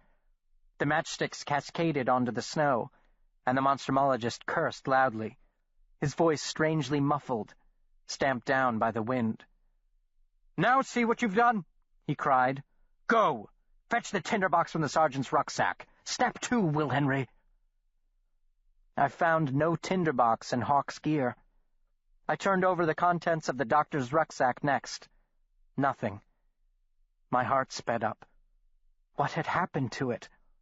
When was the last time I'd seen it? Was it the night the sergeant disappeared? Had Hawk taken the tinderbox with him, and if so, why? I felt someone come up behind me. Crouching in the snow, I craned my neck around. The doctor had stopped a few feet away. I could barely see him in the glimmering twilight. "Well, Will Henry?" "I can't find it, sir." "It must be there." "I thought so too, sir, but it isn't. You can look for yourself if you like." "I would not." I could not see his face. I could not read his tone. Somehow that made it worse. "If we had a knife," I began, "we could whittle a stick and—" "If we had a knife, I would cut your throat with it." "It isn't my fault, sir. The wind—" "I left it to you. I thought such a simple thing as lighting a campfire would not be beyond even your limited capacity." "You dropped the matches," I pointed out, trying to keep my voice level. "And you lost our tinderbox," he roared. "I didn't lose it." "Then it hopped out of the rucksack and took off into the woods on its own little legs." "You're the one who decided to break camp in this," I hollered back. "We should have stayed where we were. Now we're lost, and we're going to freeze to death." He was upon me in 2 strides. His hand went back. I tensed myself to receive the blow. I did not flee. I did not cower. I froze and waited for him to hit me. The hand dropped to his side. "You disgust me," he said. He turned on his heel and strode to the pitiful pile of sticks. He sent them flying with a violent kick. "You disgust me," he repeated. "Only the intelligent can afford to be so judgmental. Who are you to question my decisions, you thick-headed, sycophantic piece of snot? I've dissected worms with larger brains than yours. You've been nothing but a burden to me, an albatross around my neck. God damn your parents for dying and foisting your despicable carcass upon me. It's all right, sir. I'll make the fire now, sir. You make me sick. Everything about you is repulsive, you nauseating, worthless, mealy-mouthed half-wit." Now he was but a lighter shadow among darker ones, a maddened wraith. "The only use left for you, the only useful thing you could do, is die. We could live a week off your miserable hide, couldn't we, John? You would like that, wouldn't you, Chandler? Tastier than moss. It's what you really crave, isn't it? The Utiko has called you. The Utiko has you now. Isn't that so? Will Henry, be a dear and give him another taste." He fell down. One moment he was standing, railing as loudly as the wind that whipped his long, unkempt hair. The next he was on his knees in the snow. His voice fell with him. "Snap to now, Will Henry. Snap to." I did. With the tent. I drove the stakes, tied off the lines, flung the weathered canvas over the poles. Then I dragged Chandler inside while the monstrumologist wallowed in his own malaise, in the spot where he'd collapsed. It was slow work in the dark, and absolute was that dark. Slow work with senseless hands and freezing feet. Chandler was so still that I placed my hand beneath his nose to make sure he breathed. I remained inside the tent with him for some time, shivering uncontrollably, huddled against his filthy and stinking blanket. breathing shallowly the foul atmosphere of a dying man. I must have dozed off, for the next thing I knew, Worthrop was sitting beside me. I kept my eyes closed, pretending to sleep. I was not afraid of him. I was too hungry, too cold, too empty to feel anything. Terror had given way to a soul-numbing lassitude. I felt nothing. Nothing at all.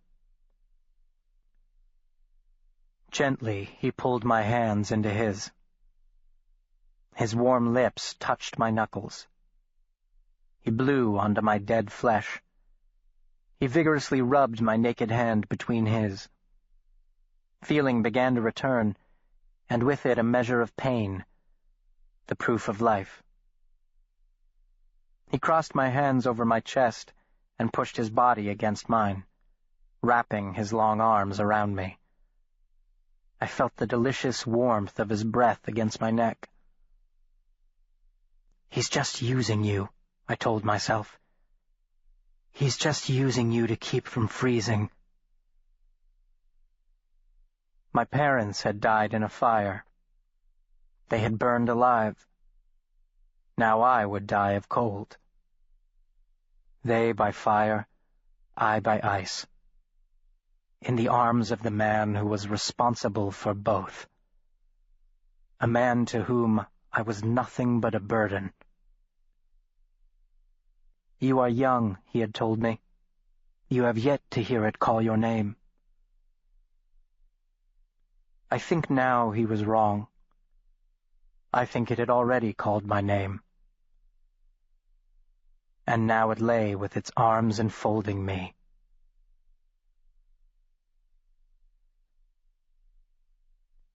Chapter 13. The Real Danger. We awoke to a world of dazzling white. The clouds that had lingered for untold days were torn away by the relentless wind, and dawn arrived on the wings of a sapphire sky. Our few fitful hours of rest had done little to relieve our exhaustion. We stumbled from the tent and surveyed this new world with dead expressions, like scarecrows contemplating the immense autumnal firmament. Worthrop pointed off to his left. "Do you know what that is, Will Henry?" he asked in a raw voice. I squinted along the line of his finger. "What?" "Unless I am very much mistaken, that is what men call the sun, which rises in the east, Will Henry, which means that way is west, that north, and that south." He clapped his hands. The sound was very loud in the sanctuary stillness of the forest. "Here we go. It's much colder, but much brighter, isn't it? We'll make good time now, and no going in circles this day. Snap to, and let's pack up, Will Henry." He noticed my staring at him. "What is it? What's the matter? Don't you see? We're going to make it!" "We're still lost," I pointed out. "No, we are not," he insisted. "We've merely misplaced ourselves." He forced himself to laugh, a ludicrous mimic of a laugh. "I don't see you smiling."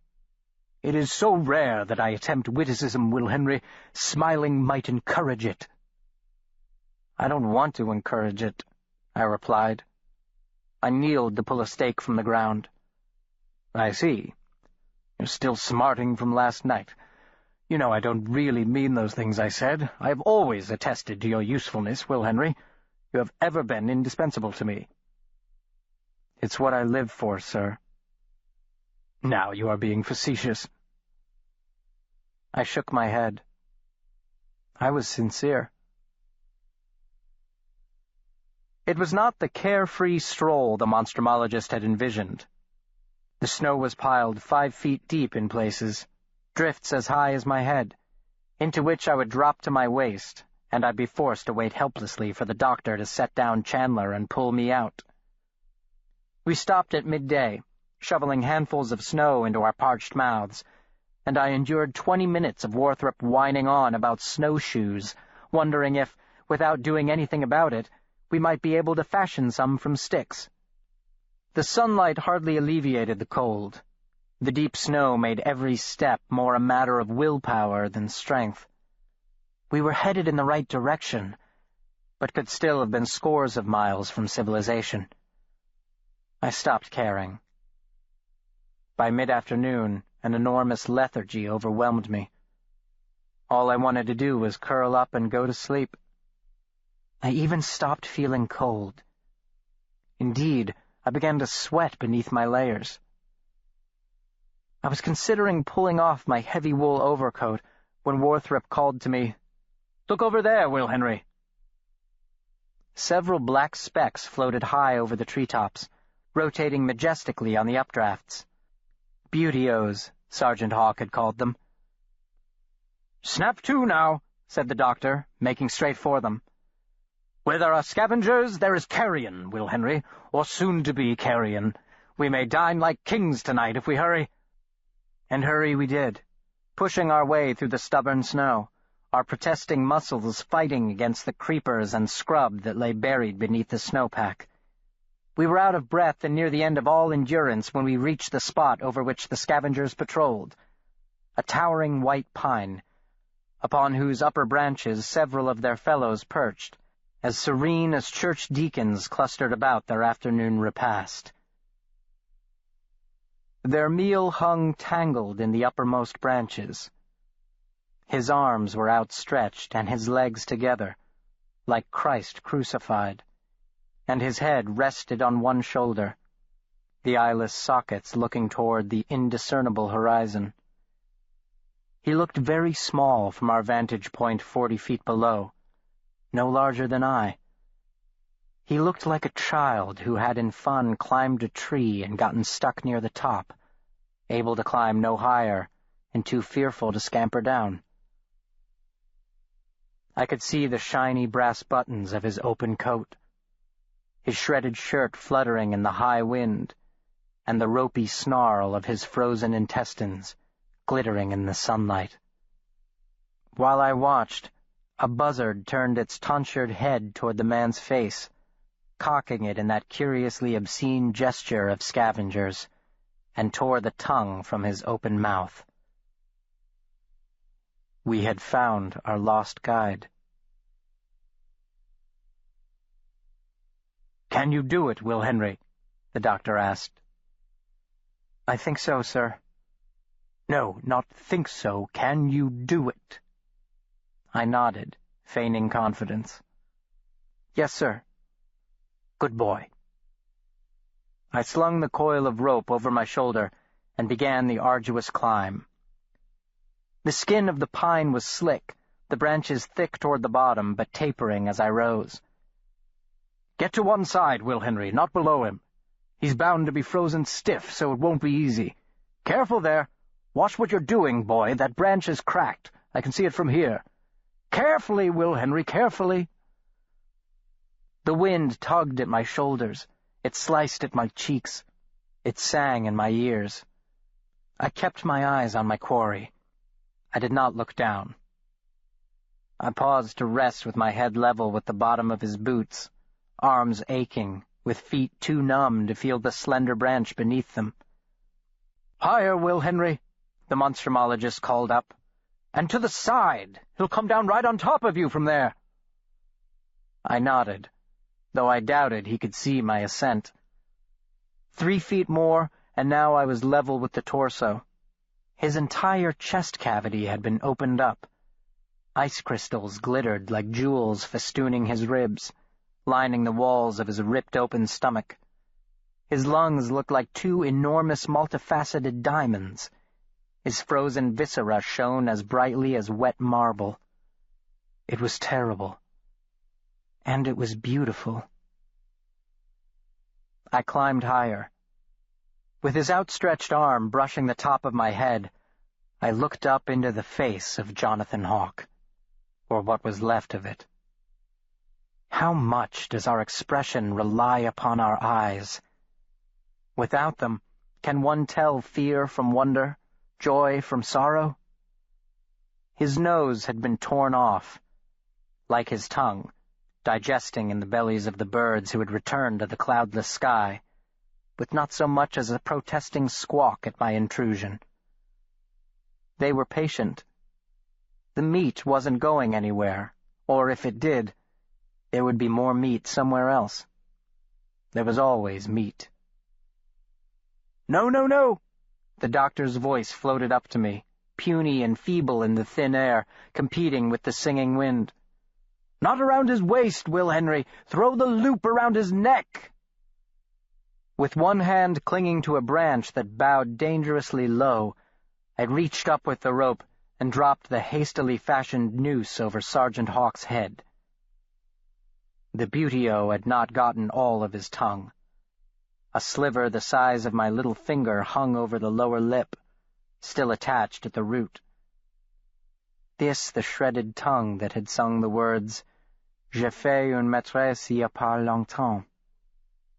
These the frozen lungs that had given the words breath. This the icy heart that had given them meaning.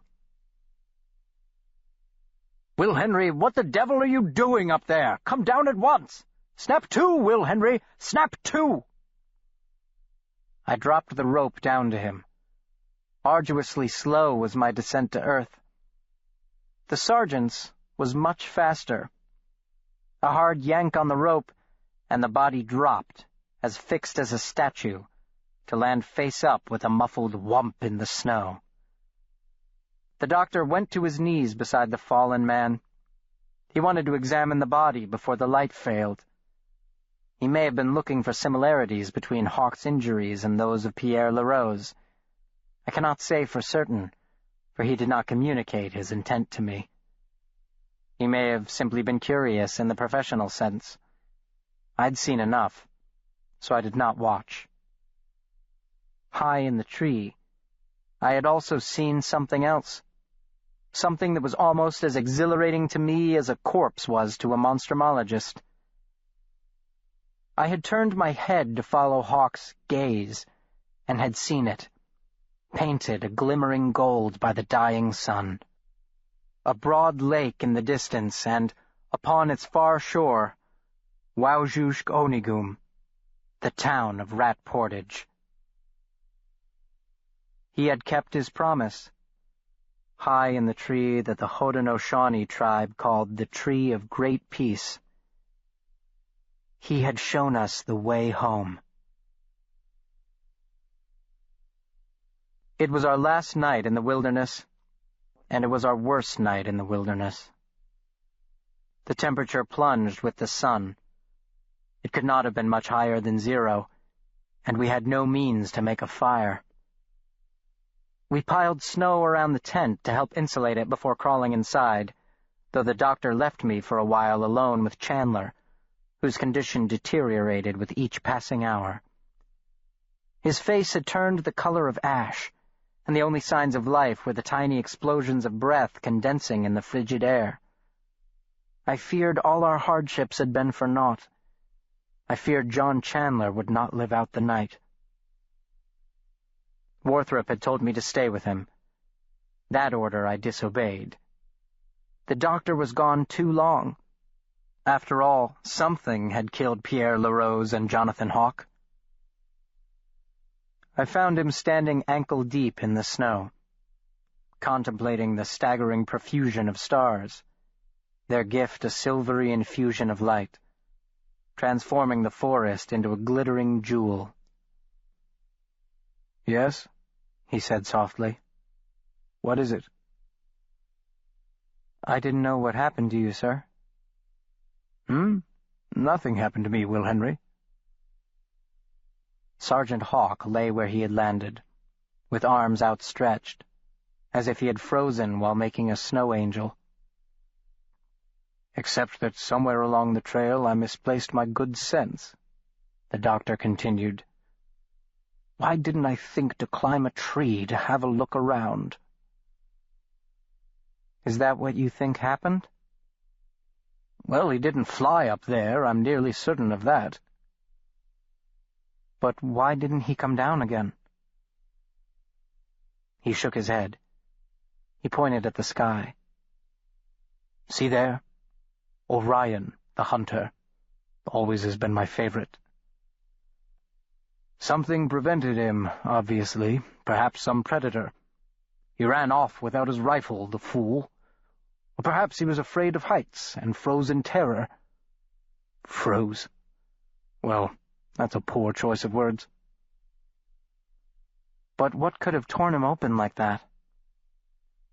Post-mortem injuries, Will Henry, from the buzzards.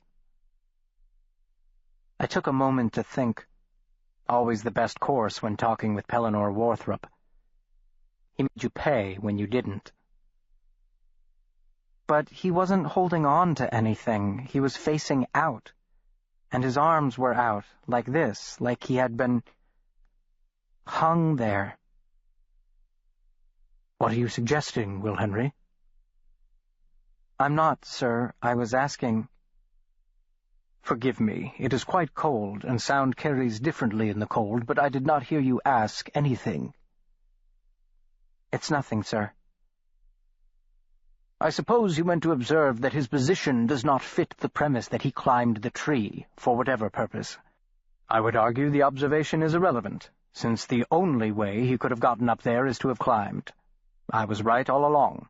He left our camp looking for the way out, and found it. Just in time for us, and too late for him. The more important question is, what killed him? The damage from the scavengers makes that question a bit difficult to answer, so for now my guess would be exposure. Sergeant Hawk froze to death. I bit my lip. No living man would have turned around like that. None but a madman would have hung himself in such a manner 40 feet from the ground. And that observation seemed entirely relevant to me. That was the night it came for us, for we had offended it. We had taken what it had claimed for itself. It came for us, the one who came before words, the nameless one given countless names. The Monstrumologist was the first to hear it. He nudged me awake and pressed a hand over my mouth. "There is something outside," he whispered, his lips brushing my ear. He released me and slid toward the opening of the tent. I saw him crouching a foot away, and I saw the shape of the rifle in his hand. I heard nothing at first, only the far winding lamentation of the wind high in the trees. Then I heard it. The distinct sound of something large crunching through the frosted snowpack. It could be a bear, I thought, or even a moose. It sounded much too large to be a man. I leaned forward, trying to locate the sound's origin.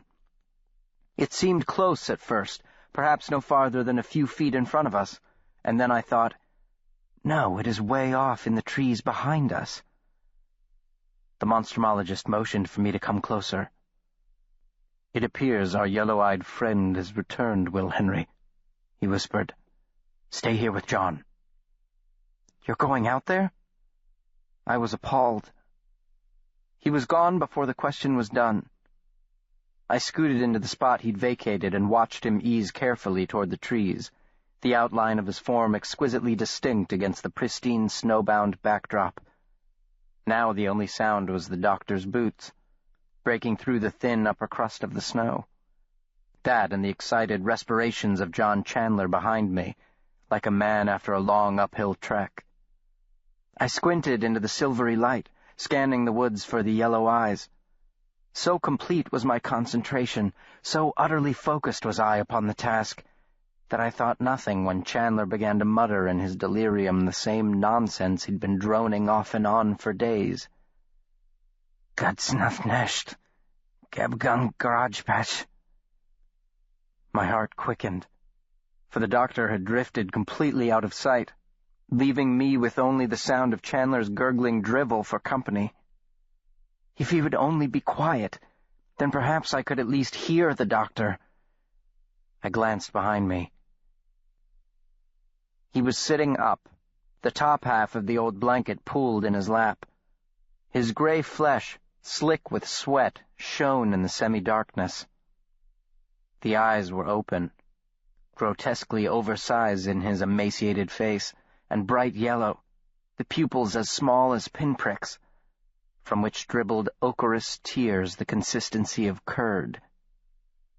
My first instinct, rooted in our recent past, the outcome the last time our eyes had met, was to run, to put as much distance between us as possible, certainly a response the doctor would not have approved of, given the circumstances.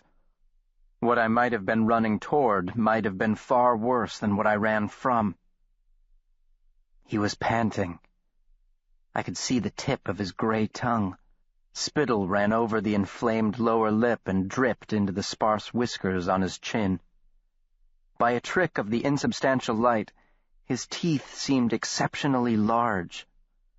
Steady, steady, steady, I told myself. He isn't a monster. He's a man. He's the doctor's friend. I gave him what I hoped was a reassuring smile. His reaction was instantaneous. With an explosive leap, too fast for the eye to follow, he rocketed into me, his bony shoulder slamming into my chin with the force of a battering ram. I fell back, black stars blooming before my eyes. A hand clamped over my nose and mouth. The other hand ripped my shirt front, shredding the material with its splintered nails, slicing open the tender skin beneath. The hot breath reeking of decay first, then the scaly, pustulant lips pressing against the flesh directly over my throbbing heart. Then the teeth. It is called Atsen, Jenu, Utiko, Vindico, the Monstrumologist had said. It has 12 names and 12 lands, and it is older than the hills, Will Henry. I kicked my legs and sucked uselessly upon the palm pressed hard against my open mouth. My head lay outside the tent, and my vision was clouded with the numberless stars sparking cold fire,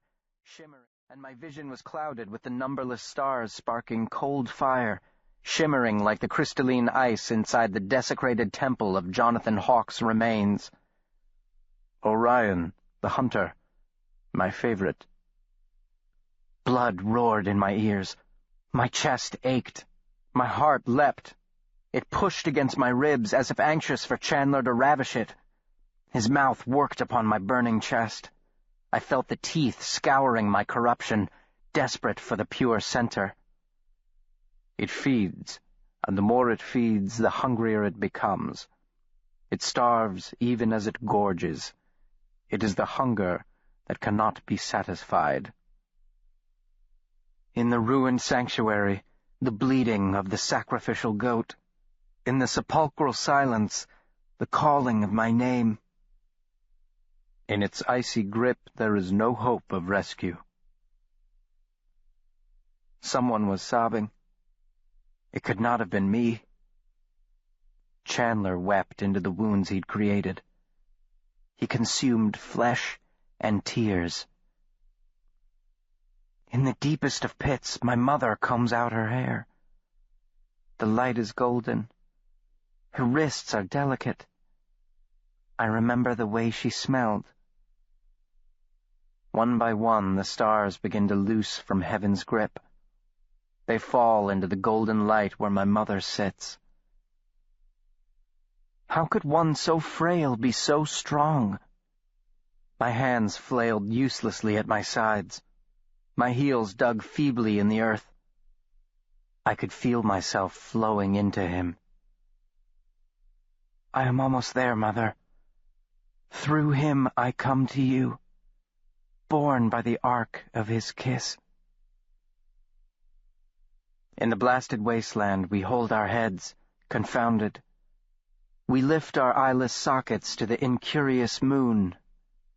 On the high wind rides the voice that calls our name. The golden light is warm. It rushes into my eyes and fills me, and I am no longer afraid. The butt of the Winchester smashed into the base of Chandler's skull.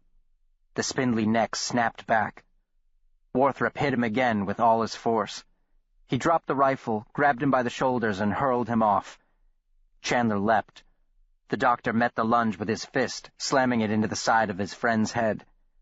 Chandler collapsed across my jerking legs, his face wearing an obscenely painted mask of mucus and blood. The doctor knelt beside me. His dark eyes replaced the stars in my sight. "Will Henry?" he murmured. He bent to examine the wound. I heard him hiss sharply through his teeth. "Deep, but not too deep," he muttered. "The real danger is infection." "The real danger," I echoed weakly. With a thunderous wallop and a riot of riven canvas and shattered wood entangled with skeins of frozen rope, the tent blew apart, its remains hurtling into the trees, as if driven by a gale. The doctor fell over me, and a shadow fell over us. It blotted out the stars. Its stench engulfed the cosmos. Pale yellow shone its malevolent eye. I looked into that eye, and that eye looked back at me.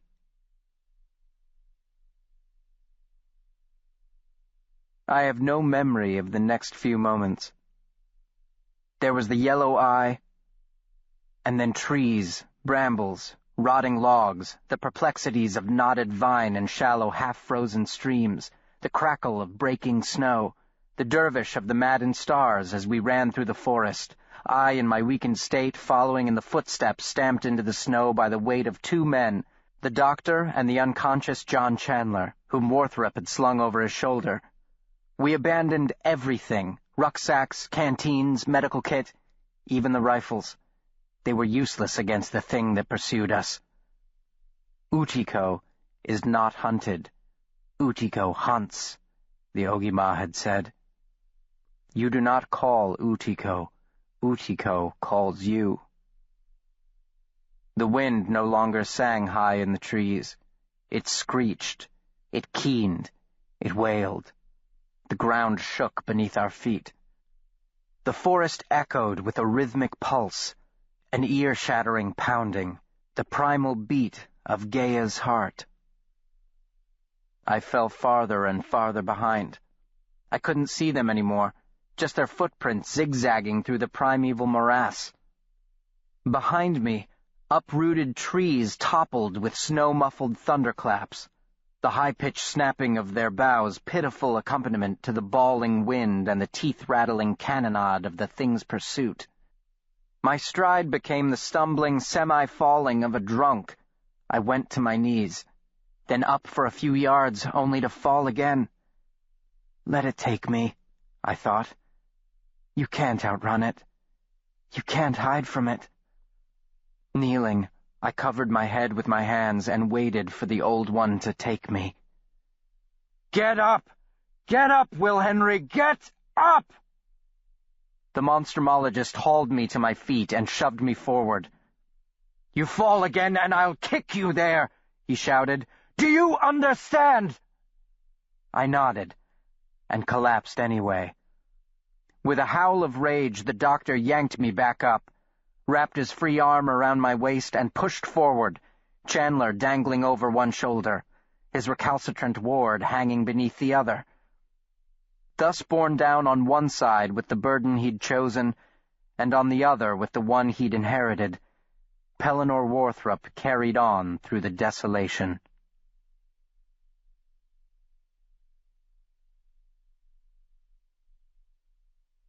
Folio 5. Abundance. A quote from Henry David Thoreau. Men are probably nearer the essential truth in their superstitions than in their science.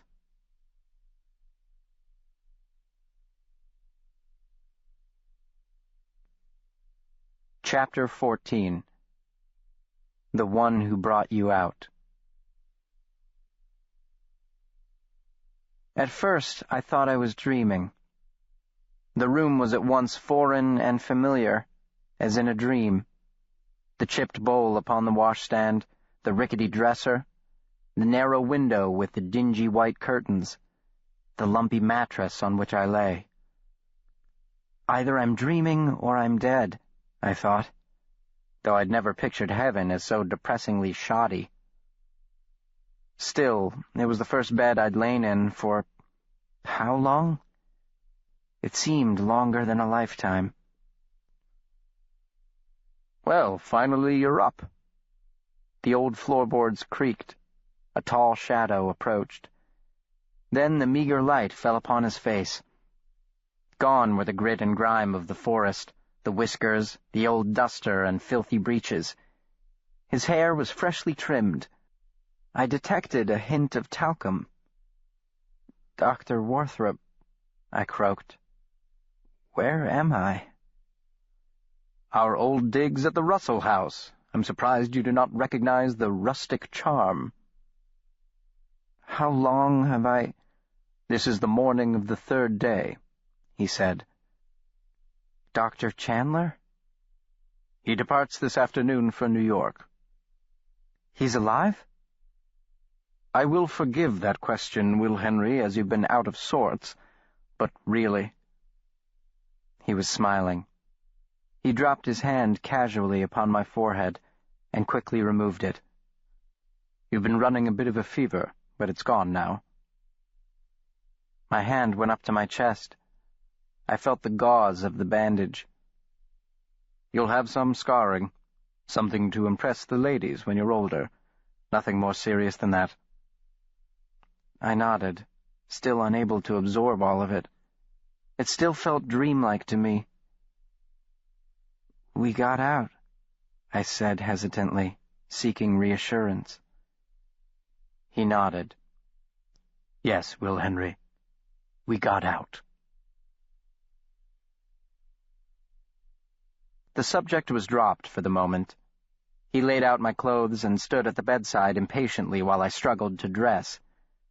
Every joint ached. Every muscle quivered with fatigue, and my chest burned horribly with the slightest movement. When I sat up, the room spun around, and I gathered the sheets into my fists to ballast myself against the waves of nausea smashing against the brow of my enfeebled constitution. The shirt I managed to put on without aid, but when I lowered my head to slip on the pants, I toppled over, the doctor stepping forward to catch me before I smacked face first onto the floor. "Here, Will Henry," he said gruffly. "Come now, lean against me." He pulled up my pants, cinched the belt tight. "There. Now, I trust you've too much pride to suffer the indignity of me carrying you downstairs. Here, hold on to my arm." Thus we proceeded to the lobby restaurant, where the doctor ordered a pot of tea and instructed our waiter, who also happened to be the bartender and the cook, to unload the larder. In good time I was stuffing my mouth with biscuits and venison gravy, pancakes glistening in maple syrup, fresh sausages and bacon, eggs, fried potatoes, hominy, and breaded trout fillets. Worthrop cautioned me to slow down, but his warning went unheeded in the hurly-burly of my frontier bacchanal. It was as if I had never tasted food before, and the more I ate, the more exquisite became my appetite. "You're going to make yourself sick," the monstrumologist said. "Yes, sir," I muttered around a mouthful of biscuit. He rolled his eyes, sipped his tea, and looked out the window to Main Street, drumming his fingers on the tabletop. "Did you get a good look at it, sir?" I asked. "A good look at what?" "The thing that was chasing us." He turned back to me. His expression was unreadable. "There was no thing chasing us, Will Henry." "But the eyes, you saw them." "Did I?" "I did." "With the eyes of one suffering from dehydration, sleep deprivation, hunger, physical trauma, exhaustion, exposure, and extreme fear, not unlike my eyes at the time." "What about the tent? Something tore it right out of—" "Wind shear." He smiled condescendingly at my baffled expression. A freak meteorological phenomenon, rare but not unheard of. But I heard it, sir, coming after us. It was huge. You heard nothing of the sort. As I've told you before, fear murders our reason.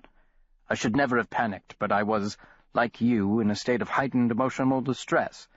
In my right mind, I would have realized the best course of action would have been to stay where we were, as far from the trees as possible. Far from the trees? The preferable place to be in an earthquake. An earthquake? I echoed disbelievingly. He was nodding. It was an earthquake? Well, what else could it have been?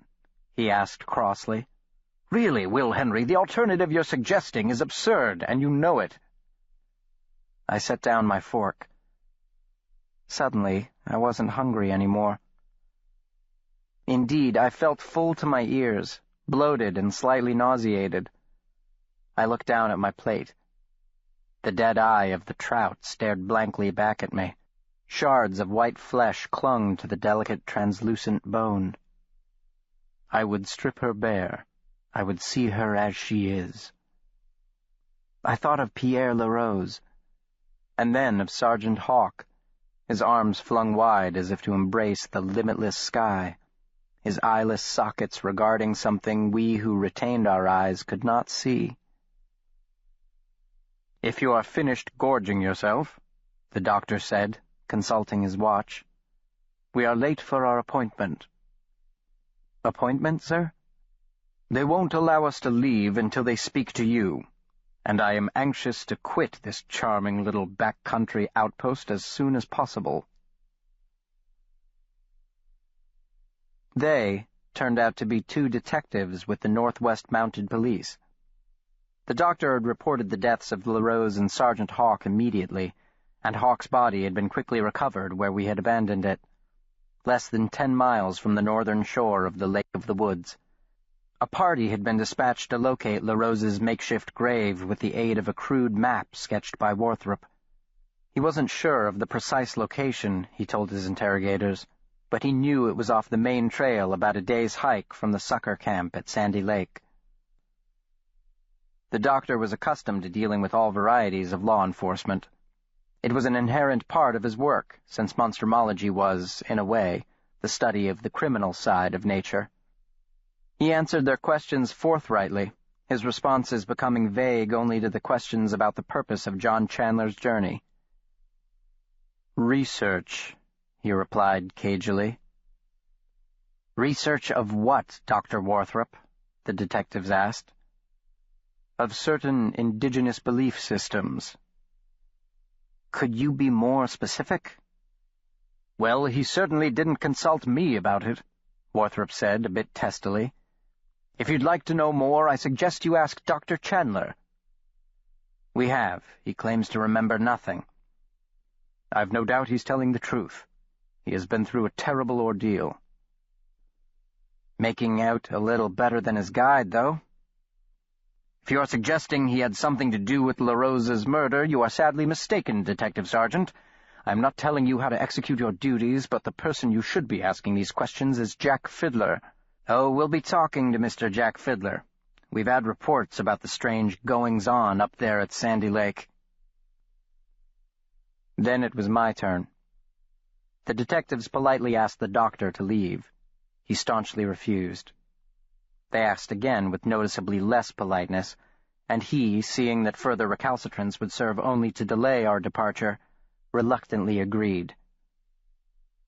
For the next hour they walked me through the story, from first day to terrifying last, and I answered their questions as thoroughly as I could, omitting only those things the doctor had told me were born of dehydration, sleep deprivation, hunger, physical trauma, exhaustion, exposure, and extreme fear. Everything, that is, that smacked of Utiko. "Do you know what Chandler went up there for?" they asked me. "I think it was research." "Research, yes, we've heard that." Then, abruptly, they shifted gears. "What kind of doctor is he?" "Dr. Chandler?" "Dr. Worthrop." He is a natural philosopher. Philosopher? A scientist. What does he study? Natural things, I stuttered. And Dr. Chandler, he's the same kind of philosopher? Yes. And what are you? Are you a philosopher too? I'm an assistant. You're an assistant philosopher? I provide services to the doctor. What kind of services? Services of the indispensable kind. Is the doctor in trouble? I asked, hoping to change the subject. A sergeant of the NWMP is dead, boy. Somebody is going to be in trouble. But I told you, he left us. He disappeared one night, and he was dead when we found him. Bush fever, climbed a tree and froze to death. A local boy who grew up in those woods, who hunted in them and fished in them, who's hiked them from here to the Arctic Circle, just runs off, hauls himself up in a tree in the middle of the first big storm of the season. You see how it doesn't add up, Will? Well, that's what happened. I was practically giddy with relief when they escorted us outside without metal bracelets adorning our wrists. "We shall be in touch, Dr. Worthrop," said they, rather ominously. Having just survived my first interrogation as a detained foot soldier in the service of science, I was subjected to another by my master, who demanded to know every question and hear every answer. "Assistant philosopher? What the devil is that, Will Henry?" "The best I could come up with, sir."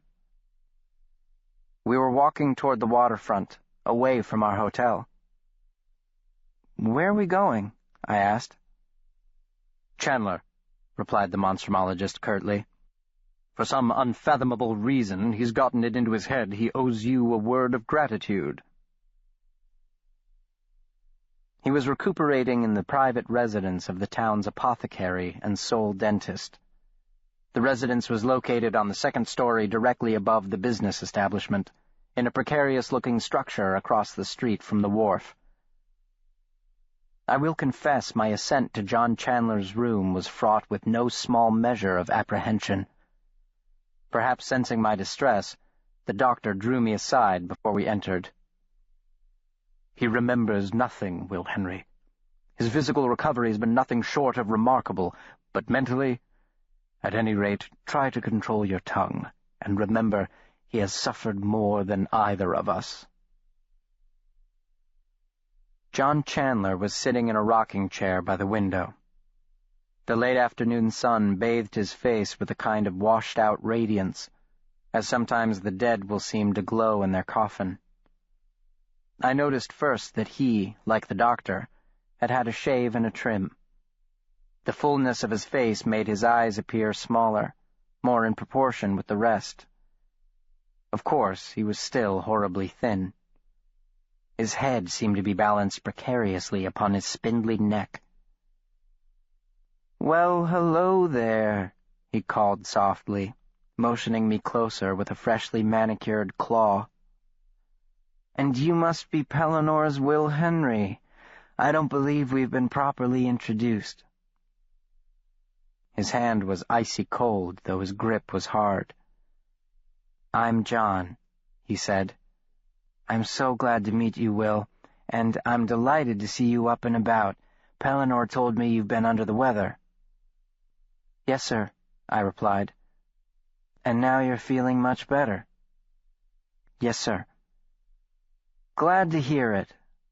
His eyes had lost their yellow hue. The last time I had looked into those eyes, they'd seemed to burn with golden fire. "You look just like him," Chandler said softly. "Your father. The resemblance is remarkable." "You knew my father?" I asked. "Oh, everyone knew James Henry. He was practically attached to Worthrop's hip. A terrible loss, Will. I am sorry." In the awkward silence that ensued, we stared at each other across a space that felt far greater than the few feet that separated us. There was an odd blankness about him, a flatness to his inflection, like a poor actor reading from a script, or like the parroting of words in a language he did not comprehend. "Will Henry," the doctor said, "John wanted to thank you." "Yes, Pellinore tells me your services were indispensable to my rescue." "It was Dr. Worthrop," I said quickly. "He rescued you from Jack Fiddler, and he carried you, sir. He carried you all the way. For miles and miles he carried you." "Will Henry," the doctor said. He shook his head slightly and mouthed the word no. "Well, you are your father's son, William James Henry. Glad to be of service, honored to be in his august company, etc., etc." He turned to my master. "What is this magic you work on underlings, Pellinore? Why can't they see you for the irascible old mossback you are?" "Perhaps it has something to do with the fact that my company happens to be august." Chandler laughed, producing a rattle deep in his chest. He wiped the resulting spittle from his chin with the back of his hand. "That was my chief mistake," he said. "I should have brought you with me on the expedition, Pellinore." "I would have refused." "Even for old time's sake?" "Even for that, John." "It doesn't matter that I failed, you know. The old man won't give it up." "I'm prepared to deal with von Hellrung." "You know who's to blame for all this, don't you? That damned Irishman Stokely." "Stokely? Who's he?" "Or Stockman, Stickler, Stoker, Stalker? Oh, I don't know what's the matter. Got moss on the brain or something. His first name is Abraham, but he doesn't go by that." "I've never heard the name, or any variant of it. Is he a monstrumologist?" "Good God, no. He's in the theater. The theater, Pellinore. Met the old man through his patron, that British actor, Harold Lerner. Is that it?" Worthrop was shaking his head. "I've no idea, John." "He's very famous, been knighted by the Queen and everything. Over here on a tour last year, and Henry, that's the first name. Sir Henry "Irving?" That's it, Sir Henry Irving. Stickman is his personal clerk or something. Sir Henry introduced him to von Hellrung, and ever since the two have been as thick as two peas in a pod." "Thieves," the doctor said. "The expression is as thick as thieves." "Yes, I know that." Chandler's face darkened. "I misspoke, Professor. Thank you so much for correcting me, though." He looked at me. "He does it to you, too. You don't have to tell me." "So this personal secretary of Sir Henry convinced von Hellrung of the Wendigo's existence?" Worthrop seemed dubious. "Did I say that? You aren't listening to me. A vain man has no room in his head for the thoughts of others. Remember that, little Bill. No, I don't think Stockman knows a Wendigo from a Welshman, but he's positively obsessed with all things monstrumological. Even wants to write a book about it." The doctor's eyebrow rose. "A book?" "He's an aspiring novelist, too, fixated on the occult, native superstitions, that sort of thing." "None of which has anything to do with monstrumology." "That's what I told the man. But he's slowing down. You know he's been slipping over the past couple of years. And this stroker won't leave him in peace. Back in England now and writing letter after letter, forwarding von Hellrung what he called eyewitness accounts, excerpts from personal diaries and such, some of which von Hellrung showed me. I told him, you can't trust this man. He's in the theater. He's a writer. He's making it up. Well, the old man won't listen. Goes off and writes this damn paper to present to the Congress and asks me to head up here, because proof of one lends credence to the existence of the other." "The other?" echoed the doctor. "Nosferatu, the vampire. That damned Irishman's pet project." "So Meister Abrams sends you to bag its North American equivalent," Worthrop said. "Utter folly, John. Why did you agree to it?" Chandler looked away. He did not answer for a moment. When he did, it was with a voice so soft I could hardly hear him. That is none of your business. You could have turned him down without hurting him. The bulbous head whipped toward him. Veins popped in the spindly neck, and John Chandler's eyes burned with anger. Don't preach to me about hurt, Pellinor Warthrop. You have no concept of the word. What did you ever care about his feelings, or anyone's? When did you ever shed a tear for another human being? I challenge you to name one time in your miserable little life when you gave a damn about anyone but yourself. I shouldn't have to, returned my master calmly. He did not appear fazed by this vehement outburst. Least of all with you, John. Oh, that. What a hypocrite you are, Warthrop. You must be a hypocrite. You're too intelligent for any other explanation. Throwing yourself into that river was the ultimate act of vanity and self-centeredness. Woe is me, poor tragic Pellinor. Pitiful. I wish you had drowned. The doctor refused to rise to the bait. You have been through a terrible ordeal, he said gently. I understand you are not yourself, but I pray in time you'll see your anger is misdirected, John. I am not the one who sent you here. I am the one who brought you out. I thought of him crashing to the frozen ground, Chandler cradled in his arms, and the wild look in his eyes when Hawk tried to help him with his burden, the revolver inches from Hawk's face, and his broken cry so pitiably small in the unforgiving desolation. No one touches him but me. One and the same, whispered his friend cryptically. One and the same. Before Warthrop could ask the meaning of this remark, a knock came upon the door. The doctor stiffened at the sound and briefly closed his eyes, breathing to himself, "We have stayed too long." Muriel Chandler stepped into the room, seeing Warthrop first and saying to him, "Where's John?" Then she saw him, huddled in the little chair, a man who appeared twice as old as when she'd seen him last, pale and shriveled, ground down by the wilderness and the exorbitant cost of desire. She gave an involuntary gasp. Her eyes welled with tears. Chandler tried to rise, failed, tried again. He rocked unsteadily upon his feet. He seemed taller than I remembered. "Here I am," he croaked. She hurried toward him, slowed, stopped. She touched his cheek tenderly. The moment was heart-rending and intensely private. I looked away, toward the author of the play, who had endured the unendurable so he might stage this scene. The woman he loved in the arms of another man. "John?" she asked, as if she could not quite believe it. "Yes," he lied. "It's me."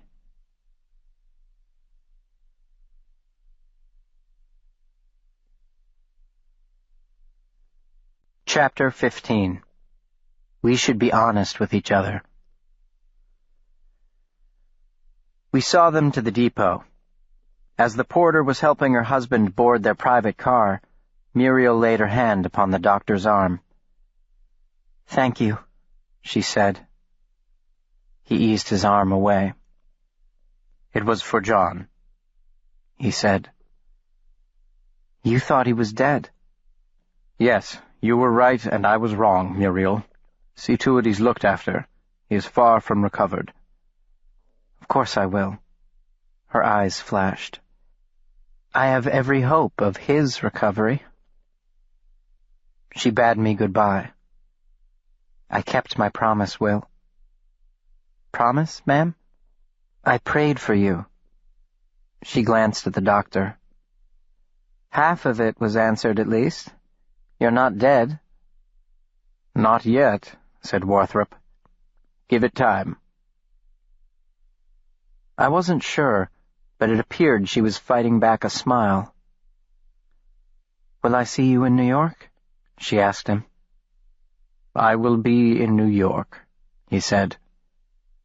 Now she did laugh, and it was like rain after a long, dry season. The locomotive's whistle shrieked. Black smoke belched from the stack. "Your train is leaving," the monstrumologist pointed out. We remained on the empty platform until the train was well out of sight. The first stars were coming out. A loon cried mournfully against the dying of the light. The onset of darkness made me shiver more than the cold. Though miles from it, I was still very close to that spot where a man lay broken in half beneath the frozen ground. "When will we be going home, sir?" I asked. "Tomorrow," he answered. I'd never been so happy to see that old house on Harrington Lane. I fairly bounded from our hansom when we pulled up, and kneeling to kiss the doormat would not have been out of keeping with my joy upon finding myself there. It seemed nothing short of miraculous. How I had hated that house, and now how I loved every single creaky old inch of it. Nothing makes us love something more than the loss of it. I think the monstrumologist would have agreed with that. I would have never left it again, but the packing began first thing the following morning. In the afternoon there were errands to run, to the post office, the Western Union office, the laundry shop, the tailor's, and last but certainly not least, the baker's for a basket of raspberry scones. The doctor, it appeared, had missed his scones the most. He worked late into the evening practicing his presentation, assuming he was Pellinor Warthrop after all, the absolute worst case. Despite his lack of an actual physical specimen, von Hellrung would proceed to argue for the inclusion of Leptolaconus and its myriad mythological cousins in the monstrumological canon. The night before our departure for New York, a very odd thing happened. Practically the oddest thing to happen between us up to that point. I was drifting off to sleep when his head popped through the little trapdoor to my alcove and, with an uncharacteristic chagrined expression, he softly asked if I was awake.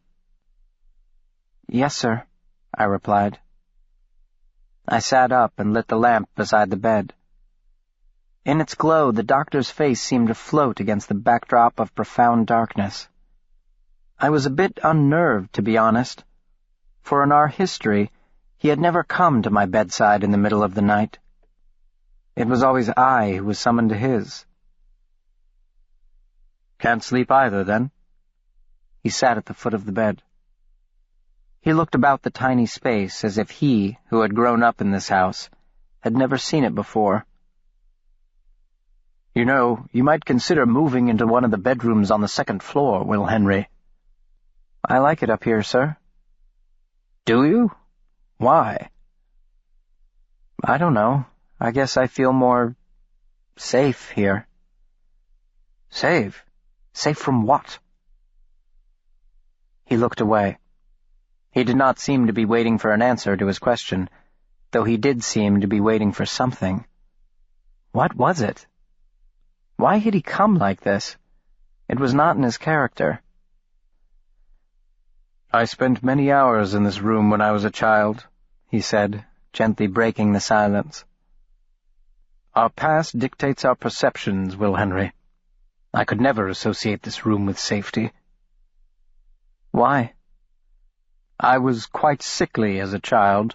One of the reasons, though not the chief reason, my father sent me away. To toughen you up a bit, were his words. Every time I fell ill, and that was often, I was banished to this attic, lest my contagion run through the entire household." He was staring through the little window over my head, to the glistening stars beyond. "My mother died when I was 10. I believe I have told you that. Consumption. My father, though he never said it outright, blamed me. From the hour of her death, my days in this house were numbered. He withdrew from me, and, although we shared the same rooms and supped at the same table, I was abandoned. as he was, both of us wrapped within the cocoon of our grief. He threw himself into his work, and threw me onto a boat to England. I would not see him again for almost 15 years. I tried to think of something that would comfort him. "I'm sorry, sir," was the best I could muster. He frowned. "I'm not seeking pity, Will Henry. I was discussing how our perceptions are shaped by our individual experience, thus calling into question the whole notion of objective truth. We cannot trust our perceptions, that is my point." He abruptly cut short the lecture, looking away again, considering by all appearances the blank wall opposite the bed. "I spent untold days up here, racked with fevers and coughs, while upon the street below I could hear the laughter of the neighborhood children, their joy a cruelty I could hardly bear." He shook his head sharply, as if to rid himself of the memory.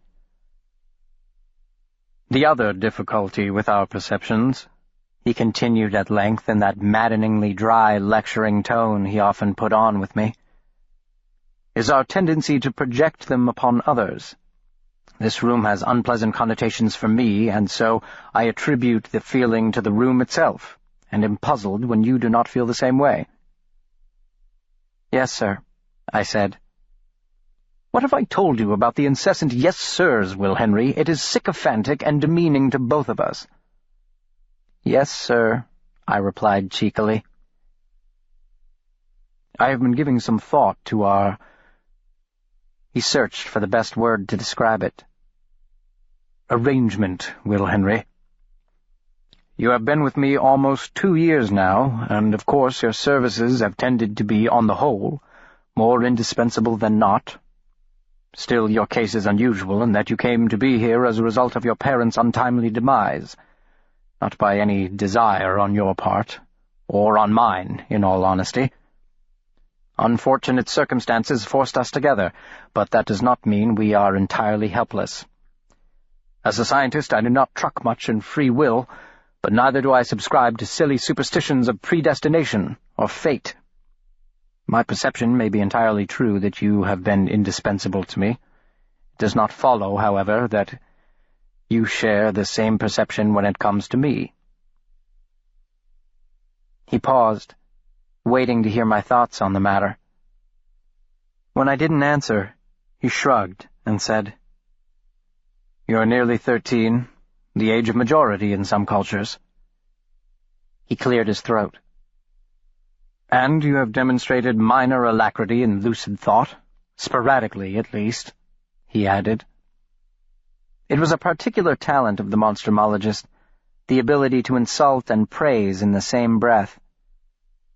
"Perfectly capable of making decisions." "You're sending me away." My heart began to race. "You don't want me here anymore." "Did I say that? Where do you wander off to, Will Henry? What pleasant meadows do you frolic in while I'm talking? I said you are not entirely helpless.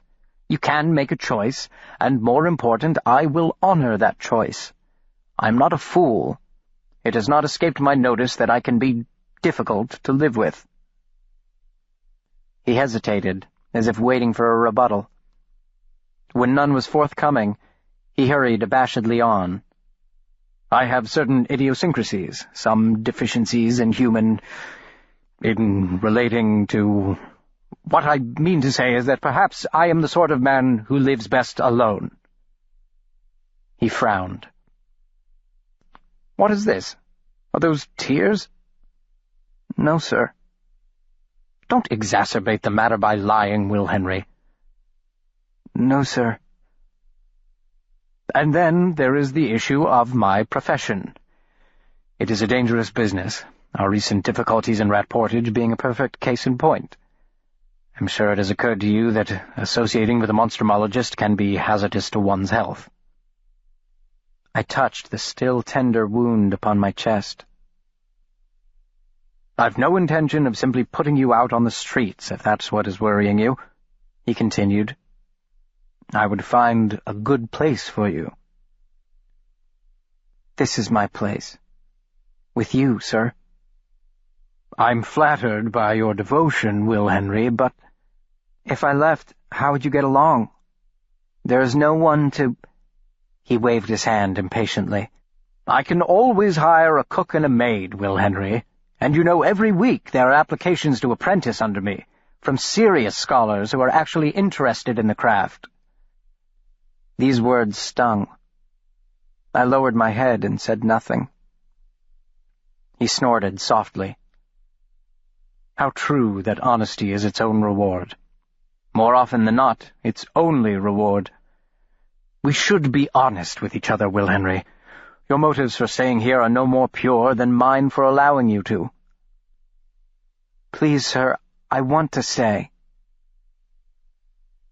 He stared intently at me for several long, uncomfortable moments. Was that his game, I wondered? To gauge the depths of my commitment to him? Or were his motives purer than that? Was he concerned for my safety, or troubled by his friend's demand? I challenge you to name one time in your miserable little life when you gave a damn about anyone but yourself. And this was his way of answering it? What did the monstrumologist really want from me? And what in the name of all that's holy did I want from him? Did either of us know? It is a terrible thing, Will Henry, he said at last, to lose a friend.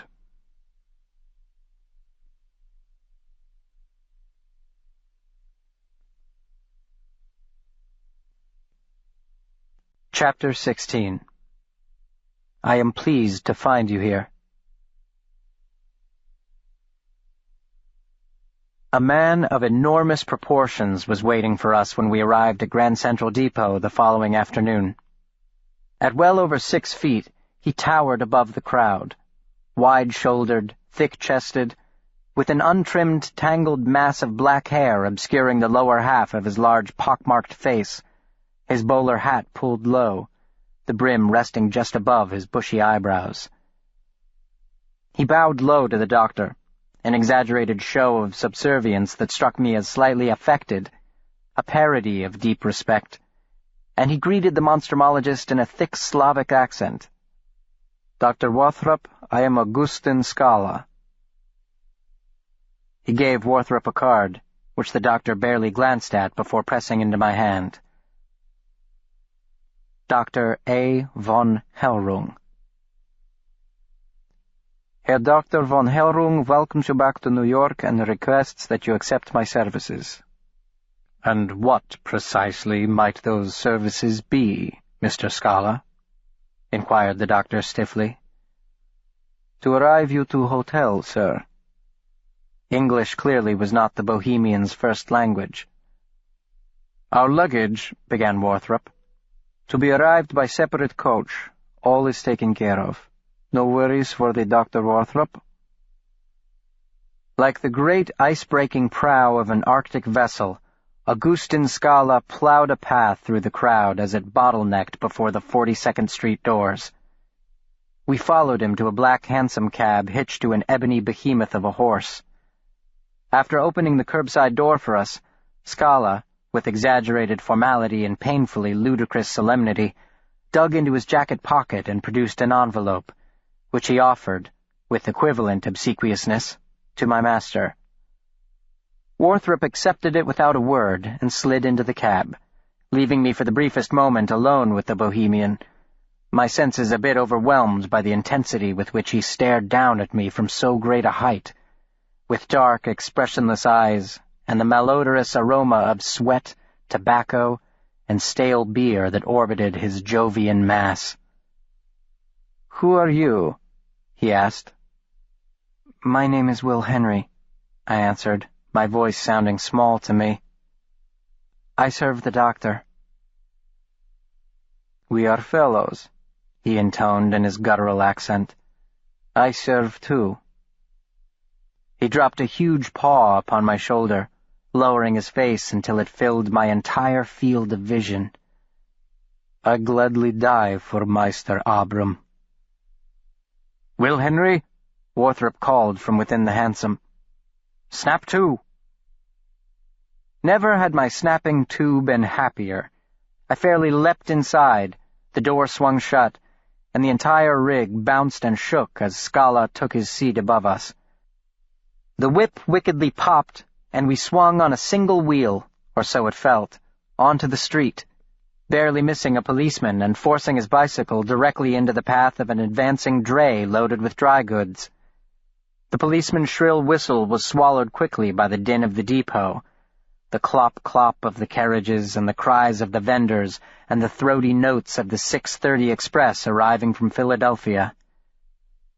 The early evening traffic was heavy, the street clogged with carriages and bicycles, none of which seemed to concern our driver, who drove as one fleeing a fire, all the while cracking his whip and hurling obscenities in his native tongue at any and all with the temerity to cross his path. Many years have passed since that day, my first in that city of cities, that crowning jewel in America's financial and cultural coronet, the living symbol of her abundance. The picture is perfectly preserved in my memory. Look, there he goes now, rounding the corner onto 6th Avenue, little William James Henry, all the way from his tiny New England hamlet, leaning out of the window of that jostling taxi with his little mouth agape, as goggle-eyed as the most buffle-headed bumpkin fresh from the sticks, marveling with bald astonishment at the architectural triumphs of the avenue that dwarfed anything he had ever seen in the confines of the Massachusetts countryside, taller than the tallest church steeple. See him now, his face lit up with delight at the parade advancing on every side, of cart and carriage, delivery truck and spacious brougham, of ladies in their colorful crinoline and dandies dandier than the foppish fop astride bone-shaker bicycles, weaving between the vendors' carts as expertly as rodeo barrel racers. Sunset was still almost 2 hours hence, but the buildings on the western side cast long engulfing shadows, between which the granite pavement glowed honey gold in smoky shafts of slanting light, the light painting the facades along the eastern side the same Hyblaean hue.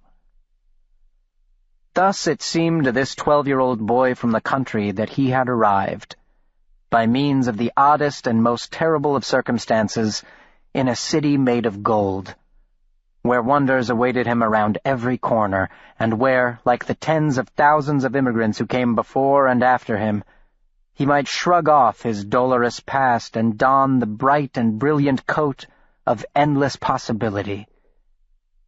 Do you hear it? I certainly do. His barely suppressed giggles behind that silly grin. But listen, William James Henry, your joy will be fleeting. This feast of eye and ear will soon be snatched from your table. The golden light will die, and the plunge into darkness will be swift and unstoppable. Beside me, the monstrumologist did not share an iota of my joy. He was absorbed in the letter handed to him by the Bohemian. He read it through several times before passing it to me with a pensive sigh. It read, My dear Worthrop, Old friend, I open with the sincerest of apologies. Forgive me. I would have met your train in person, but much demands my attention, and I cannot get away. Herr Scala is an excellent man, and you may, as I do, trust to him the slightest detail. If he disappoints, tell me, and it shall be dealt with. Words fail to express my eagerness to see you again, for it has been too long, old friend, and there is much that has happened, much that will in the coming days, but that is not to be written, and we have much to discuss. I regret I cannot greet you properly tonight at the soirée. There are more pressing matters that demand my attention, but as recompense for my disgracious absence, I pray you will accept my invitation to dine tomorrow. Herr Scala will meet you at your hotel 7:15. I beg to remain, your obedient servant, A. von Hellrung. I suspect my old master would not be so eager to see me if he knew our plans, Will Henry, he muttered. Hardly had the words escaped his lips when the hansom jerked to a violent stop, snapping my head forward with such force that my hat was flung to the floorboards.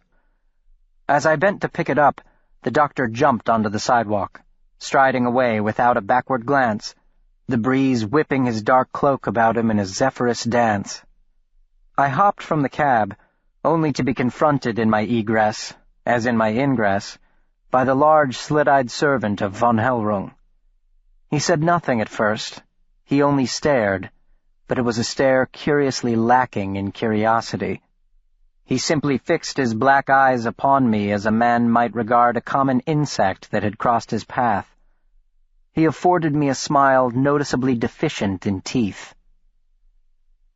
"You sleep goodly enough tonight, Mr. Will Henry," he said, with a slight emphasis on tonight, implying my subsequent rest might not be so goodly. I nodded and mumbled my gratitude. Then I fairly sprinted to the doctor's side. We were met inside the lobby by what appeared to be the entire staff of the Plaza Hotel, from manager to lowly bellhop, a half-dozen in all, who descended upon Worthrop as if he were the prodigal son. It was not any largesse on the doctor's part that excited them. The doctor had stayed here before, and his parsimony was well known, but his reputation as one of the preeminent natural philosophers of his day. In short, and much to my surprise, the doctor was something of a celebrity, a fact that, given his particular and peculiar field of expertise, seemed counterintuitive to say the least. Worthrop, for his part, seemed nothing but annoyed by all the fawning and scraping, further evidence of his distress over the looming battle with von Hellrung. Under normal circumstances, he would have basked in the glow of their adoration for however long it shone.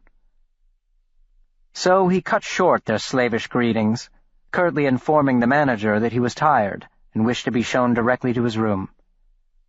There followed many repetitions of, "Yes, Dr. Worthrop," and "Right this way, Dr. Worthrop," and in a thrice I was aboard the first elevator in which I had ever ridden, operated by a boy not much older than myself, who was wearing a bright red jacket and a pillbox hat. Our digs, a spacious suite on the 8th floor, with magnificent views of Central Park and Fifth Avenue, were lavishly appointed, if wondrously cluttered, in the Victorian style. How odd it felt, upon crossing that threshold, to have awakened in the dusty, shadow-choked old house on Harrington Lane, and then, in a matter of hours, to find oneself in the lap of gilded luxury. I practically skipped to the window and pulled aside the heavy damask curtains to ogle the landscape from my vertiginous perch. The westering sun glittered off the pond nestled in its verdant bower, where toy sailboats bobbed in the gold-tipped swells. Lovers strolled arm in arm along West 59th Street, the women with their brightly colored parasols, their beaux with their walking sticks. Oh, thought I, could there be a more pleasurable place than this? Why couldn't we live here, in this city of wonders? "Will Henry," called the doctor. I turned to find him shirtless, holding a burgundy cravat. "Where is my cravat?" It's in your hand, sir." "Not this cravat, my black cravat. I specifically asked if you packed it before we left. My memory is quite clear on that." "I did pack it, sir." "It isn't in our luggage." "It must be, sir." I found it right away, and he snatched it out of my hand as if I'd pulled it from my back pocket. "Why aren't you changing, Will Henry?" he asked querulously. "You know we have less than an hour." "I'm sorry, sir. I didn't know, sir. Less than an hour to what?" "And for goodness' sake, run a comb through that mop of yours." With black-rimmed eye and unkempt hair tortured into cyclonic waves by his restless fingers, he added, "You look terrible."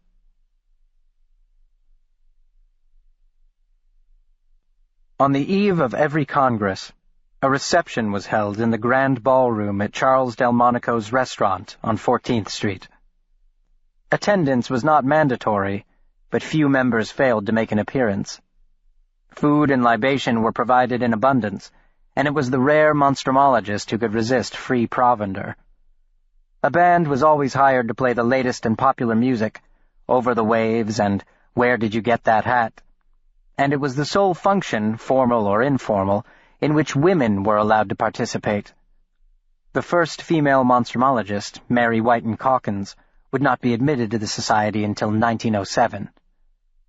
Fewer than half of the men brought their wives, only because most monstrumologists were committed bachelors, like my master. This is not to say they were indifferent to the fairer sex or misogynistic in their perceptions. Rather, monstrumology attracted men who were solitary by nature, risk-takers for whom the thought of hearth and home and the unending demands of domesticated bliss were anathema. Most, like Pellinor Warthrop, had fallen in love long ago with an enchantress whose face they were doomed to never clearly see. Hardly had we been relieved of our hats and overcoats when a little man materialized out of the milling crowd. He wore a black swallowtail coat over a vest of the same color, black trousers, a white shirt with a high, stiff collar, and patent leather pumps that added an inch or so to his diminutive height. His mustaches were waxed, twirled into points that curved upward toward his cheeks. He greeted the monstrumologist in the typical continental fashion, faisant la bise, a peck on either cheek, and said, "Pellinor, mon cher ami, you do not look well." His dancing dark eyes fell upon me. "Damiens, this is my assistant, Will Henry," the doctor said, ignoring his colleague's observation. "Will Henry, Dr. Damiens Gravois." "Delighted," said Gravois. He squeezed my hand. "Comment vas-tu?" "Sir?" "He is saying, how are you?" Warthrop informed me. Gravois added, "And you say, ça va bien. I'm doing well, or pas mal, not bad. Or to show what a polite boy you are, bien, et vous?" I struggled to form the last suggestion, and either the awkwardness of my attempt or the futility of the attempt itself amused him, for he chuckled and gave my shoulder a consoling, if slightly patronizing, pat. "Pas de quoi, Monsieur Henry. La chose est sans remède. You are an American, after all." He turned back to Warthrop. "Have you heard the latest?" He was grinning wickedly. "Oh, it is terrible, mon ami. Scandalous." "If it involves scandal, I'm sure you will share it, Gravois," replied the doctor. "I have it upon good authority that our esteemed president intends to shock us at the conclusion of this Congress." "Really?" Warthrop raised an eyebrow, feigning surprise. "In what way?" "He intends to introduce the mythological into the lexicon." Gravois smiled smugly, anticipating no doubt Warthrop's dismay at this news. "Well," said my master after a weighty pause, "we will have to do something about that, won't we? Excuse me, Damiens, but I haven't eaten anything all day." We loaded our plates from a long buffet table groaning with food. Never before had I seen so much gathered in one place. Smoked salmon and raw oysters, chicken gumbo and sweet pea puree, soft-shelled crab and broiled bluefish, stuffed shoulder of lamb and braised beef with noodles, broiled quail and blue-winged teal duck served in a sauce espagnole, mushrooms on toast and pigeon with peas, stuffed eggplant, stewed tomatoes, parsnip cake sautéed in butter, hash-brown potatoes baked in cream.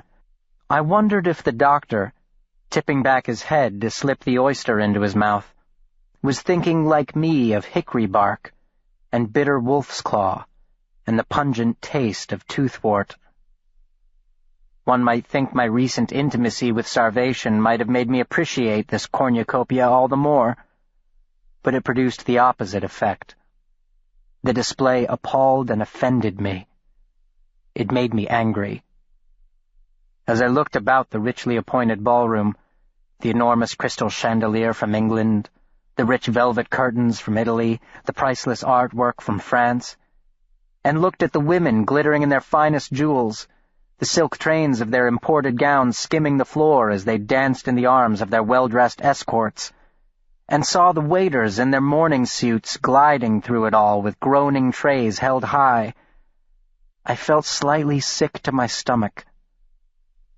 In a tree that raised its boughs high in the trackless wilderness, a man crucified himself, his belly engorged with ice, his eyeless sockets seeing more than I, and I more than these ignorant fools who drank and danced and chattered drunkenly about the latest cause célèbre. I could not put it into words. I was but a child then. What I felt, though, was this. Jonathan Hawk's frozen entrails came closer to the ultimate reality than this beautiful spectacle. A familiar voice shook me from my melancholic reverie. I looked up and stared with slightly opened mouth into the most luminous eyes I have ever seen. "William James Henry, imagine finding you here among all these old fuddy-duddies," Muriel Chandler exclaimed, flashing a smile briefer than a wink toward the doctor. "Hello, Pellinore." Then to me, "What's the matter, aren't you hungry?" I looked down at my untouched plate. "I guess not, ma'am." "Then you must do me the honor of this dance, unless your card is full." The band had taken up a waltz. I turned a desperate eye to the doctor, who seemed to have discovered some riveting aspect of his crab. "Mrs. Chandler, I don't know how to dance," I began. "Neither does any other male here, I'm sorry to say. You'll be in excellent company, Will. They can dissect a monstrum horribilis, but they can't master the two-step." She seized my sweaty hand and, without pausing for a reply, said, "May I, Pellinore?" She pulled me to the floor, whereupon I immediately stepped on her toe. "Put your right hand here," she said, gently placing it upon the small of her back, "and hold out your left like this. Now, to lead me, just a tiny pressure with your right. No need to crush my spine or shove me around like a rusty-wheeled cart. Oh, you are a natural, Will. Are you sure you've never danced before?" I assured her I had not. I did not look at her, but kept my head turned discreetly to one side, for my eyes were level with the bodice of her gown. I smelled her perfume. I moved in an atmosphere suffused in lilac. My waltz with the lovely Muriel Chandler was clumsy, and infused with grace, self-conscious and self-effacing. All eyes were upon us. We danced in perfect solitude. As she gently turned me, I cannot in honesty claim I did much leading. I caught glimpses of the doctor through the shifting bodies, standing where we'd left him by the buffet table, watching us. Or her, rather. I do not think he was watching me. Never before had I desired that a moment end as much as I desired that it go on. She extended her hand, curtsied, and thanked me for the dance. I turned away abruptly, anxious to return to the familiar orbit of one who was not quite so heavenly. She stopped me. "A proper gentleman escorts his partner from the floor, Master Henry," she informed me, smiling. "Otherwise she is set adrift to effect a most embarrassing exit. Lift your arm, elbow bent, like this." She laid her hand upon my raised forearm, and we paraded from the floor. I tell myself now it was my imagination, the slight favoring of her right foot as we negotiated our way back to the table. "Will Henry, you do not look well," the doctor observed. "Are you going to be sick?" "He is naturally graceful, Pellinore," Muriel said. "You should be proud." "He is naturally graceful, Pellinore," Muriel said. "You should be proud." "Why would I be proud of that?" "Aren't you his surrogate father now?" "I am nothing of the sort." "Then I feel sorry for him." "You shouldn't. I understand from a highly respected expert in the field that his achak flies like the hawk." He smiled tightly and abruptly changed the subject. "Where's your husband?" John did not feel up to attending. "So you came alone?" "Would that disappoint you, Pellinore?" "Actually, I am pleased to find you here." I sense a thinly veiled insult coming. It must mean he's much improved, for you to abandon his bedside to dance the night away with other men. Do you know, it isn't your lack of humor that makes you so boring, Pellinore. It's your predictability. She was smiling, but her banter was forced, the lines delivered from an actress who could not identify with her character. The doctor, of course, detected her discomfiture at once. "Muriel," he said. "What is it?" "It's nothing, really." She looked directly into his dark eyes and said beseechingly, "Tell me what happened. John says he doesn't remember, but I don't know whether I can—" "I can speak only of the aftermath," the doctor answered. "The rest, the part I suppose you'd like to know, is speculation, Muriel." She waited for him to go on. A few feet away the dance went on, a confusion of whirling color, black and white, red and gold. "And I do not speculate," he added. "He's changed," she said. "I'm aware of that." "I don't mean physically, though that too. He hasn't eaten a decent meal since we returned. He tries, and gags to the point of choking. And he doesn't want to keep himself properly groomed. You know what a stickler he was about hygiene, Pellinore. I have to bathe him after he falls asleep. But the worst, I don't know how to describe it.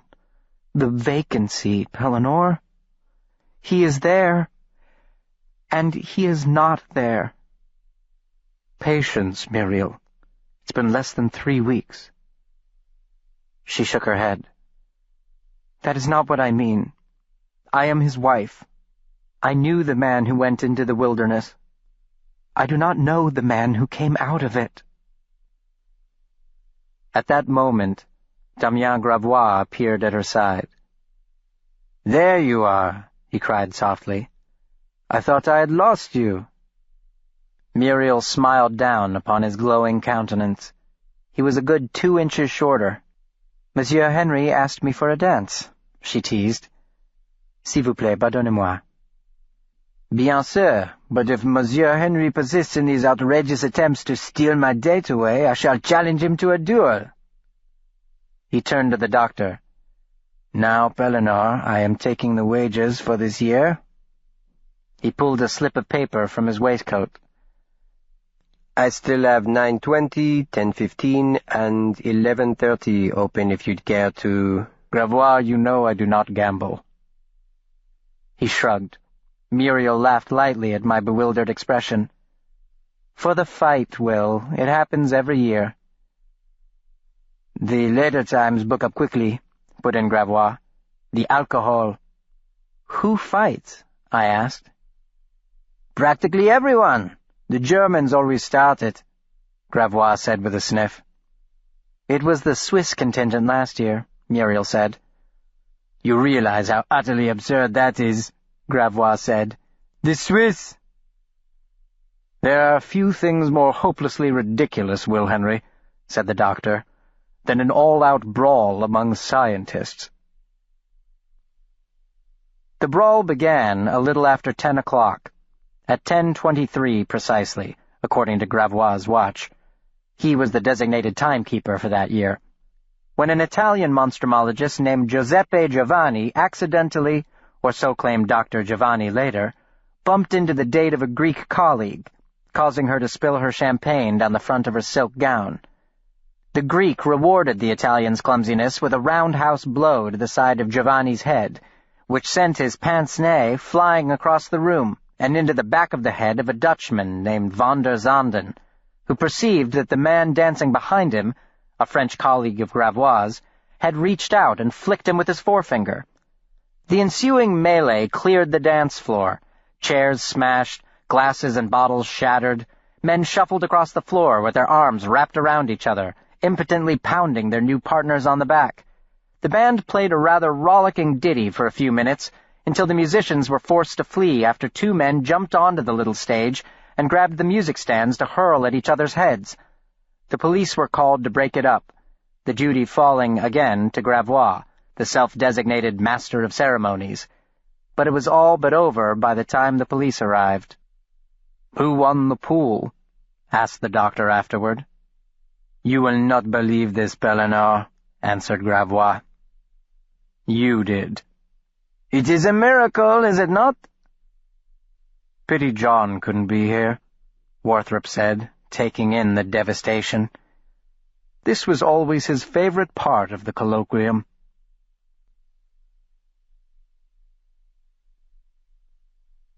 He did not speak to me until we returned to the plaza.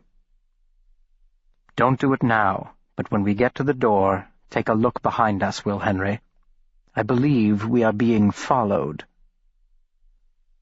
I followed his instructions, turning at the entrance to the hotel, whereupon I saw hurrying across Fifth Avenue a tall, gangly man of around 20, a bowler hat pulled low over his ears.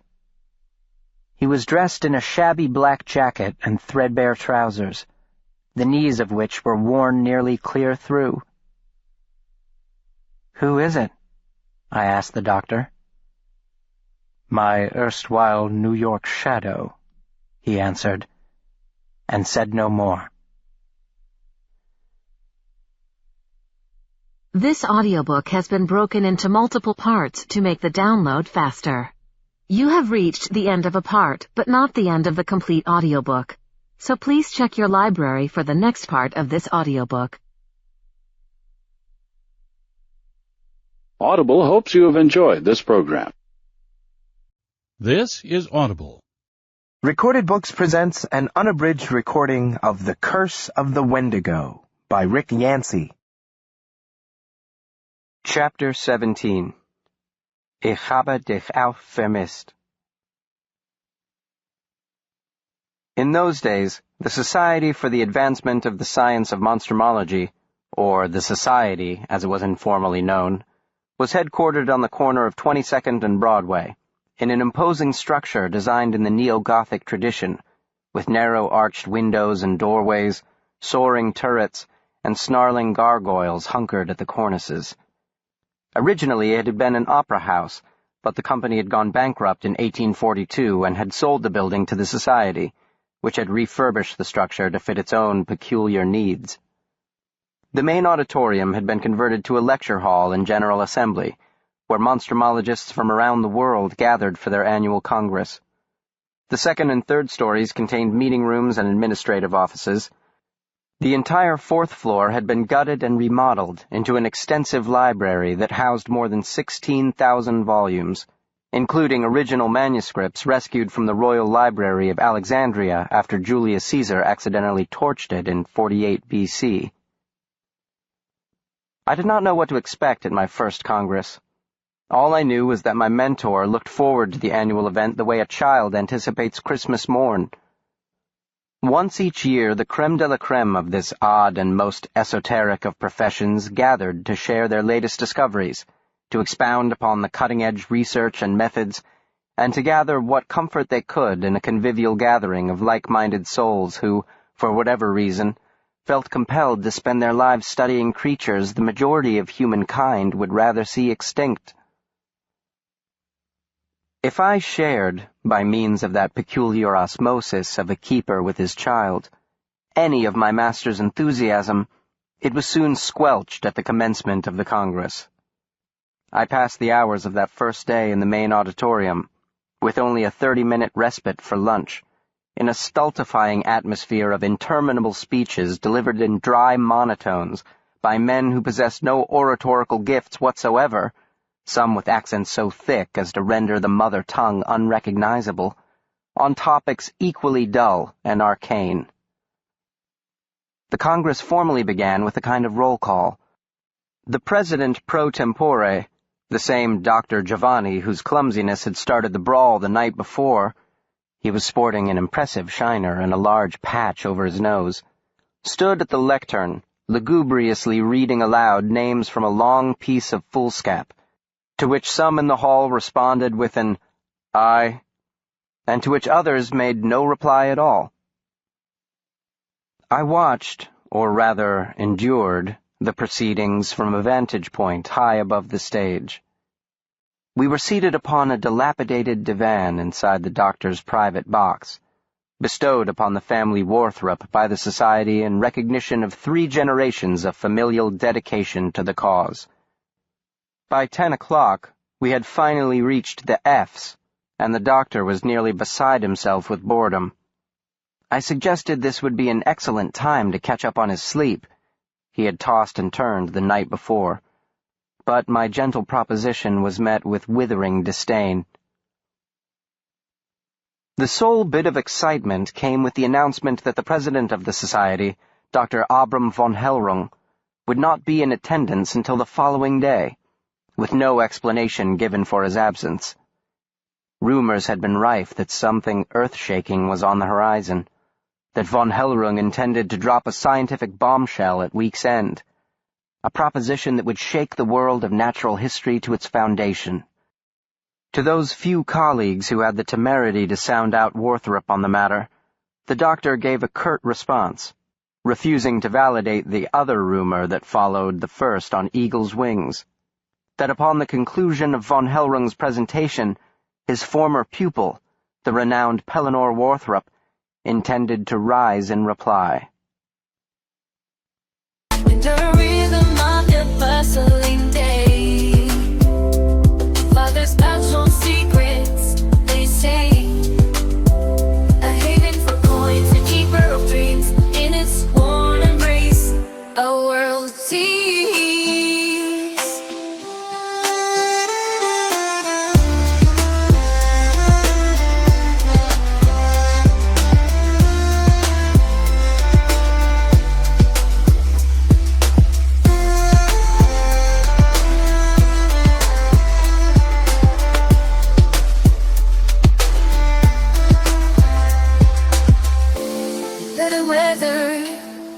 Stories it holds of hard-earned toils, of journeys bold. We were back in our rooms by 6, which gave us more than an hour to dress for our dinner date with Dr. von Hellrung. In any other circumstance, this would have been more than enough time to change. The doctor, as I have noted elsewhere, was heedless to the point of disdain about his appearance. On this evening, however, Worthrup became as punctilious as the fussiest Quaintrell. I, as his impromptu valet, bore the brunt of his anxiety. His waistcoat was wrinkled, his shoes were scuffed, his cravat was crooked. After my 3rd unsuccessful attempt to tie a proper knot, he pushed my hands away roughly and cried, "Never mind, I'll do it." His lecture on proper etiquette, "Sit up straight, say please and thank you, and may I, speak only when spoken to. The purpose and function of a finger bowl," etc., etc., was mercifully interrupted by the arrival of Scala promptly at 1:15. He grunted a good evening to the doctor and swept out through the doors without a backward glance, one hand buried in the bulging pocket of his peacoat. Perhaps, I thought, he was caressing the butt end of a truncheon. As we exited the building, the doctor moaned under his breath. I looked around for the source of his distress, and spied the same ragamuffin character from the night before, loitering near the 59th Street entrance to the park. The rig bounced as the huge bohemian took his seat. The whip snapped and cracked, and then we were off at a breakneck speed, whipping south onto 5th Avenue, while our driver yelled curses and epithets at anything that dared get in his way, including pedestrians for whom, but a moment before, the act of crossing the street had not seemed a life-threatening proposition. Our journey was mercifully short. Von Hellrung's 4-story brownstone occupied the corner of 5th and 51st Street.